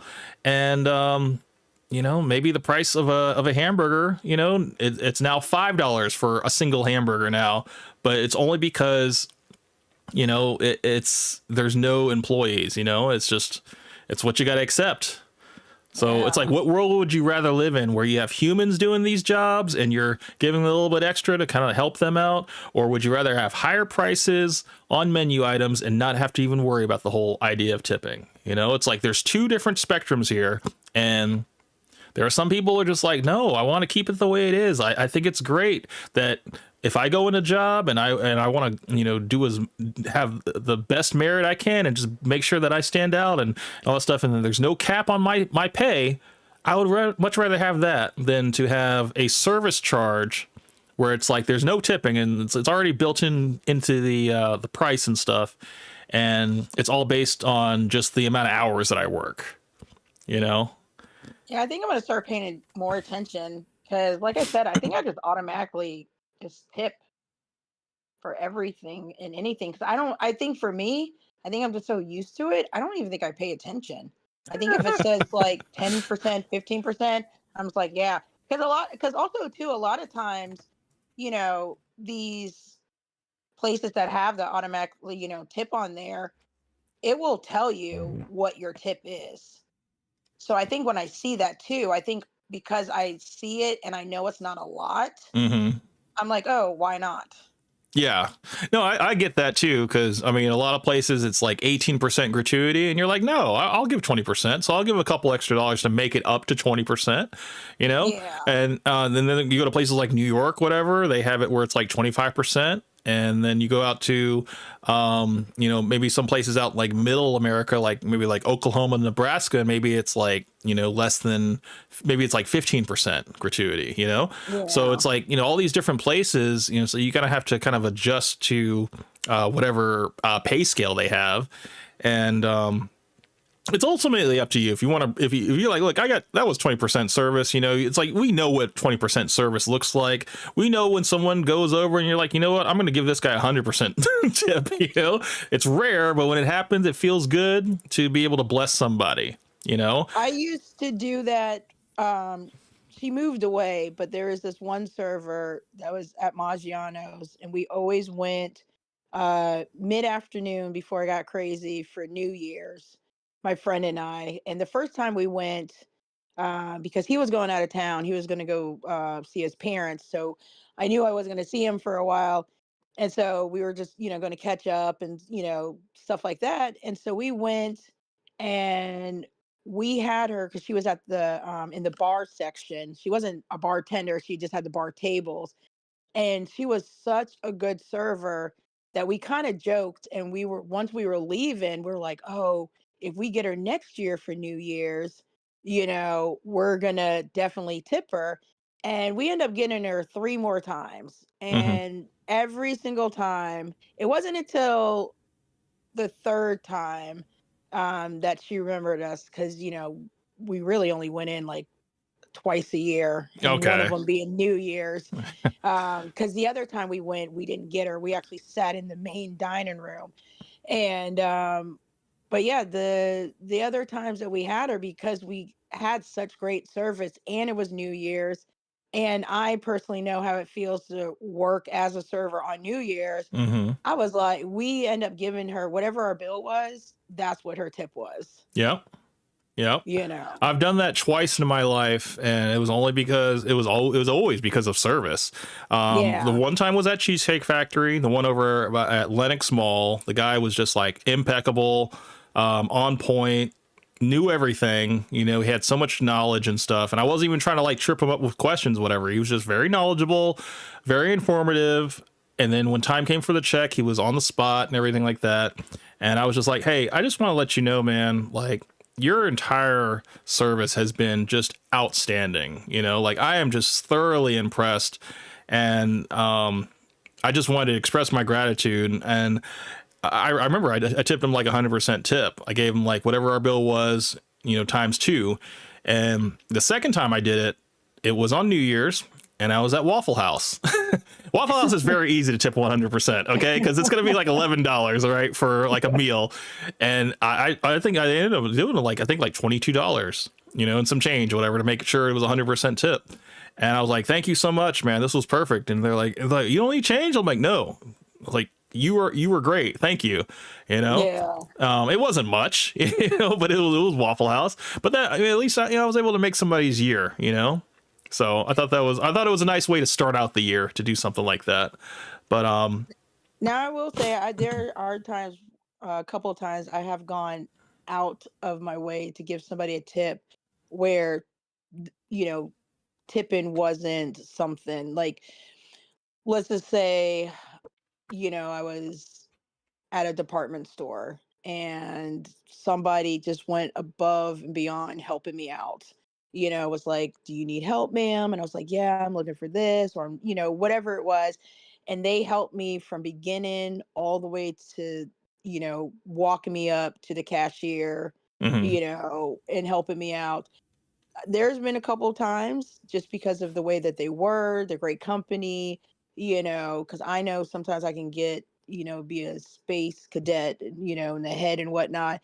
And, you know, I know that at least 3 times, in my life, that I've actually, went to shake somebody's hand and had like a $5 or $10, and they're like, "What are you doing?" I was like, "No, you don't understand. Like, you really helped me. Like, you Yeah. got me out of a bind." Because they don't make tips. That's Yeah. It's not not a part tip of their. establishment. Yeah. It's not Yeah, set but up that way. because they went out of their way, and stuff like that. Most But likely they worked on commissions.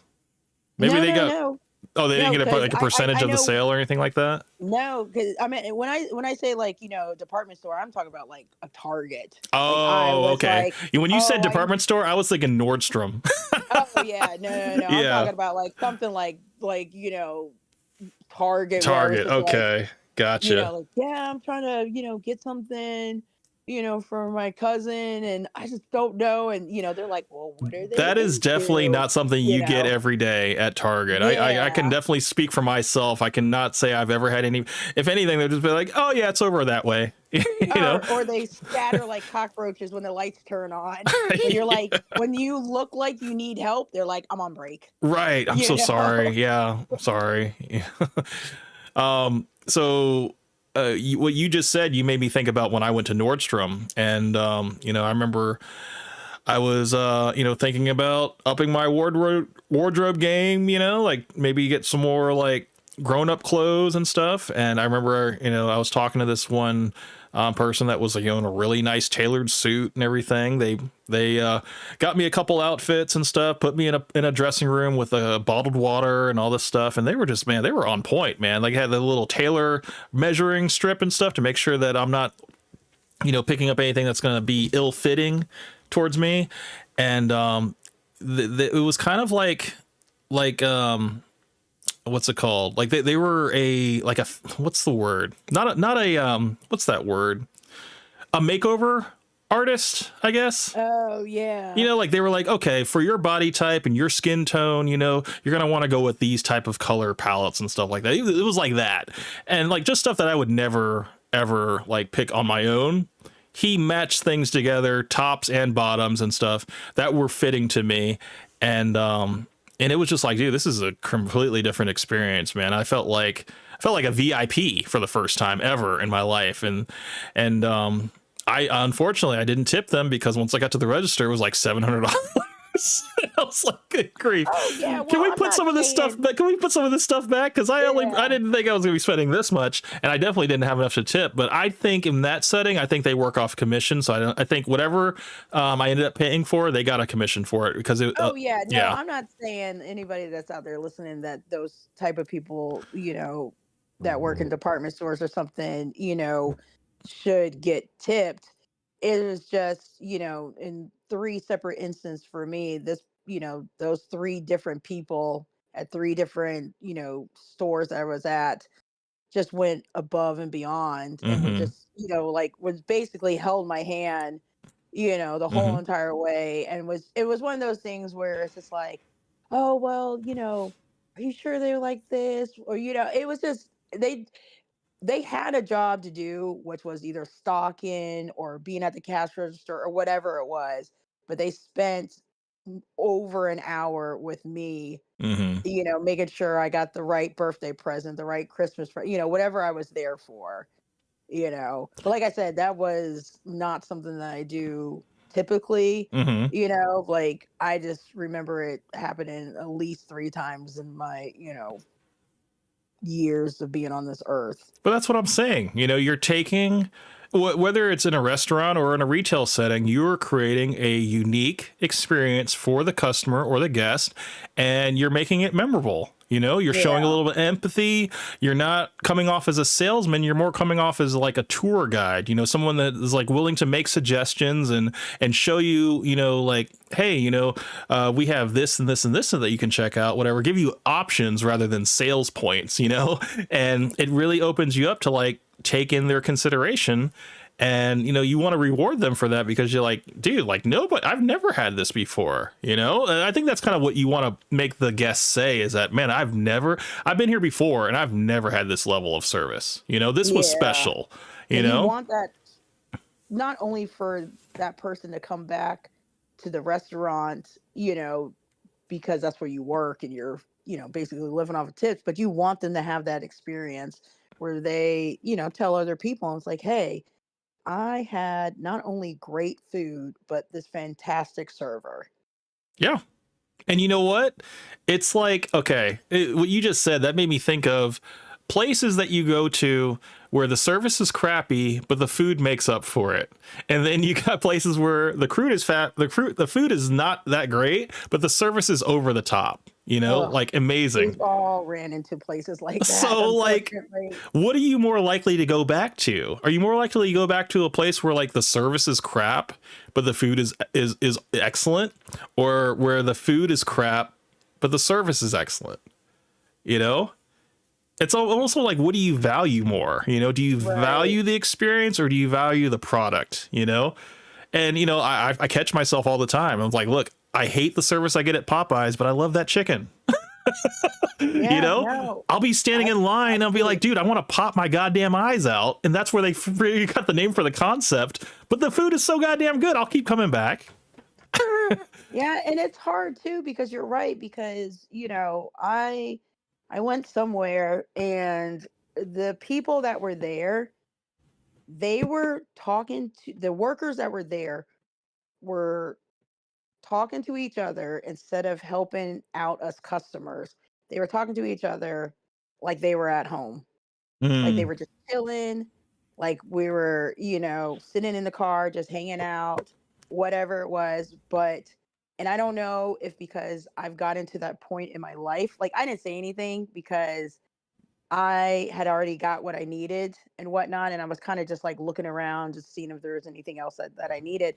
But it was to the point where I was like, am I old where I'm like slightly offended that they're chit chatting like they're in high school instead of actually helping other people out, but it's like you come across that, Hmm. not only in restaurants, but also like in fast food restaurants. Like they'll yell, like, the employees, because I know the McDonald's that's down near me, it was so bad. Because I tell people the story, it was so bad that I had to get, like, I was standing in line and the manager and one of the other, I think it was the cashier, they were yelling at each other. It was during lunch. It was a line almost out the door, and we're all just sitting there. I got out of line, walked out, looked around because I thought I was in a different area than the Caucasian area that I was in, I was just like, did I make a turn somewhere? Because it was just the rudeness of it, whatnot. They end up closing that McDonald's down, Hmm. revamping it, rehiring everybody new and whatnot. But it's just like, sometimes you'll get that at restaurants. You'll be Mm, at a restaurant and servers, they know that they're going to make money regardless. mm. And so they just, they'll give you mediocre service and whatnot, or they'll be really good or they'll be really bad. Yeah, there's almost like what we said at the very beginning of the stream. There's almost like an entitlement aspect to it that, this place kind of speaks for itself. Like I've never been to like one of Gordon Ramsay's restaurants, but I would kind of expect the service staff to be at a certain level, you know, and kind of be like, like, okay, I'm going to tip this person, above 20% because, Gordon's going to be yelling at them, if they keep screwing up the food or whatever, or, or their service isn't up to his standard. Cause we all know that Gordon Ramsay has very, high standards, but then I've also heard that Gordon Ramsay's, his Michelin star restaurants, they're not always up to par.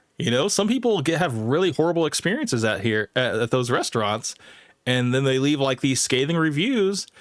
And you're like, I guess, not everybody can be on 24/7, being like, immaculate and perfect and stuff. Yeah, Um, but the Michelin star, that's more, I think, has to do with the food though, because the thing is, if you look True. at Yeah. Not the all service. Michelin, yeah, because if you look at all Michelin star restaurants, I'm sure you're gonna see bad reviews on, those restaurants, because not all of them are going to be, I mean, yes, you would hope and pray, especially if you own that restaurant, that it is ran like a, well-oiled machine Hmm. every single time, but in reality that's not how that is. Right. And I think it's kind of impossible to keep up a standard over time with variables of, staff moving in and out, kitchen staff moving in and out, managers, because I think, Right. the dynamic of a restaurant is typically driven by the managing staff. If you have unhappy managers that are just like, they hate their lives, but they got this job, they never had to, wait a table in the restaurant. They just kind of got that position. They started at the top, and then, they're not really running the restaurant in the way that it needs to be run. It's going to trickle down to the servers. The servers are going to hate their lives, and then that's going to that's going to go on to the guests, and the guests are going to have to suffer because everybody is just, it's just like a never ending cycle of like negativity, until you get like new blood in there. You get new management that is just like, no, this is our standard. This is we're going to revamp the whole service. We're going to make some changes to the menu. We're going to make it to where, we got to get these ticket times down. So that means we need to eliminate certain items off the menu that are just like, they're too much of a wild card to have on there, because if something goes wrong, it throws off all the service. So let's just revamp the whole menu. Let's get rid of the long ticket items, just keep it to like 15 to 20 minutes max. That way we have happier guests that get their food at time and stuff like that. And people are getting their food earlier. That means they're eating quicker. And then, more people are making more money because you got more tables that are coming in. And there's just like, restaurants are constantly going through adjustments in order to create that balance of happy servers and happy guests, Yeah. And so I think one of the reasons why a lot of restaurants don't pay servers more than 213 an hour, so think of it this way. If you work for, let's just say Denny's, since we've been always talking about Denny's. Let's just Yeah. say you work for Denny's, right? Instead of getting paid $2.13 an hour, let's just say that they go, you know what? We're gonna give you $15.75, but we're taking away the tip. Like no tip. You know, nobody's allowed to tip you. If somebody puts cash tip down, you got to give it back to them. Like no credit card tips whatsoever. So I'm going to tell you if right off. If someone drops a cash tip even after the rule has been in place, they'll be hoping to yeah, God that nobody I sees know, them accept that I tip. know.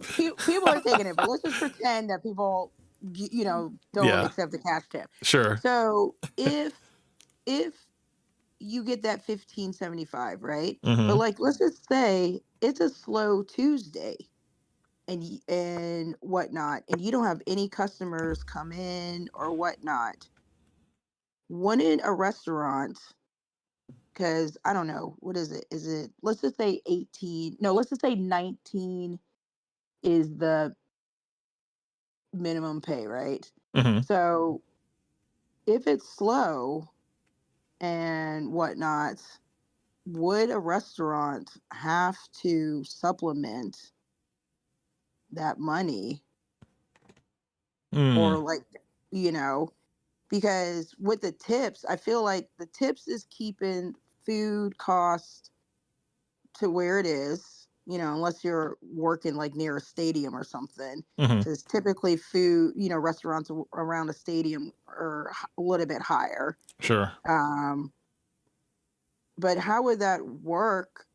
Because that's another thing that, people don't understand with the restaurant. It's just not only is trying to keep the food costs down, they're trying to keep you coming back in. They want you to have good service. But if their servers aren't making any money, Well, I would think one of the countermeasures to that is to not have as much staff on. So you would hmm downsize the staff for a slow Tuesday. So you're going to have, instead of 8 servers on, you'll probably have maybe 4. Just bigger sections. That way, you can keep the pay rate for the day down, to yeah, compensate for the flow of business. That would be my first initial reaction. But, say you have a slow Saturday. It could be a slow Saturday too. I mean, I don't know. I don't know how many slow Saturdays happen a year, but I mean, I do know, when kids are out of school, you can possibly have, busier days, or when they go back to school, you could have slower days, at least at first, and then it goes back. But, typically from the front of the house side is that if you're projecting a slow foot traffic, which is you can never really ever predict that, but when you're thinking that you're moving into like a slow season, like Christmas is over, New Year's is over and stuff, you're just going to kind of like reset through the year. And like the first 4 months of business of the year is usually typically slower than the last 4 months of the year. You're probably going to have less staff on, you know, just at least in the front of the house side. I don't know about the kitchen side, but I will say that, yeah, you'll have less front of the house staff on that's being paid hourly. And, just to kind of compensate for the flow of foot traffic coming through, you know? yeah, I mean, if people are suffering because they're waiting a long time for service or whatever, maybe, you have maybe add another person and stuff like that. But, I think you just kind of get through it. You get through it with like the skeleton crew that you have. That way, you keep the cost down, and you can still kind of make a profit that way. You don't schedule as many people Monday, Tuesday, Wednesday, and then when you get the Thursday, Friday, Saturday, you have the full staff on. You know. yeah. Because we just started scheduling mids because we've been picking up, but Mm-hmm. during certain season, times of the year, like you said, especially like when school's out, because typically everybody leaves to go on vacation somewhere, whether it's Florida, whether it's Washington D.C., or even Mm-hmm. out of the country. You know, Mm-hmm. so unless you're at one of those destination, hot spots like New York or Orlando, if you're anywhere else, like how you were saying before, like Nebraska or somewhere, Yeah, some no. flyover state. Yeah. Typical diner that was probably normally open 7 days a week, it's probably going to go down to like closing at least 2 or 3 days because they just don't get people in. Yeah. Yeah. I mean, and I think that's just like the natural nature of the business. People that have been in business for, more than 5 to 10 years, they know when the slow season is coming and they know when to, not schedule as many people, you know. But, I think that's it's a delicate dance for the management team to hire properly and then, hire seasonally, Because, I mean, I know a lot of people that get hired seasonally, they typically stay on sometimes if they're really good, And then, there's the people that, they leave, once they, I guess, got whatever they needed out of the restaurant, and then they leave, once the time is ready for them, So I don't know, man. I think it's I guess whenever it comes to hiring people, you want to hire, I mean, I actually want to hire, young kids and stuff like that, especially if you're trying to get like a certain vibe of a restaurant, it's like you go to like not Joey D's, what's the place? Sage Woodfire Tavern out by Perimeter Mall. You got all like attractive, like young girls that are there, and, you maybe have like one or two or three like male servers that are like lifers, they've been doing it for like 20-30 years and stuff, so they're going to be the professional ones, but then you're surrounded by like all these like young girls and stuff like that, so it's like that's how they're like kind of balancing out their staff. They're like, okay, so on the slow nights we can have just like the 3 guys working, and then on the busy nights we can have like the 3 guys working plus all the girls. Yeah, but that doesn't always work out because I remember I went to Twin Peaks, and Twin Peaks is that's another spot. That's another one. Yeah, that's kind of like Hooters. And Twin Peaks, yeah, all the girls there were attractive, good looking, young, but the service was horrible, and it has nothing to do, I'm not like one of those ladies that was like, oh, well, they're scantily clad ladies. No, Mhm. because I love Hooters. Right. Right. It's a very unpopular opinion, but I like their one of their chicken sandwiches.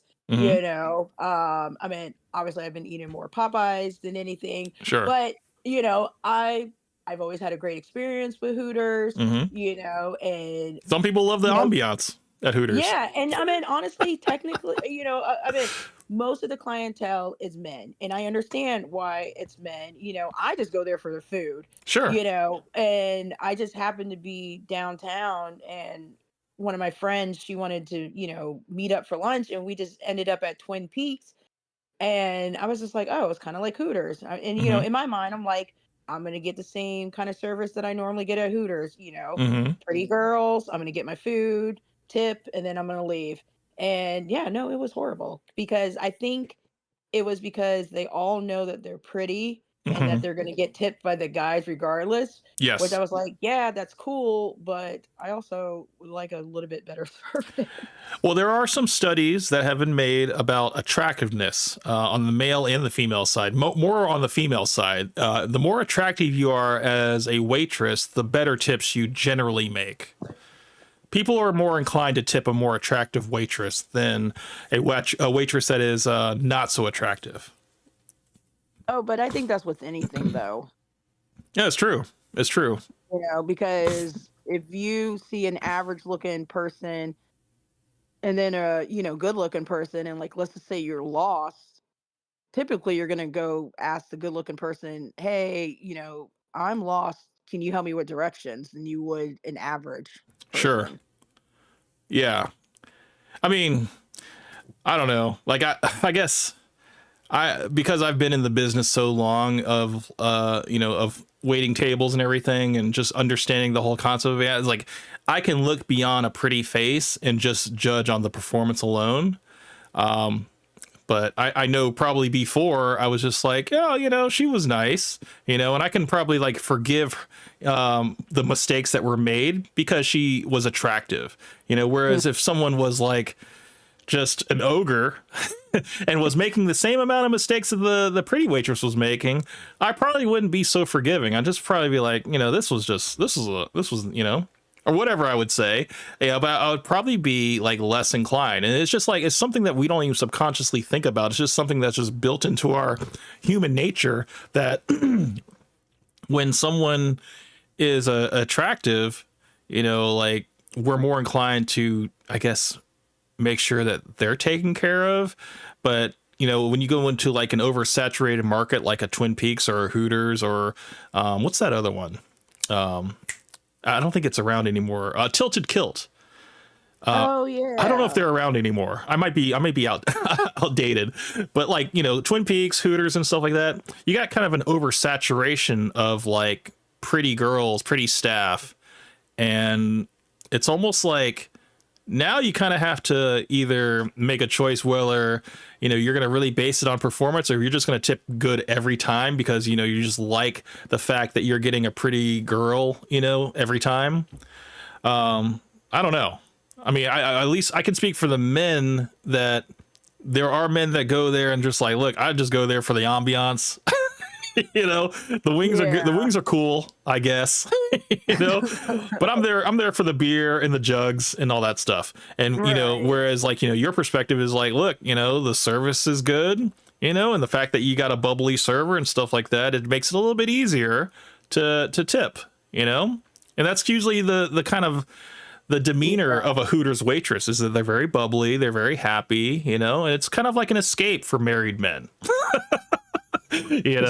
But that's the thing. I think that, if you go to like Twin Peaks and maybe you're like, say like you're a guy like Sonic, you go there by yourself and you got a girl that, happens to be an attractive girl, she's just like, so she maybe not even ask what his name is or something like that, but she might do a little bit of flirting or whatever. And he might like appreciate that. He might appreciate someone actually taking, a little bit of time to like get to know him and stuff. And he typically goes over, a certain percentage to tip for that. He appreciates that, so I think that he would probably see it as like, okay, like I appreciate this type of interaction, whereas like that's all by design. Right. It's all by the design to get the most money out of you.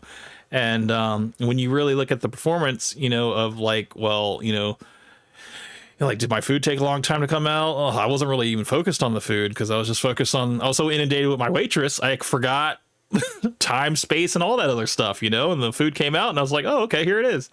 So I think like when you have an overload of like attractive women taking care of you, you kind of forget about the bad service, at least from a guy's perspective, because we're just soaking in our surroundings and stuff. We're not like fully focused on the food, I guess, whereas if we were like in a traditional restaurant and stuff like that, we might be like, hey, where's our food's taking a while, because, right. Everybody's just kind of normal and stuff. So but I do think that, it's like those concepts, Hooters, Twin Peaks and stuff. Yeah, I think they realize that, oh, we don't have to be on point with our service just as long as our service is good looking, I don't know. Well, yeah, because I mean, I can see how like that could affect tipping also, but I don't know. I think that in a whole, especially if restaurants, because right now it's really hard to find a gimmick, keep people's interest in that gimmick, whatever your restaurant is, or whatever that food is. But I think from my standpoint, just still being in the restaurant business, even though I'm in the back now. And so I don't really, like I see what goes on in front because I hear the servers, like they'll come and talk to me about it. Of course. But I also think that the servers, honestly, I just feel like not all of them, but I just feel like some of them need to train longer or get retrained because I think like at the end, I think that's why Sonic did have bad experience and was like, well, why should I tip them? They're not doing me any, justice or any favors, They're just kind of going through the motions a little bit. Yeah. And he's just like, well, like I could have got this type of attitude from my cat at home. Like, I don't need it from you. And now you expect me to, right. tip you on top of it. Well, he had a server, I guess, they had a tab that was 130 something dollars, and the gratuity was like $26. And he said that Which isn't even a lot for gratuity. well, he said that the gratuity that the server snuck that gratuity on them on their table of 8.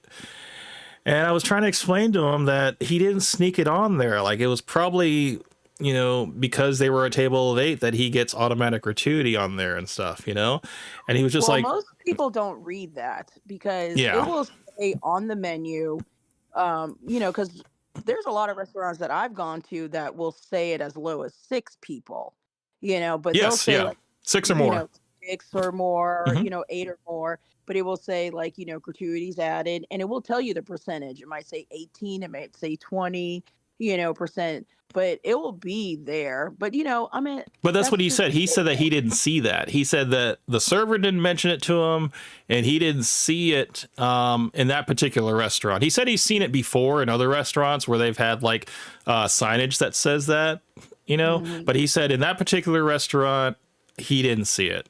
I And don't think though, but I mean, I've been to some restaurants where, it's been a big party, and I don't remember, not all the time, but I don't remember our server ever saying, "Oh, hey guys, just want to let you know my name is, Karen, and also because you are a party of 8 or more, there is a gratuity added." Like, that's just not part of the spill. Because I well, think yeah. no, because I was gonna say, because I think that most people who go out Hmm. kind of know if it's a big party that a gratuity is gonna be added.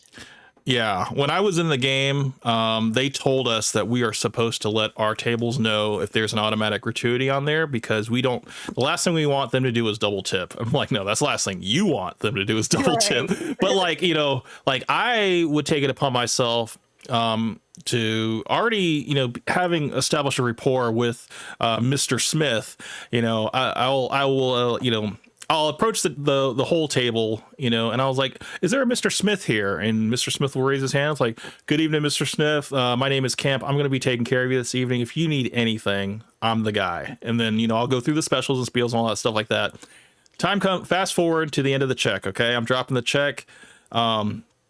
And I was like, Mr. Smith, thank you so much. Here's your bill. Just take your time, whenever you're ready. I do want to inform you that there was a 18% gratuity added to the bill. I just want to let you know that. That's what we would do in, the fine dining restaurants I used to work at. And I would say more than half the time, Mr. Smith and all the other ones would be like, okay, thank you. Or they would be like, would you mind removing the gratuity? That way I can tip you more. And I was like, yeah, absolutely. Yeah. So I think it's like, it is a courtesy. It's kind of like the server is the last point of contact to let the guests know that you're going to get a gratuity on there. And I'm just like, if you're an A1 server, that's what you need to be doing. I understand the other side that is hoping to God that the guest doesn't see the gratuity on there and they just double tip you, and that's all great.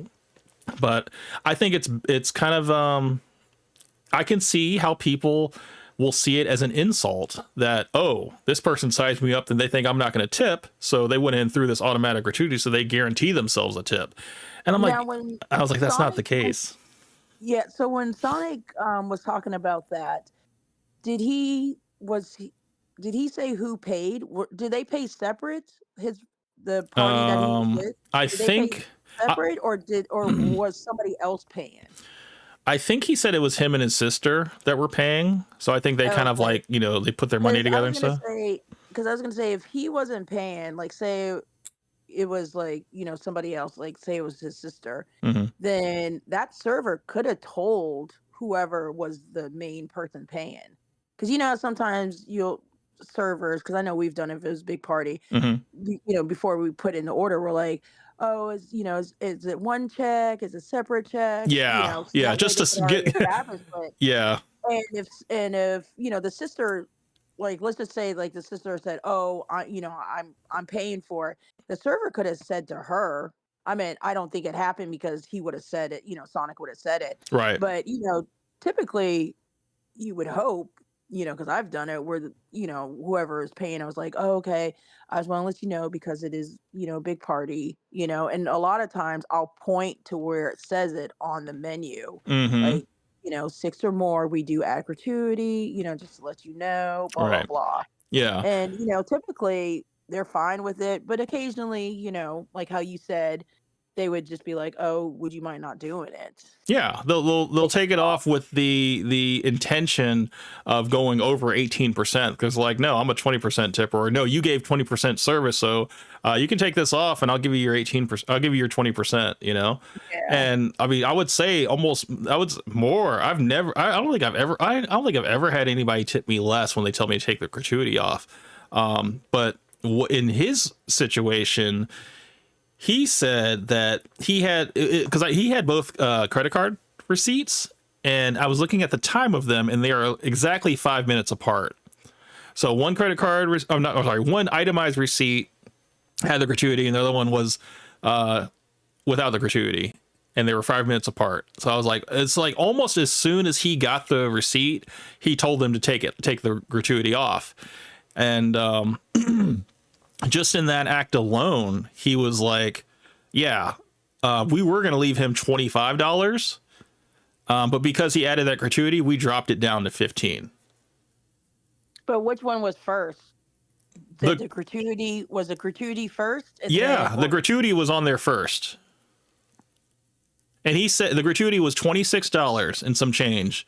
And he said, because the server snuck the gratuity on there, which I'm like, he didn't sneak the gratuity on there. Like it was because you were a party of 8. And I don't even think I got to him on that. I wanted to kind of like bring that back up, but I didn't. But yeah, I was like, because you were a party of 8, that's why you had that gratuity on there. And then he was like, well, no, he snuck that on there. And so I'm like, he didn't sneak it on there. And then he said, if he hadn't have put it on there, we would have given him $25. But because he did put it on there, we dropped it down to 15. And I was like, well, then this is what makes sense to me, that why he should have kept that thing on there, the gratuity on there, because you tipped him less. I was like, next time when you tell them to take gratuity off, explain to them like, hey, I want to tip you less. Would you mind taking off the gratuity? And he's like, well, no, I don't want to do that. I'm like, well, why not? Because that's the situation. And then he said later in that time, the server chased him out of the restaurant with the 2 credit cards or the 2 itemized receipts, and he told him to never coming back again.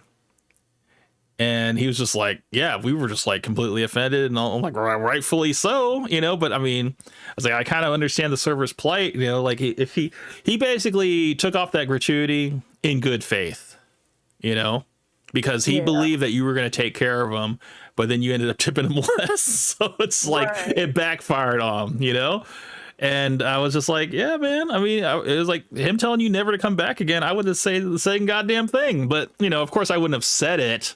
I would have been a professional and just would have thought it. But, I understand you take the good and the bad when you're a server, Right. So you get good tips, you get bad tips, is all part of the game. But at least from that aspect, I could at least let them know, man. It's like, look, you were a little bit wrong here, I would understand if like your food didn't come out, or the server was like completely rude to you or dismissive or something like that, or whatever. I don't even know what the case was for him to like want to take it off. I think the sheer fact that the gratuity was on there, Sonic kind of took it as like an attack. Like he thought that we weren't going to tip, so he snuck it on there. I'm like, no, that's not the case at all. Like I know you think it was an attack to put the gratuity on there, but no, you got to understand, man, there are things in place, because taking care of an 8 top is a lot more work than taking care of like a 4 top or taking care of a 2 top, Right. Like there's a lot more work that goes into it.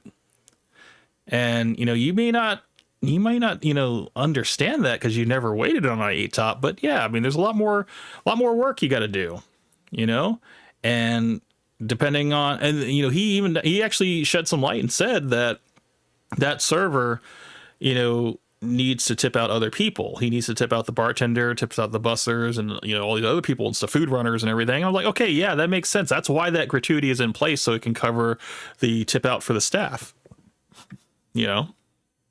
that tip doesn't go directly to him. It does go to him, but then he divvies up that to the rest of the staff, and that's how everybody else gets paid, you know? Right. So, I was trying to explain that to him, and hopefully, like, I think it got to him, hopefully, you know, and I think he has a little bit better of an outlook on it now, because yeah, like, it's not an attack. It never is an attack. It's not like, oh God, you know, these people, look at this guy. I'm definitely putting a gratuity on this table. That's not how it was. If it was, we'd be putting gratuity on everybody. Oh, but that's, God. you know, that's not the case. That's not the case at all. And, you know, I mean, I think that was a very good conversation to have, because for him to think that for as long as however long he's been thinking that, hopefully I was able to at least set the record straight about that no, that's a system that's in place. It's not the server's choice, you know. It's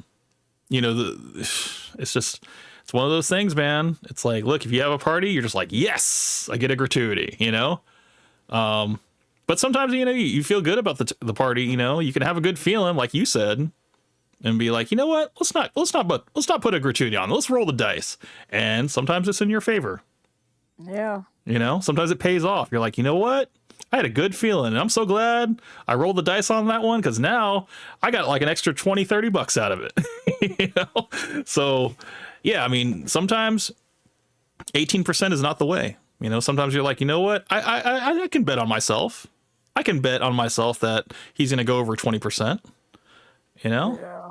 But no, then, you know, at the same time, he had this like, yeah, these servers are just so what did he say? Tip obsessed. They're obsessed with getting tips and stuff. And I'm like, no, okay. Tip obsessed. That's a little, that's wrong. It's tip dependent. They're dependent on your tips. Okay. Like, they may be like all about the money and stuff. Yes. But their job is dependent on your tips. So it's like, you have to like kind of understand that anything outside however they feel, they are working for tips. You know, they need your tip. So it's not like an option to rely on the hourly wage, because it's not enough. Yeah. So, yeah, I just thought that was hopefully I got that point through him. You know, I think I did. I mean, his whole demeanor tonight, it wasn't even like a debate style. Like, he's like, oh, I got my notes and everything. I'm like, oh, bring it on. It wasn't as contentious as I thought it was going to be, and I was really hyping it up in my head. Like, I didn't even prepare any notes because I had so many notes from last time. I didn't even have to even break them out. Yeah. It was a lot easier. He definitely, you know, like I said, I think he set the tone when he was like, yeah, I went to 5 different restaurants. Yeah, I was like, ooh, I want to hear about this. Like, Yeah. like, I want to hear, like, did it go bad? Did it go good? Like, but I was pleasantly surprised. But I mean, he did bring up, you know, like a lot of good points, and Oh, you yeah. know, the fact that he was talking about, like, you know, I think he had mentioned that he either talked to or he has some friends that are servers, or, you know, something along the lines. Mm-hmm. So, you know, that gave him a little bit more insight, and just for him to go to these restaurants and sit back Yes. and then just watch what happens and be like, oh, Mhm. okay, now I see. You know, not that it, you know, should excuse any bad service, but, you know, just maybe give him a little bit more awareness, and, you know, a little Mhm. bit more like, oh, okay. And that's really like all I was trying to achieve, because I know through that awareness he can now see and have a better, I guess, understanding of, you know, a better appreciation when somebody is doing something good for him, or something, you know, bad, or if it's not so bad. You know, that's another thing, because I think you know, the whole thing about the water thing, you know, I know it always goes back to that. You know, it's like, I don't think it's worth asking the hostess to switch servers, you know, because you didn't get a water refill in 10 minutes, you know, even after you've gotten all your food and everything like that. I was like, I just don't think that's super passive aggressive. That's super like inconsiderate, you know. You're not taking into account all of the time that the server had put into your table, whether, you know, you deemed it, you know, tip worthy or not. There was still time that was spent.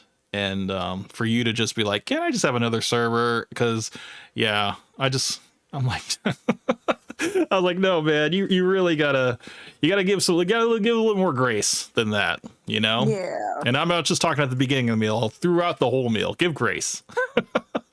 So Well, this was really good, and I'm glad, like I said before, that you allowed me to jump on and absolutely. Yeah. I mean, honestly, man, I think this was a benefit for everybody. You know, everybody got to really. I feel like we have closure now. I feel like we've come Yeah. to the end of a conflict, and now it's peaceful again. You know, we can now coexist, and we can go through our lives now as better people. So, yeah, I appreciate you coming on, and hopefully. Yeah, it's fun, isn't it? I love doing this every week. I do it once a week. Oh yeah, no, I'm good. This was fun. Mhm. But now I'm gonna go back to, lurking and, silently listening. Hey, you can. There's Throw always the comment. There's here and always the there. comment section if you want to chime in and give your 2 cents. That's fine. But no, I appreciate you coming on, Missy. I don't think you have a social media following, or right that you're trying to like. No. Okay. I mean, unless you guys want to see my pig, my chicken, my kids, then there's nothing special over here. But Okay. Well, I wish you much continued success with the job, the kids, the family, and all that stuff, and everything. Yeah. and to you, and and Sonic also, I wish you guys much success, and y'all's podcast and YouTube videos. Yeah, man. That's the thing, man. We're just trying to get out here and make a name for ourselves. So, but yeah, I guess we'll end it with that. I do want to thank you again for coming through, and to all of the hustlers that were listening on, Cavos, Coke Benny, Exo Charles, I appreciate you guys joining. You guys are the hustlers, and this is my crew. They show up every week, and they keep my stream alive. So I appreciate you guys and your engagement. Coke Benny said back around like 1:30, he's like, I like how Camp used a still image of Sonic in his shorts, YouTube shorts. Well, the way the video was set up, I had that video paused of Sonic's video. So when I made the shorts, I just had myself as like the under part of the screen, and then I was like, might as well use Sonic, his little paused face, as the other half, so people knew who I was talking to. So yeah, it just kind of worked out that way.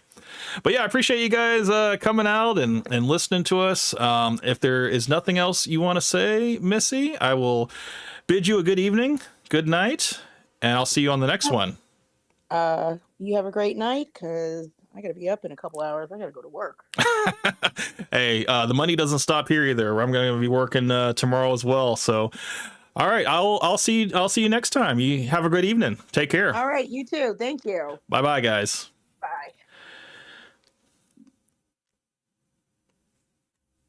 All right. So let me make sure let me get my screen here. I think oh yeah. Fix something here. 1 second, you guys. All right. All right, guys. So that was a show. That was the part 2 of the debate. I hope you guys enjoyed that. To me, it really wasn't much of a debate. It was kind of like just a good conversation. I guess it was good. I appreciate Sonic coming out and preparing some points. I felt the confidence. I felt the confidence that he was going to try to, come up against me. But yeah, I mean, I think it was good. It was a good conversation in the end. I appreciate Missy coming out too. And it was great. So I guess. Yeah, we're at the 4 hour and 30 minute mark. So I guess I'll go ahead and end it here. I hope you guys all have a wonderful evening. It's been a pleasure hanging out with you guys tonight. I'll see you guys on the next one. Just make sure you guys, I guess, subscribe to the channel if you like these conversations. And again, I look forward to more collaborations in the future. So yeah, you guys take care. Have a good night. And I'll see you guys on the next one. This is Camp Hustle 1. Out.